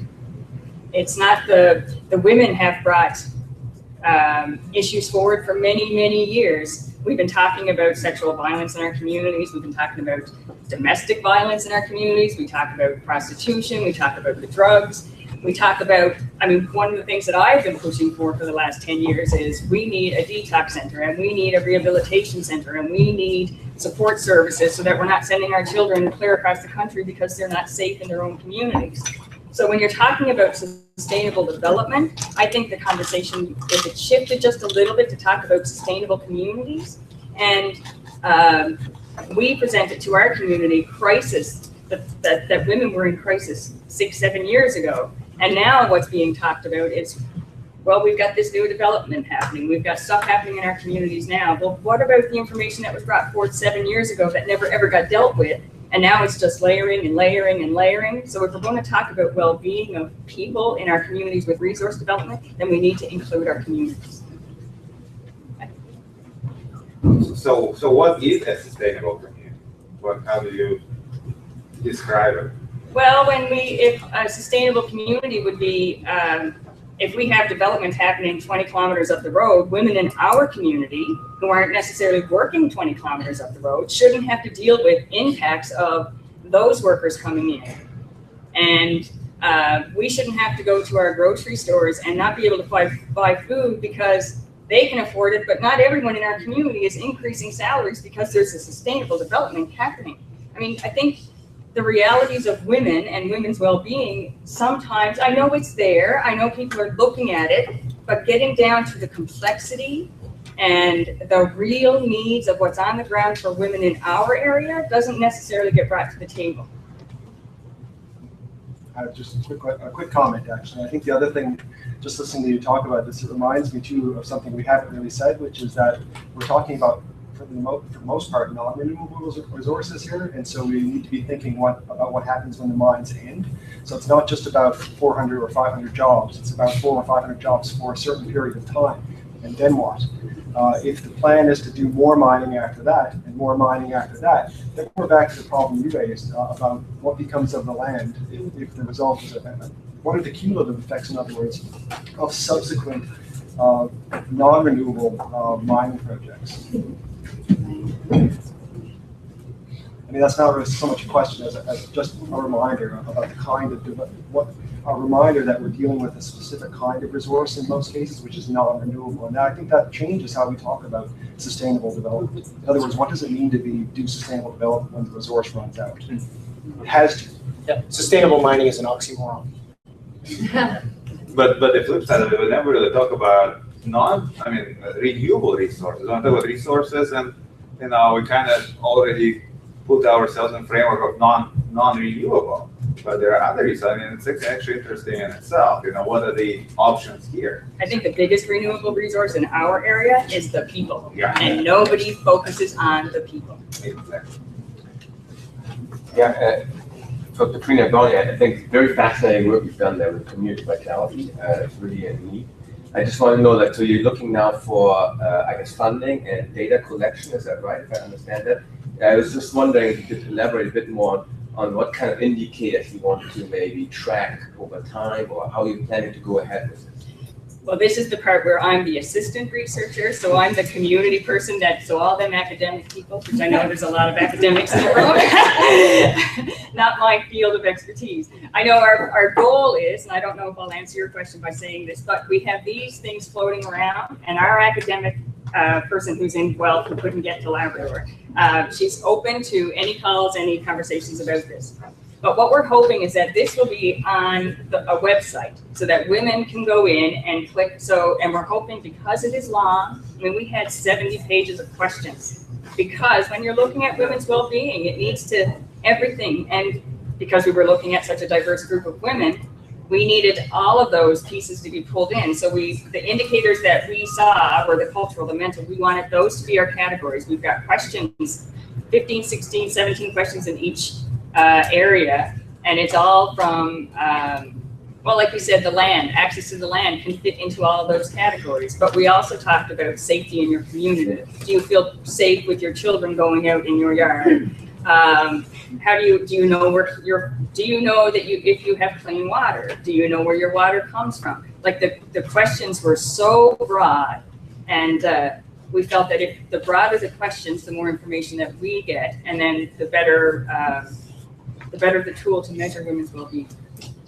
Any close to your question at all? No, that's good. Yeah, no, it sounds like you're going beyond community vitality, like you measure other things as well, like health and living. Well, I think when we're looking at well-being, all of those things, right? So we know that I can be well because I'm physically well. But if I'm not having access to my culture and my elders and all that, then there's a piece of me that's not necessarily well. But if I had access to all of this, so we know there are women in our community who are more well than other women in our community.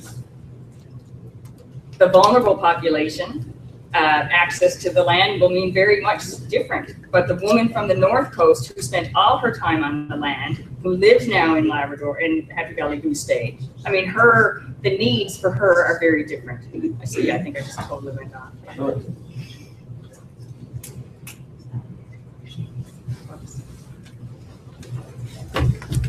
Actually, it's something, especially talking about programming South Coast Labrador. And we were talking about this actually at a meeting last night, about the idea, and I look to you guys for sort of, what have you done, or what would you suggest?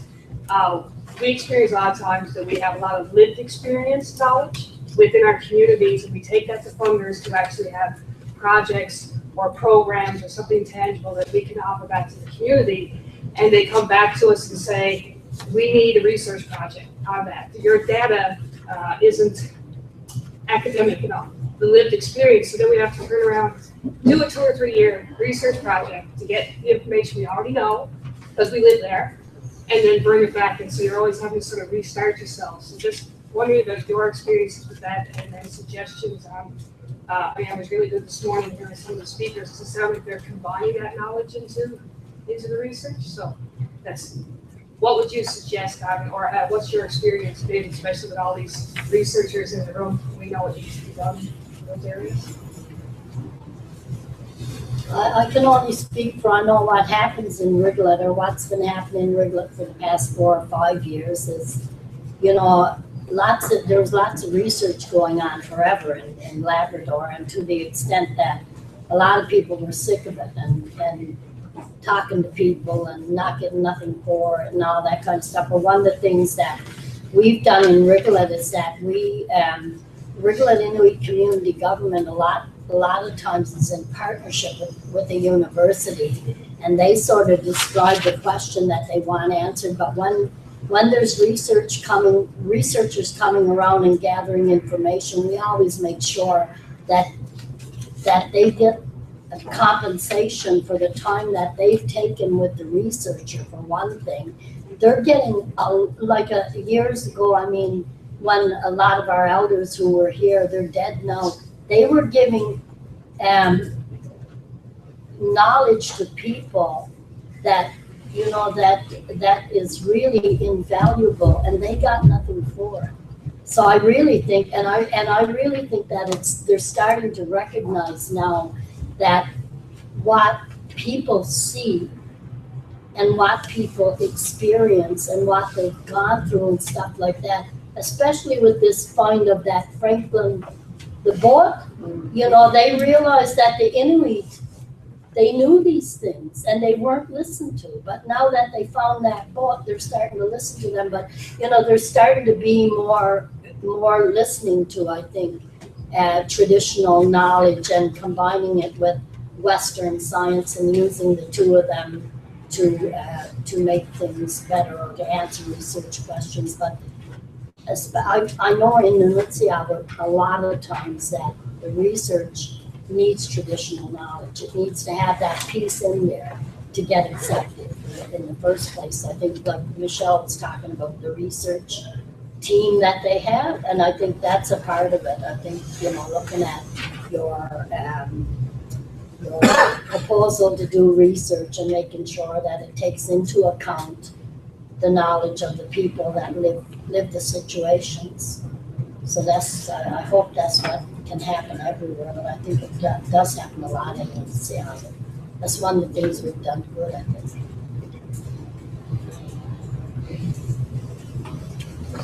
Question over here. Matt? Yeah, I sort of a follow-on to Chris's original question. If resource development isn't the answer to community needs, what is? I mean, what would work? I guess we could think of many things that we would like to have, but they don't really seem to be there. I mean, resource development is resource companies are coming in, knocking on doors saying we want to do this. Is there some alternative? I go back to talking to the communities and finding what their needs are and what it is that they want. Well, I understand it, but who's going to meet those needs? The communities want it. They're all things that we all want that we don't have, and I guess the government isn't going to meet these needs. Well, I think it goes back to the population, that whole argument of, well, we don't have the population to warrant it, but yet we got the land to warrant the development. It doesn't make sense. You can't look at our communities and say, oh, there's a wonderful resource there, but look under the people that are living on the land. You have to look at the people in the community and invest in that before you start taking from the community. And so you think that the government, it really is the governments that have the responsibility to invest in community vitality? No, you know, I'd like to kind of, just from Labrador's perspective, Labrador could be a rich little country on its own. We got resources coming out of the Yin-Yang. We got the R&R companies in Lab City. We got that Churchill Falls development. We got the Muskrat Falls development. We got Boise's Bay, and we got uranium, and we don't know what else is there. And we got the poorest population in the province. And we got some of the poorest conditions in the province. But I was trying to think of, you know, there are things that are sustainable. Like, for instance, we've got a plant that grows on our land, and it has healing properties. Now, the big healing properties are in the roots, so you mightn't call that sustainable, but you know, there's a way to split the roots so you can, there are things that we can do.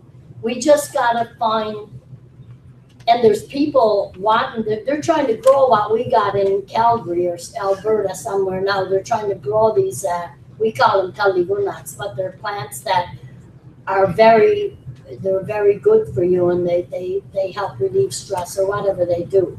So, but we're not looking at none of that kind of stuff. I think that, and there is a little bit of looking at it, but you know, those are some kinds of what I would call sustainable development that can be done without harming the land and without, and still provide jobs to people and sustain. I don't think the government's going to give us anything. So, you know, we gotta find a, and actually, if we don't do resource development I'm saying for Nunatsiawa, because I tell the young people that go out and get educated, a lot of them aren't coming back. So if we're protecting all that land to keep for our traditional hunting and fishing and trapping, in 50 years' time, who's gonna hunt and fish and trap? Because our kids are all staying away when they get their education because there's no good jobs in the community. And they went out and got this education and they're not gonna come back and work for the town plowing the roads or whatever, you know, like it. Yeah, you got it, but it is a real dilemma. I've been there, weighing the good and the bad, and really sometimes you gotta look at that resource development as good. The fact is, we've been developing our resources for hundreds of years, right? Like, in various ways. It goes back again to how are we defining resource development? Who is defining and determining what resource development looks like in our communities? It goes back to the community. What do communities see as necessary? How will we engage with and respond to and discuss with government or whomever resource development initiatives? It's not like resource development don't work, so we're not going to do it. We're going to look for something else. It's like, let's just stop. Reconceptualize resource development and what it means in our territory. And even renewable resource development. If you look at our cod fishery, where is it? You know, that was a renewable resource and it's gone. I mean, it's in Labrador, in Nunatsiawa, it's gone. And we had some of the richest cod fishing grounds around Canada, I'd say, in the world, maybe at Smoky. And you can't catch a codfish out there now. Look at our hair. Yeah. Anyway. Well, Time if I just reflecting and you know, Charlotte read my mind for sure with the cod fishery. So I don't think that the argument when people are brought up about the resource itself, whether it's renewable or non-renewable, it does have an impact. I think there's no doubt about that. But I think that sustainable resource development is not only about the activity, you know, whether it's a mining activity or a fishing activity or a hydro activity or whatever, it is the process and the environment that's created around that particular activity and how it actually is undertaken, which encompasses some of like what Katrina is saying and what you know, the other panelists are saying. We are seldom if ever the prime movers of some of these resource developments. There's a problem with that in the beginning. And then even if you know, so once somebody makes the proposal, then we're rarely asked to be engaged. And when we do get engaged, the information we put in front is either not valid enough, not authentic enough, or we're not authentic enough to have a serious opinion about this that bears weight upon the nature of the development. Then we move on through these steps. So I guess I'm reinforcing it is about sustainable development is about relationships at the end of the day. And it can't be, I don't know how else to describe it. And what Charlotte said is something that representing people in my organization, we ourselves are in a debate with all the pressures we have, that negotiating now amongst ourselves what sustainable resource development is like. We get into arguments, we get into divisions, we get into the pressures of economics, like a job versus my trapping grounds, you know, a job versus methyl mercury, and all of that type of thing. So it's very complex, but I think if we can come back and say to developers and get policy people to buy in, legislatures to buy in, and Aboriginal governments to say, listen, there has to be a process. We have to agree on a respectful process here, where our traditional information is validated and accepted just the same as everybody else's. so that we can make good decisions, because change is happening. But it's the process, I think, that's ultimately gonna give rise to sustainable development, The how. however we describe it. And I think those questions are very relevant for research. I mean, those are good questions we need to research. I guess back to your original question, can resource development improve quality of life in urban places? In some ways, I think it's a hard question to answer, because I think, and again, this is not my field of expertise, but I wonder how much different a conversation we'd be having if we had some good examples of equitable impacts. If we saw communities where that had sort of equal or equitable social and economic benefits from projects, and maybe those exist, and that might just not be in my purview, but I think if people locally here and elsewhere in the region saw quality of life improving already, and then they saw sort of economic growth sort of distributed through the population, not just to people who are skilled skilled employees, but sort of to the people at the margins as well. And if people saw sort of equitable investments in community infrastructure and health outcomes improving and all these kinds of things, I wonder if it might be a different conversation about whether or not this is good or bad,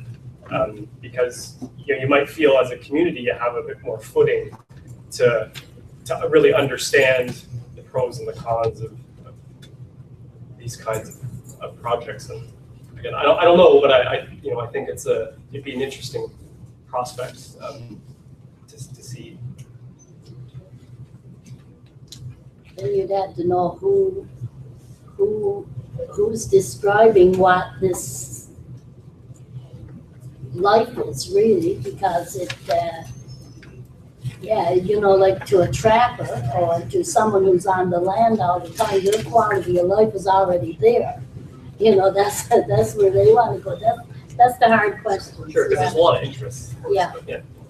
Because quality of life is not always money and a good job. Yeah. Good. Well, I think this has been an excellent discussion.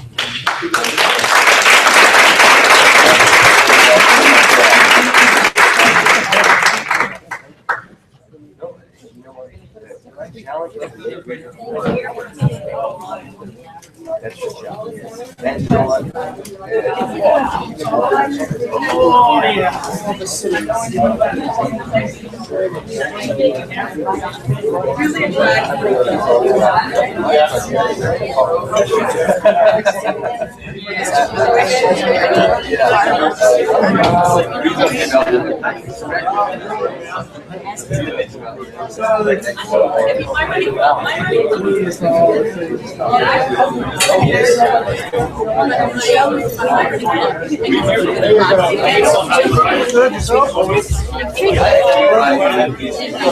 Yep, I'll be there. 6:30 the time, right?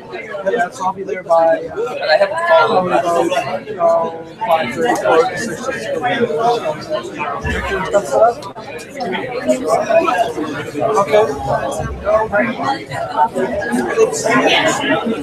Okay. Well, I have, that's fine.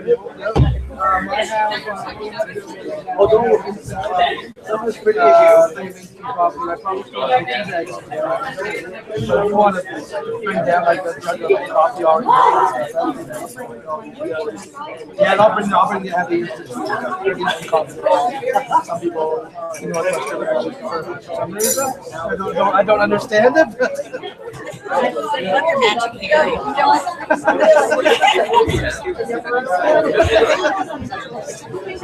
Yeah, that's right. Yeah.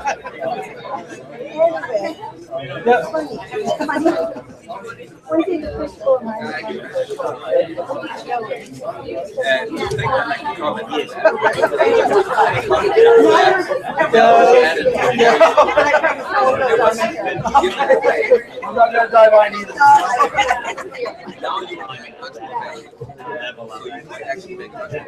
It's not perfect.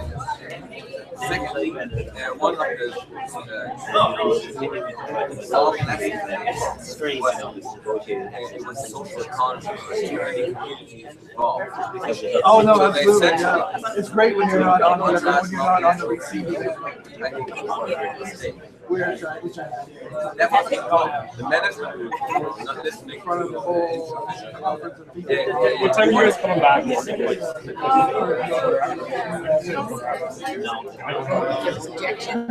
It probably won't be. Yeah, it usually be extended. What time?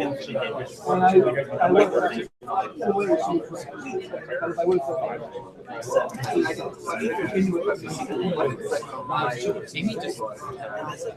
But I bet you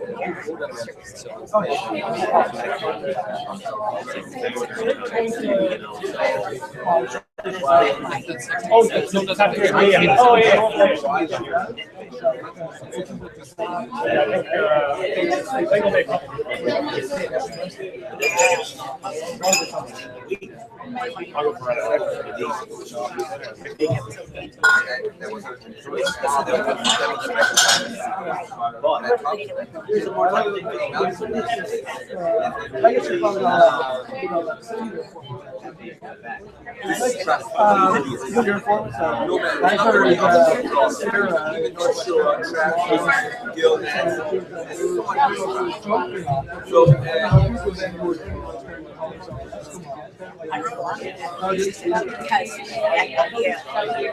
not just plain words, but much more. No matter how you distinguish yourself, except you can't hide that you have to do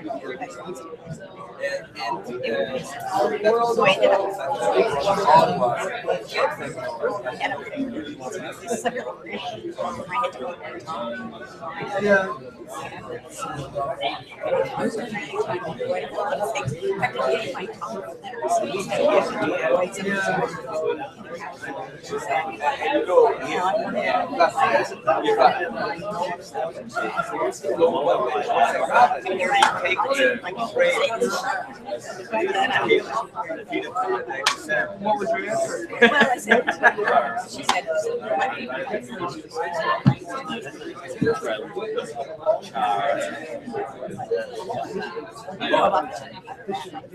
Well, there are people that are really good at negotiation. The accents which were right, and speaking to the vice but this also politics of it.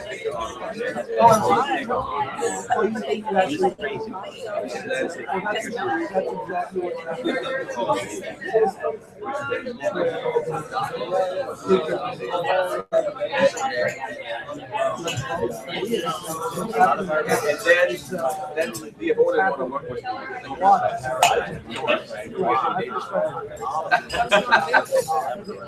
All the kids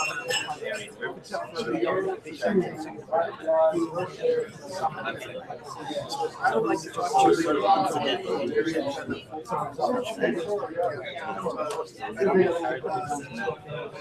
since then, I don't know if you were there.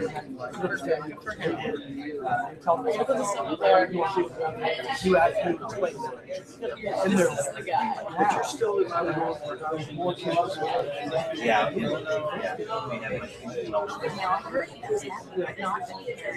Oh, yeah. Yeah. They're much better. You know, in some way, it is.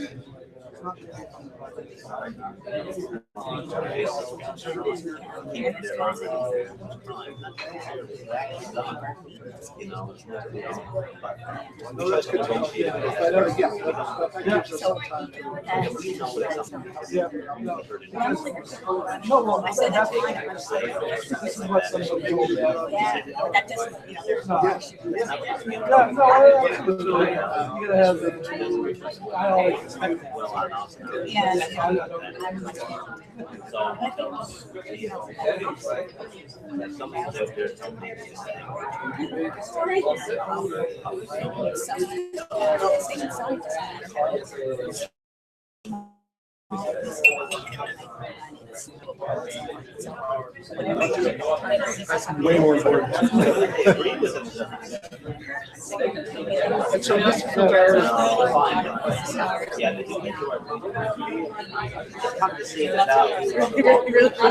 so you're not using Still nervous?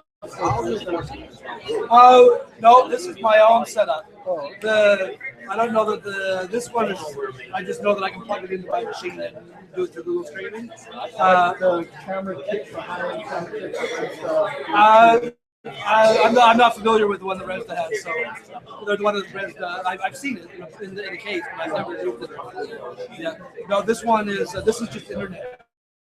It's not actually there's no external recording or anything like that. But what's the quality of the games? Like it's film? That's it's a webcam, right? So that's we were kind of hoping that we should cut up the music.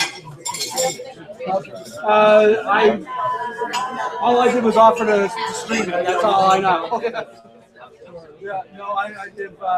There was a request to actually video it. That wasn't made to me. Okay. Well, this is the quality when you actually download the file. This is coming through my Wi-Fi. This is the quality. It is high. So you can still possibly. Oh yeah, you'll just have to download the digital file from YouTube. So you'll have to download, get one of those YouTube rippers or whatever that you can just take a file off of YouTube. But you're welcome to use that camera. Yeah, see, I just I don't work for Labrador Institute anymore. I just volunteer. I do this. I run the speaker series for Labrador Institute in Northwest River. All the speakers we have, we stream them online so that people elsewhere in Labrador can watch them if they want to. And so I just volunteered to do that for this. That's all. Yeah. Yeah, no, well, it's down there. If you guys wanted to set up for tomorrow, I'm sure you can ask Morgan or somebody to set it up. Yeah.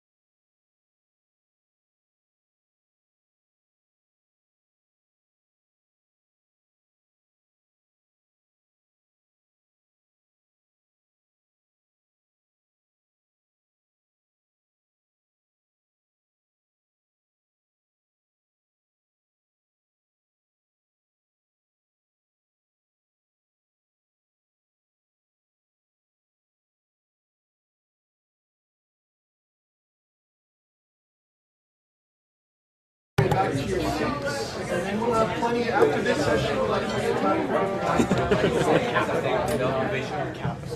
Exactly.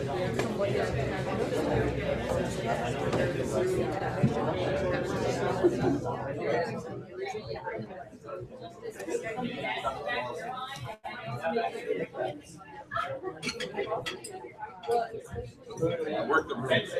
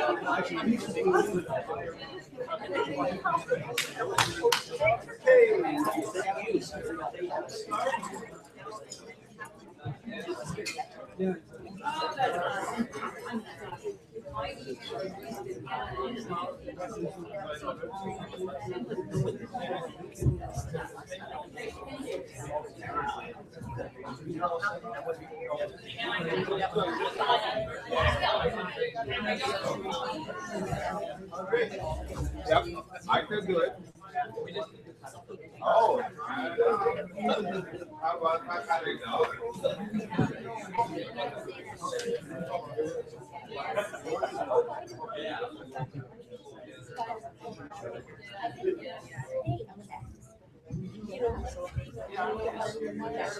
I don't know if I should sit. I might sit here. All right. Hey, Steve. Without joining.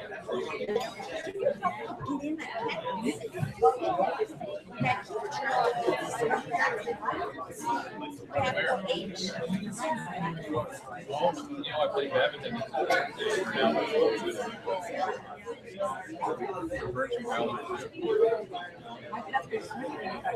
You can hear them. It was vicious today. Normally we go Friday afternoon. So after 2 hours, we squeeze this one time. It starts with the email thread. You know, you guys better show up to see today because you had nothing to do. Only 4 times a week.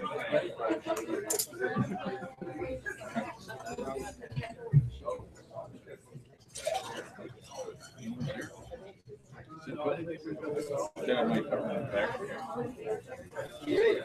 Swing around. We'll get started. This panel is also it's also really a Labrador panel, but it's a Labrador researcher type of panel.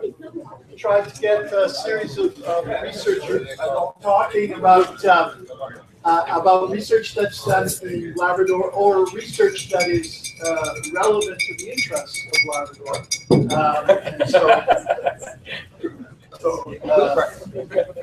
So these are, we've tried to get a series of research to talk about ideas and projects we think that are of interest to people in Labrador. So that's the intent of this presentation.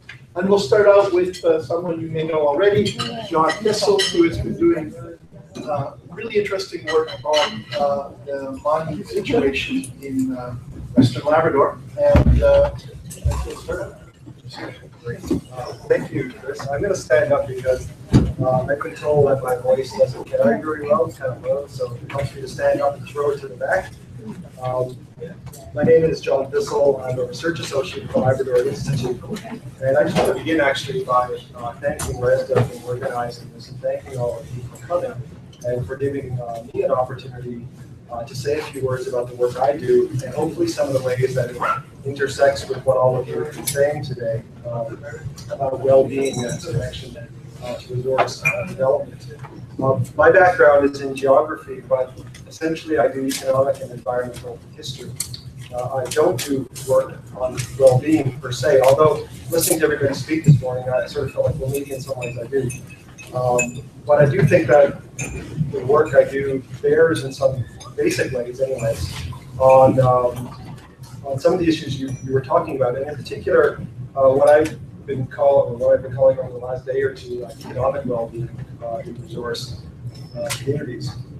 And so what I want to do actually is to suggest for discussion that for a variety of reasons to do with changes in economic history, particularly since the late 1970s, resource communities are in some ways less well equipped economically to address some of the issues that they might identify as important and as being connected to questions of well-being, however that gets defined. So in other words, they're less able to do the kinds of things they want to do around those questions. Or at least so it seems to me on the basis of some of the work I've been doing, which is based on the economic and environmental history of iron ore mining in western Labrador. Next slide, please. And what I want to do is show a bunch of graphs today, and I don't want you to worry at all about the numbers, but rather the shapes of the graphs, because that's really where the story is in all of this. And so why do I say resource communities as a group, at least based on my experience with Western Labrador, are less well equipped economically to address the issues of economic well-being? Well, if we look at the production history of iron ore mining in Western Labrador over the last half century, right, coinciding with its history, you can see what happens, right? It's essentially a story of economic growth in the period before 1979, and then the period of decline afterwards. And this is just the tonnage of iron ore out of this place. And so 1979 actually becomes a really important point, and it was an important point in time here, not just here, but actually in North America and Western Europe, and it was a period of very deep and widespread economic infrastructure. And so that collapse in ore reflects those general economic changes which occurred after 1979 and with which we are still living on. And so we can see that in a number of ways. Also, this sort of watershed moment of the late 1970s, early 1980s, it pops up in other kinds of data as well. So this is data on employment and wages. This is actually just employment data. And what it shows is the number of people who work in the iron ore mines in Western Labrador over its history. And clearly, again, 1979 is a huge, well, actually that's 1976, the peak. But thereafter, employment plummets. And it actually remains low for the rest of the century and well into this century at a much reduced level. Production stays about the same. It plateaus at a lower but consistent level. And that's achieved mainly through investments in technology, which essentially replace people with machines. And so companies were able to maintain a lower level of production even after this decline with far fewer people, like less than half the number of people working iron ore mining today as did at its peak in the late 1960s. That's kind of important, as you can imagine, because there are far fewer people spending far fewer wages, which flow to some extent anyway into regional economies. This one simply shows the annual wage outlays by both companies, including really one over there now, but by both companies from the period 1954 to essentially the present, 2010-11 is the last data we have. And what it shows is that even though individuals probably have made considerable gains in their own salaries, there are far fewer people working overall. And so the effect actually has been a serious reduction in annual wages overall, right? So there's far less in the way of wages being spent on labor in the iron mines of Western Labrador. So a serious decline. Next slide, please.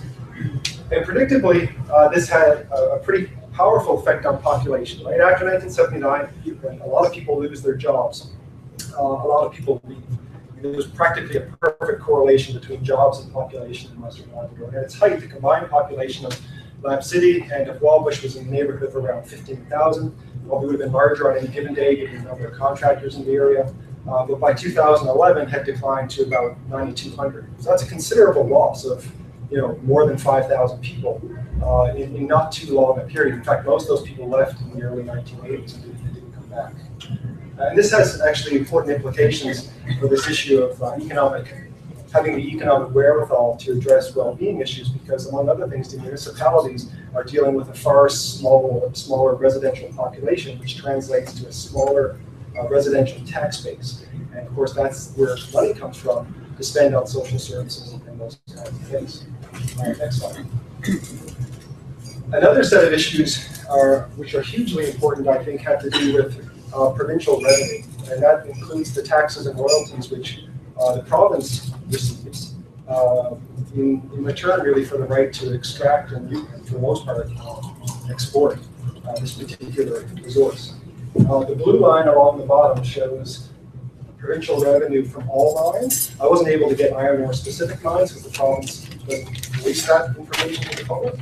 But what they do provide is aggregate data on all mines. And that very flat blue line along the bottom, that represents the sum of all tax and royalties received by the provincial government for all mines in the province. And most of that would have been iron ore from Labrador, because for years, even today, it was by far the biggest and most important mining operation in the province, often accounting for up to 90% of the export value of the total mining economy. So iron ore was hugely important. And so when we're looking at that blue line, we are kind of looking at iron ore to a very large extent. The little blip on the end where it jumps up really fast, that actually has to do with Voisey's Bay mostly. And also the recent commodity boom where mineral prices went through the roof. It's sort of anomalous in the longer term economic history of iron ore mining and of mining in general.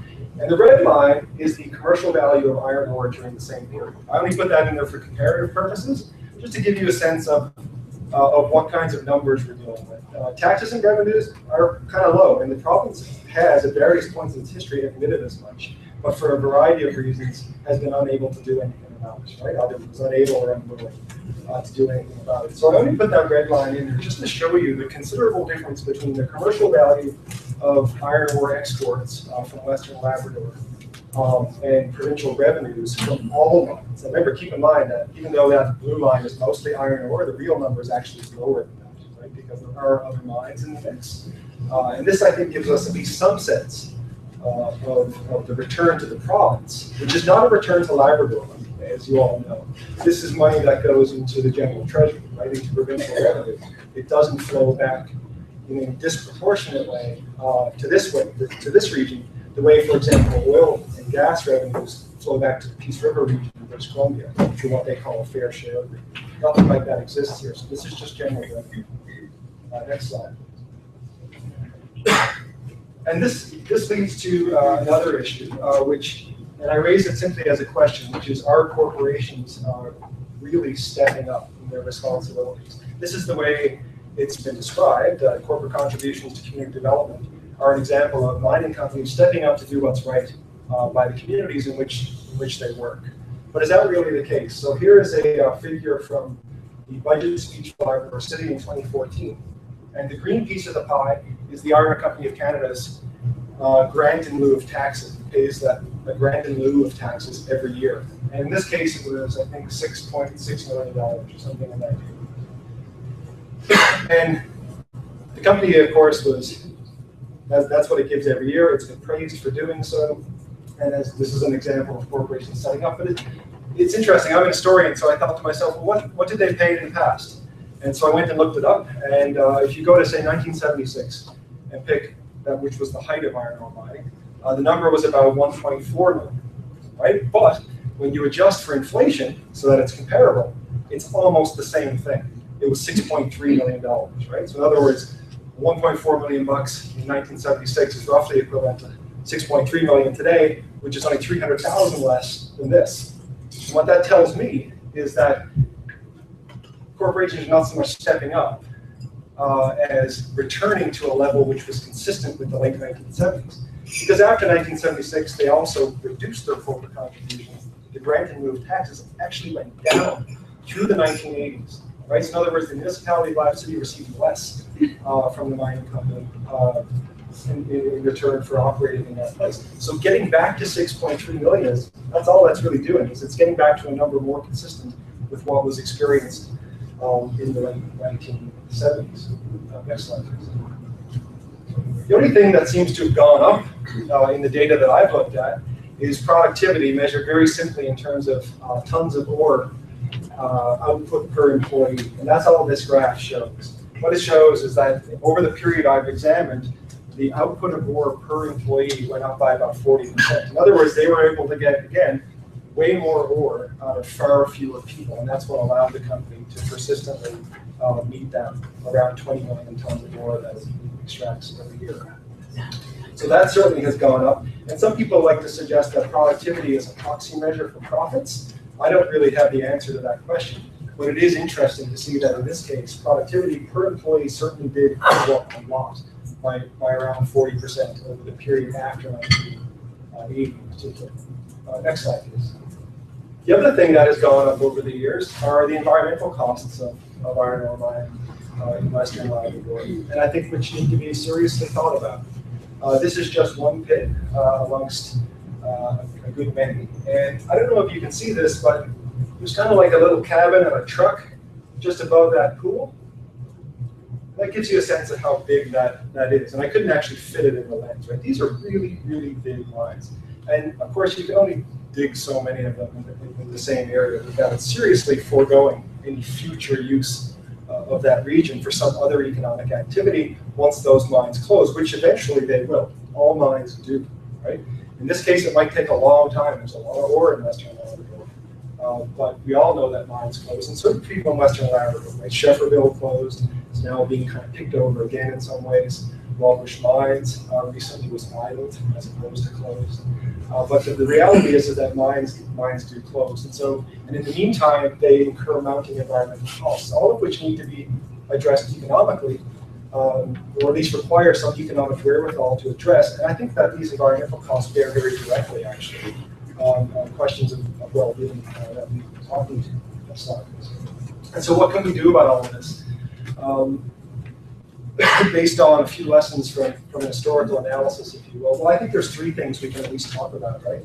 One of which is to get away from the idea that jobs are the real and only and most important benefit from mining developments. Jobs are important. They absolutely are, and local people in the province are absolutely right to insist on them. But they need to be part of a broader development strategy that involves other kinds of economic benefits, because let's face it, well, first of all, there are not as many jobs in the iron ore business today as there were even 40 years ago.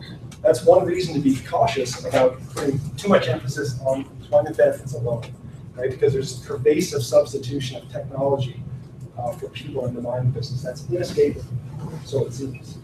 So I would say let's emphasize jobs, but let's also think about other ways that people can benefit, people in communities, regions, provinces can benefit from mineral development.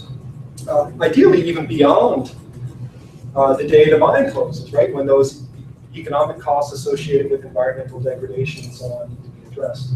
So I'd say let's sort of get away from that a little bit, keep emphasizing jobs, but also look for other things. A second point follows from that pie chart I showed you, and I think that we should get back to maybe demanding more in the way of benefits from mining companies. It's not to say that they haven't been generous in a way, but $6.6 million is not a lot of money for companies that claim hundreds of millions in net earnings all the time.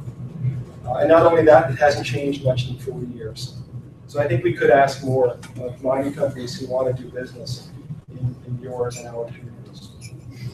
And what that leads to, I think, is a third point, which is getting back, and I think this is probably the most important one, is getting back to the notion of royalties in return for the right to exploit and export a natural resource. There's a tendency in the business world, and I understand where it comes from, there's a tendency to conflate taxes and royalties, to treat them all as taxes, but they're not, right? All companies pay taxes, but resource companies pay royalties, which are the special fee they pay in return for the right to extract and export this resource. And so I think there's an important conceptual distinction to maintain here between tax, again, something everybody pays, and a royalty, which is a special fee that resource companies in particular pay for the right to extract your resources, right? Resources which under law are held by the Crown and thus by you, and then export to sell them and profit from them.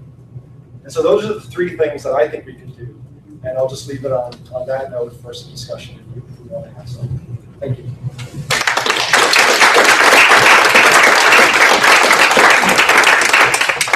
Okay, next we have Stefan Sharp, who's an economist at Carleton University, who's been working, I know, on subsistence economies and well-being for the communities and so on.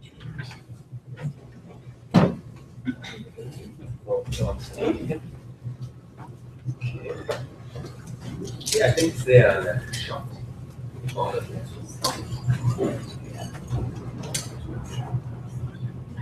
Thanks. Thanks for inviting me, and I think we're starting to have a really good discussion there planned for the previous sessions to set this up, and I hope I can add something to the discussion. As Chris said, I've done some work on indicators in the Arctic and working on subsistence economy, sharing economy, and more recently also got into the issue of resource development and what is in it for communities and regions. What are the real impacts and benefits for that? So you can go to the next slide. So generally, I like to motivate this by looking at the situation that we face in many rural communities, not especially in the Arctic, where we have drastic social and environmental changes at an unprecedented rate. We all know about climate change impacts, transitioning to a viable and sustainable mixed economy, which is a big challenge, demographic changes, health issues. And these all occur at multiple geographic scales with new and constraint on this mixed cash subsistence livelihood that is practiced by most circumpolar indigenous people. So the question, the challenges, you can go to the next one, please, is what really defines individual and collective well-being? That's something I guess we're all struggling with.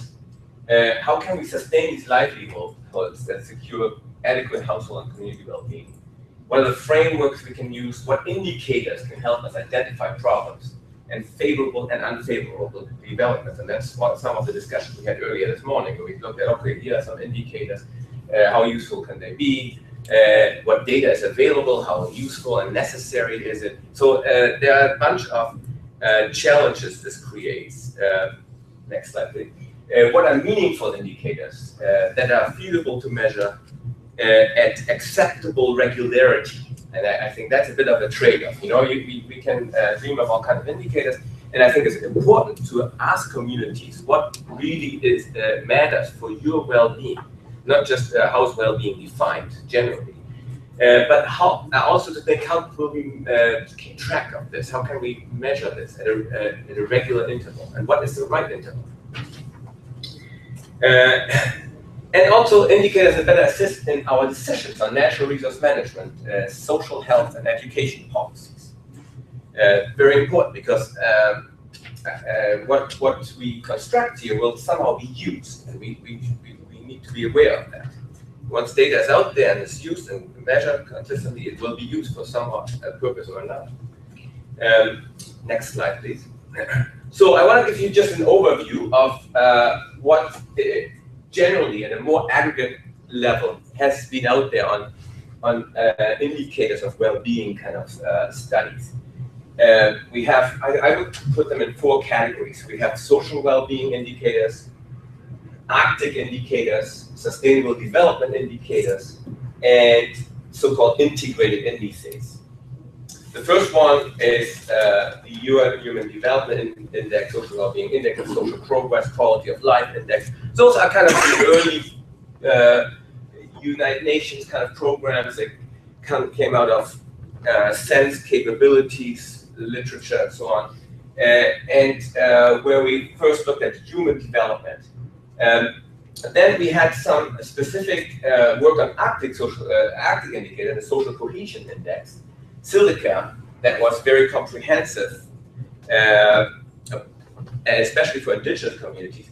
The Arctic social indicators that Peter talked about earlier today But we also have made quite a lot of progress, and I'm a firm believer that those are important concepts, sustainable development indicators, like the Living Planet Index, the Environmental Sustainability Index, Environmental Performance Index, and then some indices that try to combine all those into different domains and tell us an overall picture of how we are doing. And that's the Canadian Index of Wellbeing, the Generating Progress Indicator, and Resilience Indicator. So next slide, please. So let's start with Silica. Had 4 domains, basically, 583 indicators. Looked at family, background, lifestyle, and environment. It was difficult to measure. Those were all survey-based, sometimes a bit vague. It's difficult to measure consistently, but it addressed crucially important areas. We got some interesting insights out of it, but it's not something that we can constantly use and consistently measure. Next slide. Here's the Canadian Index of Well-being. This is making some interesting progress, actually, because we have here 8 domains, and in each domain you have 8 indicators. One of the domain is, interestingly, community vitality that we heard about in the last session. The Canadian Index of Wellbeing is started at the very aggregate level for Canada, but it's now going down to lower levels. It just published a report on Ontario, and we now also have reports of 5 different communities. So it's actually going down to that level and saying, okay, at the community or regional level, different things matter. But let's look at the comprehensive kind of integrated index of healthy population. Democratic environment is there, sustainability, leisure, culture, time use, education, living standards. Next slide, please. Interesting as those are the communities that have started surveys, and the reports are all available of the first 3: Guelph, Ontario, the Waterloo region, Kingston, Ontario. And interestingly enough, I think, especially for Goose Bay, the regional municipality of Wood Buffalo, Fort McMurray in Alberta, and that is, as we speak here, having a conference there right now, releasing the report. It's not available online yet, but they're discussing it right now there. It should be very interesting to see how they have defined well-being and how they have measured it. And Victoria, BC is next to follow. So it's very interesting. Next one, please. Just a quick word on the Arctic social indicators there. We have 6 domains, which is very interesting. They add to the Human Development Index. Its emphasis is really on feasibility, measurability, having just 7 to 11 essential indicators. In my view, it's not comprehensive enough. It misses crucial domains for indigenous areas of the Arctic, especially natural resource and environmental sustainability, and community, in addition to cultural vitality. It's missing there. Next one. So we've done some work. I've done some work with a PhD student who since graduated. We added some domains to the Arctic social indicators.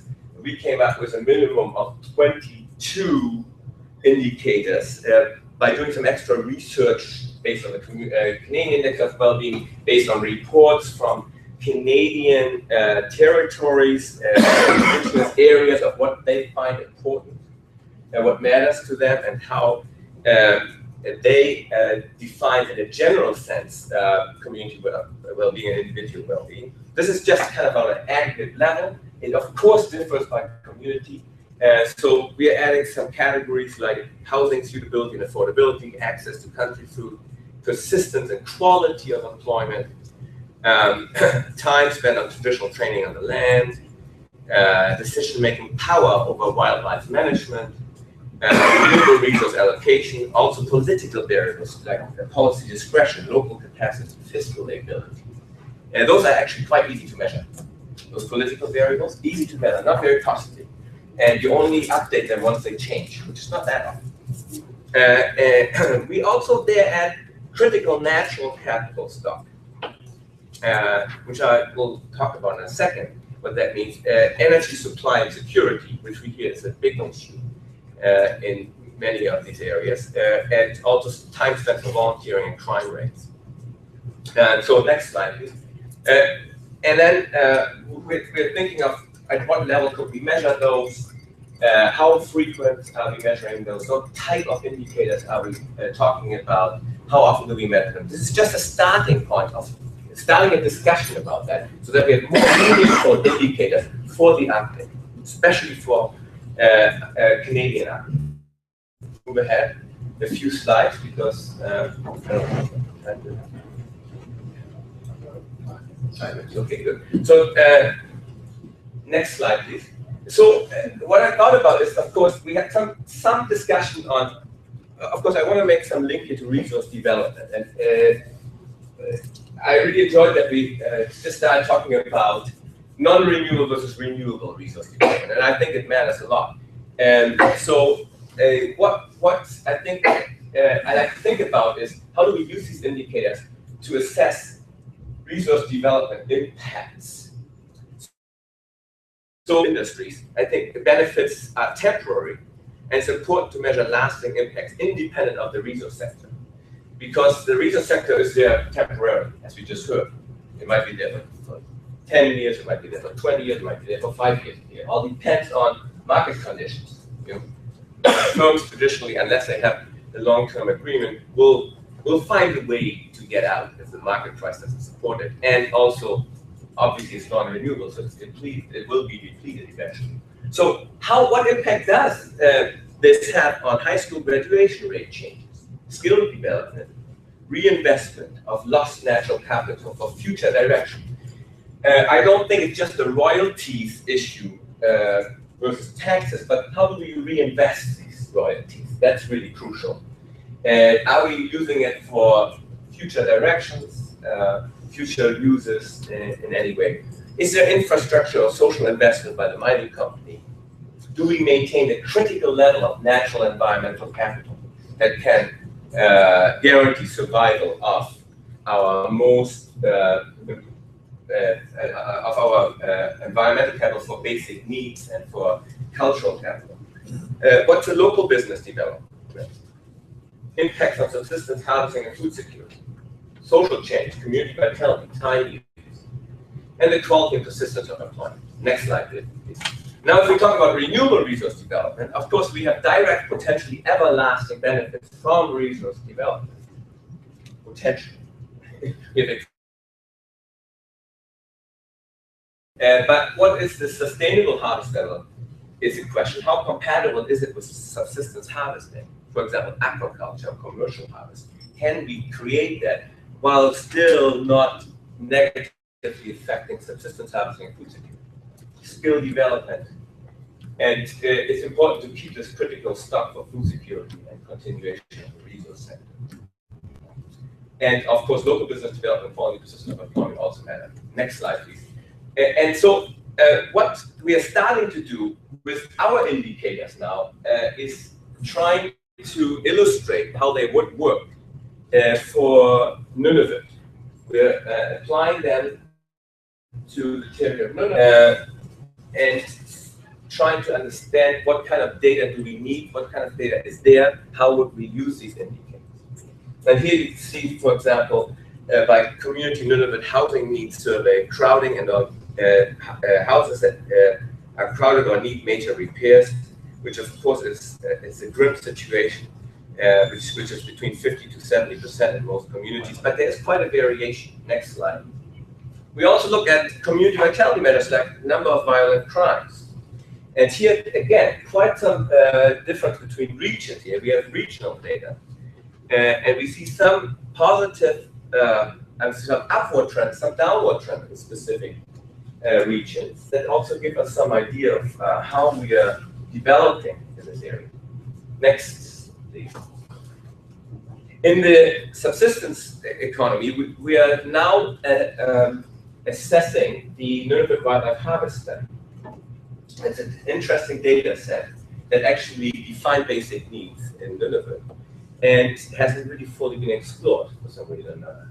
And here we have, again, data by community, hunter ID, and we know about the distribution of hunting, how much is hunted by each hunter in each community. And next slide, please. And we can also then connect that with census data, which is of course not perfect, and to see some trends here.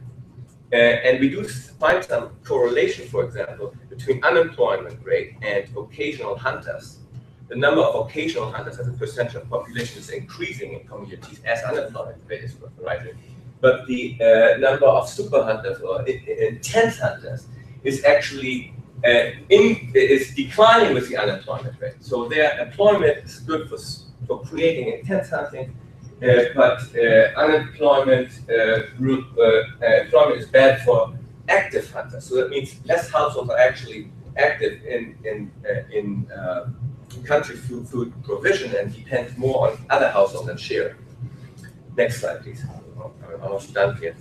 And so we also look at this by comparing, for example, the super hunters per household by community and a vulnerability index that depends on the unemployment rate and the number of single-parent households in each community. We're constructing a vulnerability index and then see how vulnerable is this community and how many super hunters do we have in that community that potentially could share the excess output with them. So these kind of questions to get a bit idea. So I think just last 2 slides. So some of the suggestions I think I'd like to make is that we measure and conceptualize and understand more detail the links between labor markets, traditional activities, and individual and community well-being, identify basic needs of food security, construct resilience measures, next slide, examine a relationship between the energy infrastructure and social and economic development, understand the relationship between energy security, adequate housing conditions, and health issues, and then finally, I think we need realistic medium and long-term goals and priorities, similar to what the UN has done recently with the Sustainable Development Goals that came out in February. And but focus more on the community regional level in the Arctic to create our own indicators by region and community. And finally, and I repeat myself, what we measure matters. We cannot let ease of measurement, availability, and affordability dictate what indicators we choose. Once we choose those, they'll be there. They will be used for policy. They will be used for assessment of if we're making progress or not. So it's very dangerous to go down that route. Just what we have, we should measure. We really need to understand what is important and then try to measure that.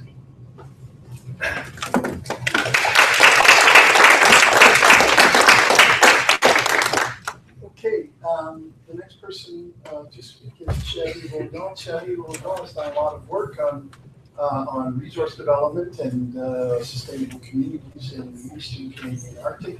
He's actually the lead PI of another ship-sponsored network, the mining mining network at Ardmore. Total assessment in the Eastern Arctic. Which ReSDA is a partner of. So I'll ask Jen to. So well-being, sorry, without it. Yeah, measuring well-being. Yeah, I try to adapt. I mean, I'm not a specialist of well-being actually, and I'm not interested in well-being because of resource development. Trying to measure because we know well, you know, there's money coming from resource development, but where it goes, it's another story. But also I was interested to look at a bigger picture. Okay. Although, you know, it's not that easy to measure, and we should think before we do that what we try to do first. So maybe we'll move. I have a few questions, and those are my questions. So, you know, I think we should answer that, and or think about that anyway. And Stefan has put them in his conclusion. Should we measure? So, you know, should we measure everything? You know, there's a history in the Arctic of resistance to measurement, actually. So, you know, especially in hunting, because, and historically, and not only in the Arctic, a couple of authors have really put the emphasis on the idea that the state controlled by measuring, you know, by knowing and measuring. And if you read the work by Scott and James Scott, and also by Foucault, it's a clear, you know, way for the state to actually, you know, control population. Because when you know You can measure, you can tax, you can recruit in the army, anyway. It's not like that, but it goes much beyond that. And Scott shows actually that in Southeast Asia, there's a group of population that's been reluctant to that measurement and moved away, to the mountain, not to be measured. And in the article we are a bit in that case actually, and there's a long history of resistance anyway. Like I said, wildlife management, for example. So that makes it a bit tricky to say that we're going to measure. So that's the first question you should ask. So now, why are we measuring? Because we're doing it. That's the fact. And I'm going to take another take because we caught into that. For example, I'm trying. There's a narrative that comes very strong right now that mines, resource development is going to create wealth in the Arctic, and and tackle social problems and all that. And being the planner, being the that always comes up. So and the thing is, if you want to prove that it's not that simple, you need to measure things to prove them, but it's not because there's a mine that things are so good. And so we come to that tension, and I'm trying to find ways to show that maybe it's not that simple, but policy should be reflect a bit more on what resource development does to community. And for that, we need data at the community level, because and regional data is not very useful actually. And that's the prime mistake. All those measurements are integrated and so on to compare between countries, but locally they don't help us. So anyway, so that's one thing. So I'm struggling with that, and so I'm using a way to measure, and I'm trying not to measure too much anyway. Trying to see what we have, and the other thing is, can we measure? We can't measure everything, and that was interesting. We had lots of presentation on well-being and on issues that can't be measured, and that might be good. I don't see anything wrong with that. So not everything will be measured, and we'll need to have a study that will be more qualitative. I'm a qualitative researcher by training. So I'm using quantitative because I have to work with government, and government only understand numbers. So that's a problem. And economics as well. So can we measure is another question on that, and we can measure everything, and we should not measure everything.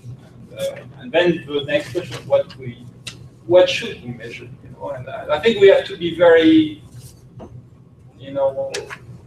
aware of community have been surveyed enough. There's been enough, survey going through questionnaire interviews and so on. So we have to be a bit careful of the way we do that. And I see a lot in the article. There's a lot of research fatigue, so we have to be very careful of the way you approach that. And the last one is how should we measure, and that's important. That's another trend. But I see that if we start to measure, we should be able to compare. That's really important, because measuring and doing work in and that was interesting because we had a presentation by Matt on Red Dog mine. I'm working on the Raglan mine, and Jean-Sébastien and Coutet is working on the Voisey's Bay mine, and we're trying to measure well-being from that. I think it's really important at that point that we measure things that we can compare, and because otherwise everything is a special case, and in terms of policy you can't draw any lesson, and I think we should draw some lesson from that. Okay, so that's where I'm coming from, and tomorrow I will present what I've done with Raglan, trying to measure, some of the effect of Raglan through qualitative research and quantitative research, trying to inform each child. So today I'm going to show you just some of my data that I will more on tomorrow. But first of all, I'm going to show you what we shouldn't do. So next thing. This was called the Community Wellbeing Index. I don't know if you remember, it was created by Indian Affairs at the time, Regional Affairs now, to try to, a good point actually, they were trying to measure, community development actually, and be able to compare First Nation community, Inuit community, and Canadian community. So they did an index, and it's an index that's fairly simple, based on 4 indicators. So income, education, housing, and labor. Okay, so they use those indicators. They had it from the census, so they use the census specifically, and they were able to compare communities. So, and you see comparing different regions, and then we can move to the other one. Comparing, then you could compare the Inuit communities to the American communities and to the First Nation community. It shows roughly that in terms of score, the higher the better. That's the way it works. But Inuit were better than First Nation, and Canadian were better. So it shows a trend. But that's not very useful, because that shows only one thing actually. Because if you're looking at income, labor, and when you say education, it's formal education, obviously. And housing, what you're measuring, in fact, is the inclusion of the community to the monetary economy, to the capitalistic economy. That's what. So the more community is traditional, the less well it is. That's what it means. Which is not quite bad, and we talked about that, and it doesn't. But sometimes, by measuring you put, there's a bias that's introduced, a strong bias, and I'll show you. And there's a map from that. Next one. That doesn't show very well. Okay, very good. So that was a map and coded for all the community of the Arctic Inuit community. And if you get a red triangle, you're the worst. And if you get a blue star, you're the best. But when you look at that map, I know many of those communities, but what you see is all the star is where you get a jet airstrip, a jet connection with the south. So those are the most integrated community, and we know that. So they are the best. And all the more remote community get, you see Goose Bay, you see Kuujjuaq, Iqaluit, Resolute because of the air base, and the Inuvik and Cambridge Bay. So they all are the best Arctic community. Well, I'm not sure we're the best Arctic community from, in terms of well-being, actually, if we define it different, and some small community, who score much better, but they score the worst. Pugunitiuk, which is a very traditional community, but the only community that didn't sign the GBA, is the worst of the Arctic. So anyway, so I think that we have to be very careful what we're measuring, and we can end up doing that kind of stuff, which don't tell us, in fact, doesn't tell us anything about well-being, actually. It tells us about integration into the Canadian economy, but which is a different thing. But maybe, most people were adequating, in fact, well-being with, integrating into the Canadian economy. So that's might be another focus. So I'm going to show you quickly, and we'll talk about that tomorrow. I'll give you more context about that, because there's much more to that, but I just wanted to show you another way of trying to do that. I was trying to compare two communities, Saluit and Kangersuaq, the two closest communities from the Raglan mine, and trying to see what were the impact of the mine on those two communities. You could use Census Canada, but you don't get much. I'll show you tomorrow. It shows a little bit, but not quite what you want to know. But here, what's interesting is Kokanuka. It's the health survey, Nunavik health survey. It was conducted in all the Inuit communities. And there was a wide questionnaire, interview 7 answers and so on, random sample. And we use statistics that are a bit, I'll show you, I'll have to explain you what they do, but they're not, because we can't do analysis. So we use this called multiple correspondence analysis, which you're trying to see where communities stand on different indicators. And I'll have to show you, because so it's more, and it's really linked to the correspondence. It's putting together individual or community with indicator and seeing where they fit in the dimension of the indicator, not the indicator per se. And so we did 3 categories: socioeconomic, health and well-being, and society and culture. So I'll show the first one. So that's what it looks like. So both our socioeconomic characteristics, we took 3 indicators. There was much more. In fact, we had much more in the model. It was interesting, but you could take out data or add some data, it would look the same. So it tells you actually you don't need so many. You need a few good ones. So there's a job status, working full-time, part-time, and unemployed, education, more education, less education, and your personal income. And what you see actually, for example, if you look at Kutuak, I don't know if you see blue on the community. So Kutuak is closer to people, working full time, higher revenue, more education, which we know because there's more access to money and education in Kutuak. Whoa, what's interesting is the two mining community, one Saluit is closer to the unemployed or income, less schooling, and the other one, Kangasuyuak, is closer to higher income, higher schooling. So you could see two communities that don't fare the same. They both receive royalties, but the outcome is very different. And so that's for socioeconomic outcome. And next one. Oh, thank you. Health and well-being, same thing. We had a question on self-rated health, good health, poor health. Satisfaction with life, satisfied, and distress. Same thing. You look at the community, they fare the same.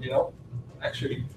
So same thing. Kutuak and Kangasuyuak are closer to the good side of the indicator. Good. People are satisfied, good health, no distress.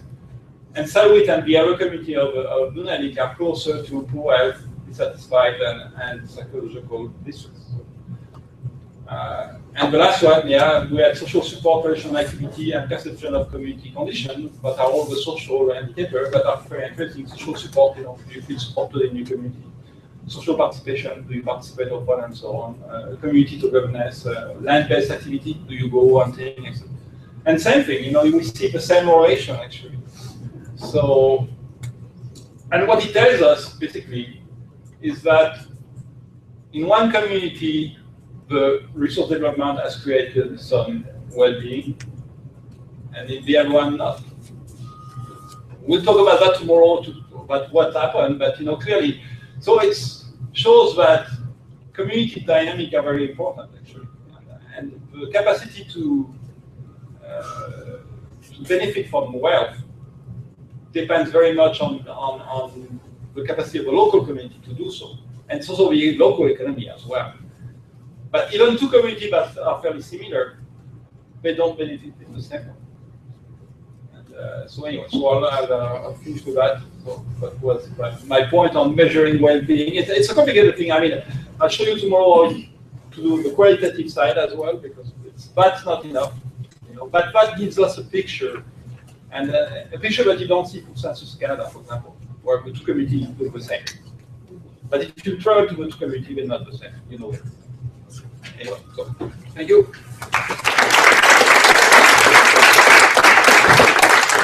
Okay, thanks a lot. I should point out that for ReSDA, Brenda Parley is the lead researcher on research related to well-being for ReSDA, in terms of organizing research. And she had hoped to be here to lead discussions and to be part of the knowledge sharing here. Today, unfortunately, she was at the very last minute. She wasn't able to be here because of the family situation. But she did send her prize student, Kelsey Jansen, who will present the project that Brenda is doing as part of the ReSDA research on well-being. Sorry, it's one that says ReSDA at the beginning, and then you think Harvey is in there. It's in the folder. Yeah, you put it in the folder. That's good. Yeah, sorry, go on the line.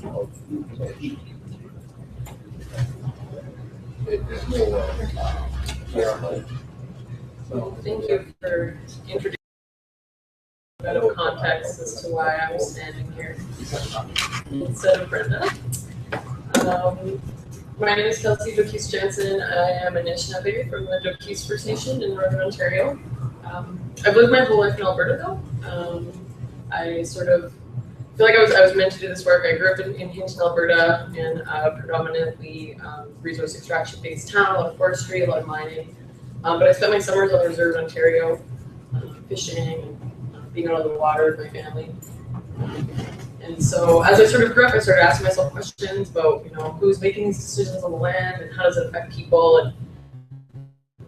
And it's a environmental science background. I have a bachelor's degree in environmental science, and eventually, having not made strong links with Indigenous communities or Indigenous issues in that resource development environmental assessment vein, I found my way to Brenda, and someone who does some really amazing work, predominantly in the Northwest Territories, around these concepts of communities and development and traditional knowledge, Indigenous ways of being. And so I'm very grateful to be here, and hope that I can share a little bit of the experience I've had and how it fits into the context of the work that Brenda has been doing with the Fluke Dene First Nation in the Northwest Territories over the last 20 years. Go to the next slide. Just a bit of an outline. The first couple of points I think everyone here has talked a lot to already, which is just a background on well-being and resource development. What are these issues and what are sort of the determinants and how is this conversation happening across the country, across the North? And then I'll spend a little more time talking about the community-based monitoring project that Brenda worked on in Footsloke in the late 90s and early 2000s, and then tie into the project that I've been working on for the last 3 years for my master's thesis, and then try to address some of the questions that the ReSDA committee asked, which are there factors that could protect communities or help them to engage better, and are there best practices, and sort of share my thoughts around those things. So again, not something that hasn't been said already today. Concepts of well-being differ among peoples, the ways measured and monitored. Indigenous concepts tend to be more grounded in holistic ways of understanding how we're connected to ourselves, each other, the land, the animals, spiritual connectedness, and overall well-being of our communities. And there's different ways of talking about this in different Indigenous cultures. The work that Brenda's done with the Footsloke Dene is talk about this idea of Dene Chani or Dene way of life. The way that we live our life is how we represent how we feel in the past week, being alive, or being that is living a good life, happy people. These are all sort of holistic, integrated ways of understanding our place in the world and how we relate to each other. Resource development, as we've heard today, we often hear about the economic benefits, and I think a lot of the other speakers have really touched on the fact that those economic benefits are not always proportionally seen by local communities, and they're, I think, often overstated, and they're also time limited. So when we're talking about a large scale industrial development, and there's going to be billions of dollars generated, the job opportunities often only last for a short period of time.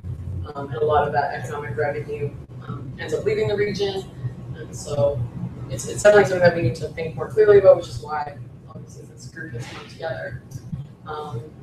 In terms of having an income level benefit people and improve their quality of life, it's not adequate at all income levels. Something that I think probably a lot of you are aware of is that sort of beyond sort of benchmarks, and I think in Canada or America somewhere around $50,000 a year. Beyond that, reported levels of happiness do not necessarily increase with increased income. Beyond meeting your basic needs and a little above that, more money doesn't generate a better quality of life necessarily.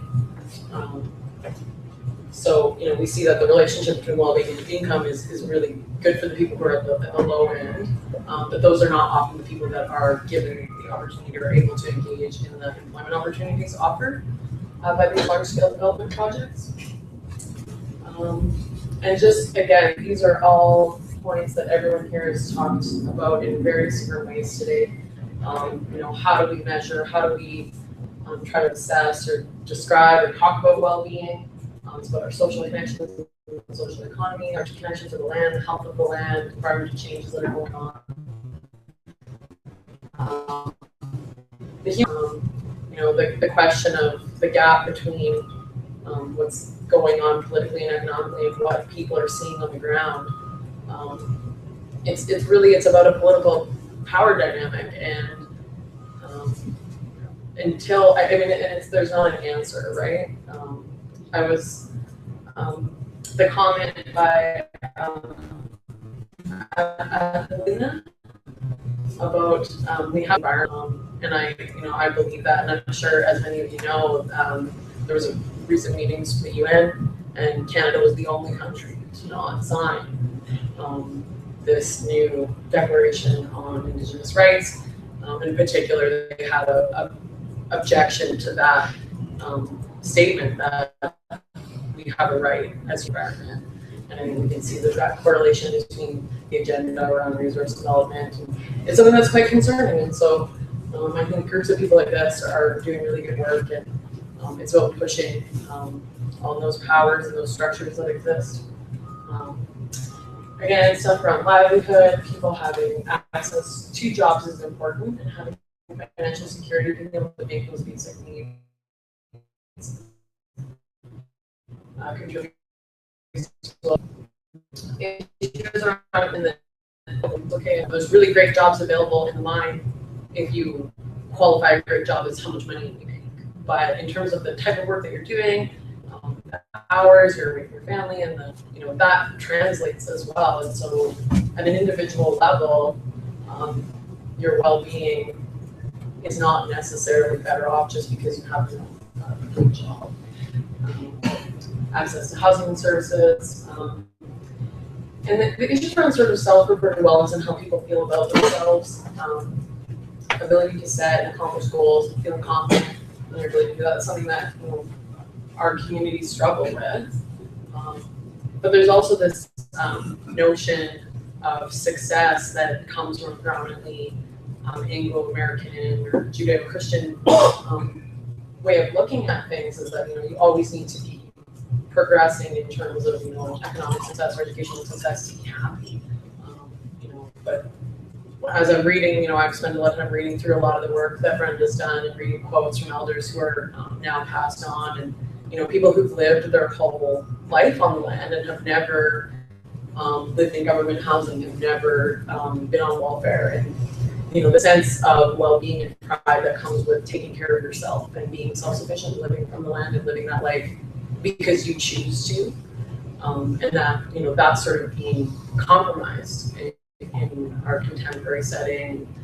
People being settled into communities, it's sort of disrupted that.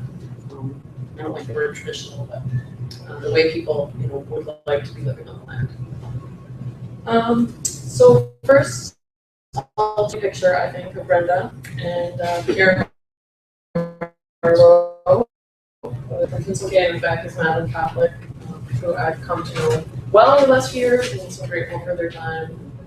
Being out on the land with them is always such an amazing opportunity. So I'll talk a little bit about the work Brenda did between 1998 and more recently in 2010. There's a follow-up to some of that work around community-based monitoring, and then I'll talk a little bit about my project, which is looking at the impacts of diamond mining on caribou migration within the traditional territory of Pennsylvania.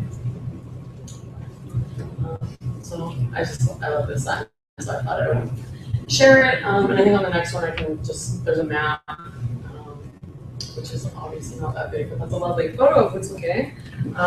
It's a flying community about 200 kilometers east of Yellowknife on the eastern arm of Great Slave Lake.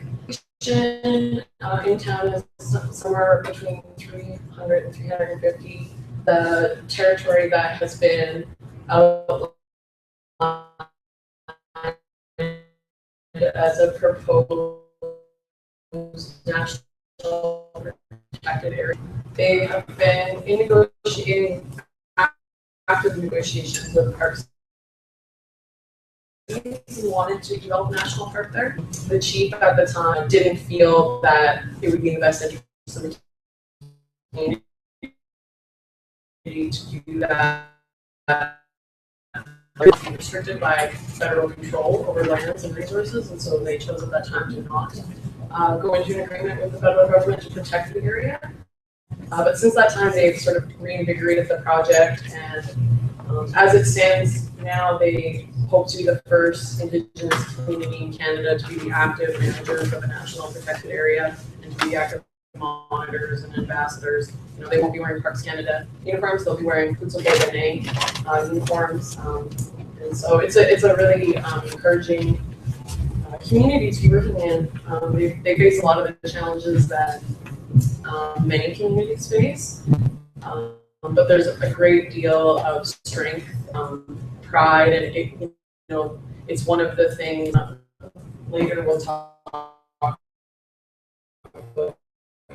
how communities better engage and feel willing to budge, which is renowned for across the local sectors, I think. They've been able to achieve a lot, and it's very inspirational. But yeah, that just gives you sort of an idea of the area. That area is somewhere around 33,000 kilometers square. Just to give you an idea of the scale. 1998 to 2003, Brenda worked on a community-based monitoring and research project. Brenda worked on her PhD dissertation while she was living in Boothscay. She first moved to the community in 1995, and she lived there for over 5 years.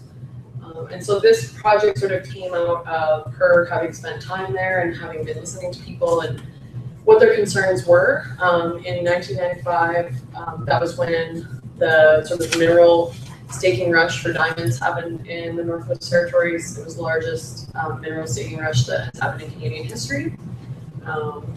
And so at that time, the mines were starting to be opened, and people were quite concerned about where they were located and how they might affect caribou migration pattern, as the mines were sort of located directly in the middle, particularly of the Bathurst caribou herd, and where they migrate from their summer having grounds into the tree line in the winter.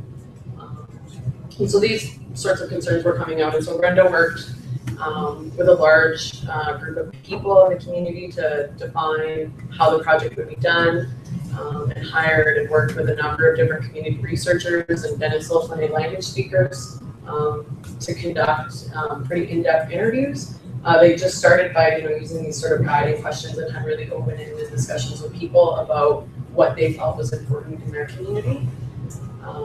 And then, those thoughts and themes were taken back, and they were taken to workshops and chief council meetings, and obviously you can see over a 5-year process, they identified 52 different indicators under 3 themes with a number in between there. Sorry, I can't recall the word, but we can go to the next slide, which shows the first theme, which was cultural preservation. And that tied to things like cultural education, land use, language, traditional knowledge and skills. And again, these are not things that I haven't heard other people talk about today. And I think what we're hoping to show you here is that this is the specific example for Boothscay, and this is what mattered to them. And it speaks to the diversity, I think, of communities, but also to the overlapping nature of some of these issues. There's a lot of commonality. And so, level of traditional knowledge and skills, demonstration of traditional values, speaking the language, and being on the land. And the connection between youth and elders is something that comes out. We can go to the next one. It's something that comes out in a lot of the themes: individual wellness, family, child wellness, healing services. And the next one. And self-government. And again, this ties to a lot of things that everyone else has been talking about today. So we can go to the next slide. So where my project comes into this, and it's sort of, Brenda has a certain way of working in which she does not tell you at the onset what she expects you to get out of something, or you should go and read all of these things and follow this protocol or research method. She sort of has let me work my way through it on my own. And what has been really encouraging for me as I come towards the end of this project that I'm working on is that I have reflected back again and looked at these indicators and looked at this concept that the community has put together of what it means to be well for them. And I feel like I look at my project, and in so many ways it's attempted to support a lot of these goals, and that it makes me feel good. Like I was meant to come there and to make these relationships and connections with people. And so, the concepts around community well-being are serving as the foundation for Boothscay. And I think a big part of the reason that my project worked out well is because the people there understand this now. They were the ones who went out and did the interviews. I meant to follow up a little bit. So in 2000, the whole community was surveyed.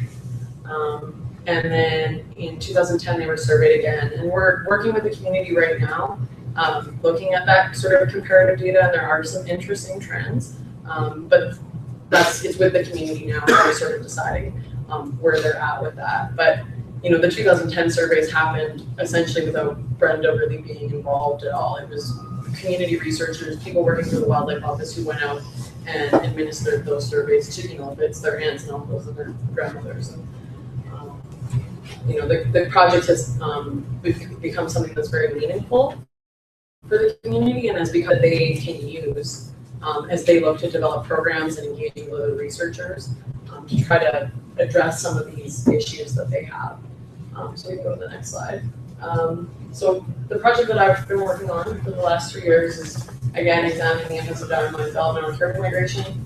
And we're doing that by looking at oral history and also linking it with a scientific methodology that sort of came up about 1.5 years into the project. There have been some other caribou biologists in the region who had looked at caribou trails, and where the caribou trails run through groups of spruce trees in the Barren Lands, the tree roots grow across the trail. And so what happens when there's a lot of caribou is the caribou trampled and it damages the tissue and a scar will form on that growth ring for the year. And so what we did is we sort of told the elders about this idea that you can cut open the tree root and there's growth rings and circles and you can see scars on particular years. And a lot of the trees in the region are 100, 150 years old, so we can sort of get this idea over the last 100 years of, were there a lot of caribou in this area or were there not? And, how does that, again, I don't really like the word compare, but for simplicity's sake, how does that compare with what elders are talking about in terms of their own memories and in the oral histories around important places? And so we asked them about this, and they sort of, Nathan Drybone, who's a very well-respected woman who was born and had raised all of her children on the land. She didn't move into town until the sort of late 60s, early 70s. And she said, yeah, I think this is a good idea. Those trees have stories to tell too. And so for me, that was a good way to link science and a Western approach with the community perspective. It was to go to the oral history, to go to the community and talk with them first, and then try to find a sort of scientific method that can help tell the story. We're talking, it was mentioned earlier that government likes numbers, biologists like numbers, wildlife managers like numbers, and so it gives the community a little bit more teeth in their argument about what their observed changes have been. And the other large component of the project was youth engagement. So throughout the project, we held a couple of on-the-land camps where we brought youth and elders together to participate in traditional activities, to learn a little bit about scientific research and how that works, and to just sort of engage them in this process ongoing. And it's been really great. And we actually hosted a group of students who participated in our camps at the University of Alberta in June. They came on their annual field trip to the U of A and took them around some of the labs and showed them around. A lot of what we've been talking about today was, our kids are not, necessarily graduating from high school or attending post-secondary. And, for me, a lot of that is around psychological barriers, and particularly for kids from remote northern communities. The idea of coming to a city like Edmonton and living there and going to a university that you've never been to and you don't know anybody who's there, and it's really scary. And I don't think I would, necessarily even think it was a possibility. And I hope what my time in the community continues to be is that we see some of these kids come down to U of A and find ways to create a curriculum that allows them to not, have to be at the University of Alberta all the time. There's lots of sort of experiential place-based learning programs going on. And I guess, my main sort of takeaway was that research can be sort of this vehicle to help communities achieve their goals that, they decide. That as researchers, I guess we go to the next slide because this does. It's about perspective. And so what, and this was alluded to in the last presentation as well, why are we asking the questions we're asking? As outsiders, like, you know, what is our role and where are we coming from in the work that we do, and just being able to listen to people. Yeah, that's good. There's one more slide, I think. There's been so much overlap, I think, which is really encouraging to always see that other communities are dealing with similar problems and that we can learn from each other. But I also think that like it's important to be cautious and sort of pan-Indigenous ways of talking about things. You know, wide sweeping government policies are a large part of the problem that we see in our communities, and so it's always just something to keep in mind. And for me, spending time in the community with the people and understanding that larger socio-cultural context for the community, which is, you know, what a lot of you are doing here, which is just so great. Yeah, and community group, I think this is an important point. This is something that Brenda has said to me a lot, and it's something that a lesson that I've taken from her, is that community-driven solutions are really important. But sort of coming in and saying, like, what do you want us to research? Like, tell us what to do. It puts a lot of pressure on the community that people are dealing with daily things, that, you know, the running and management of their band. You know, you show up as a super keen researcher and you're going to help, and you have these great questions, and it's like, you know, well, what is your skill set? What do you bring? And then people can start to understand like who you are and where you're coming from. And I think Norman, we talked about this, researchers that come with heart are the ones that do well. And so I thought that was a really powerful statement, and I just look forward to being involved in this kind of work for a long time, and I'm very grateful for the opportunity to be here.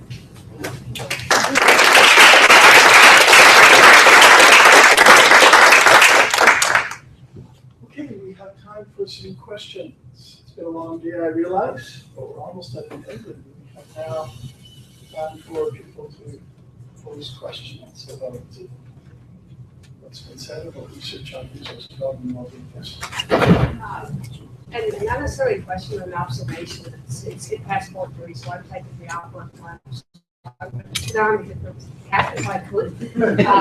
I'm hoping to come back tomorrow, but I work a nighttime job as well, so I'll be getting off at 8 o'clock in the morning. So if I come, I may be blurry-eyed, but I'm really, there's powerful lessons being brought here, and I find it very unique that you are here at Happy Valley-Goose Bay having this conversation, and we're talking about what is sustainable resource development.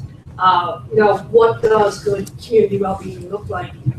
All of these really intriguing questions. I can tell you what it doesn't look like because I live it. I work in housing in the daytime, and I see movement and collaboration happening, so I can say that as a positive. I'm very much an environmental advocate. I'm a land protector. I believe in my national roots.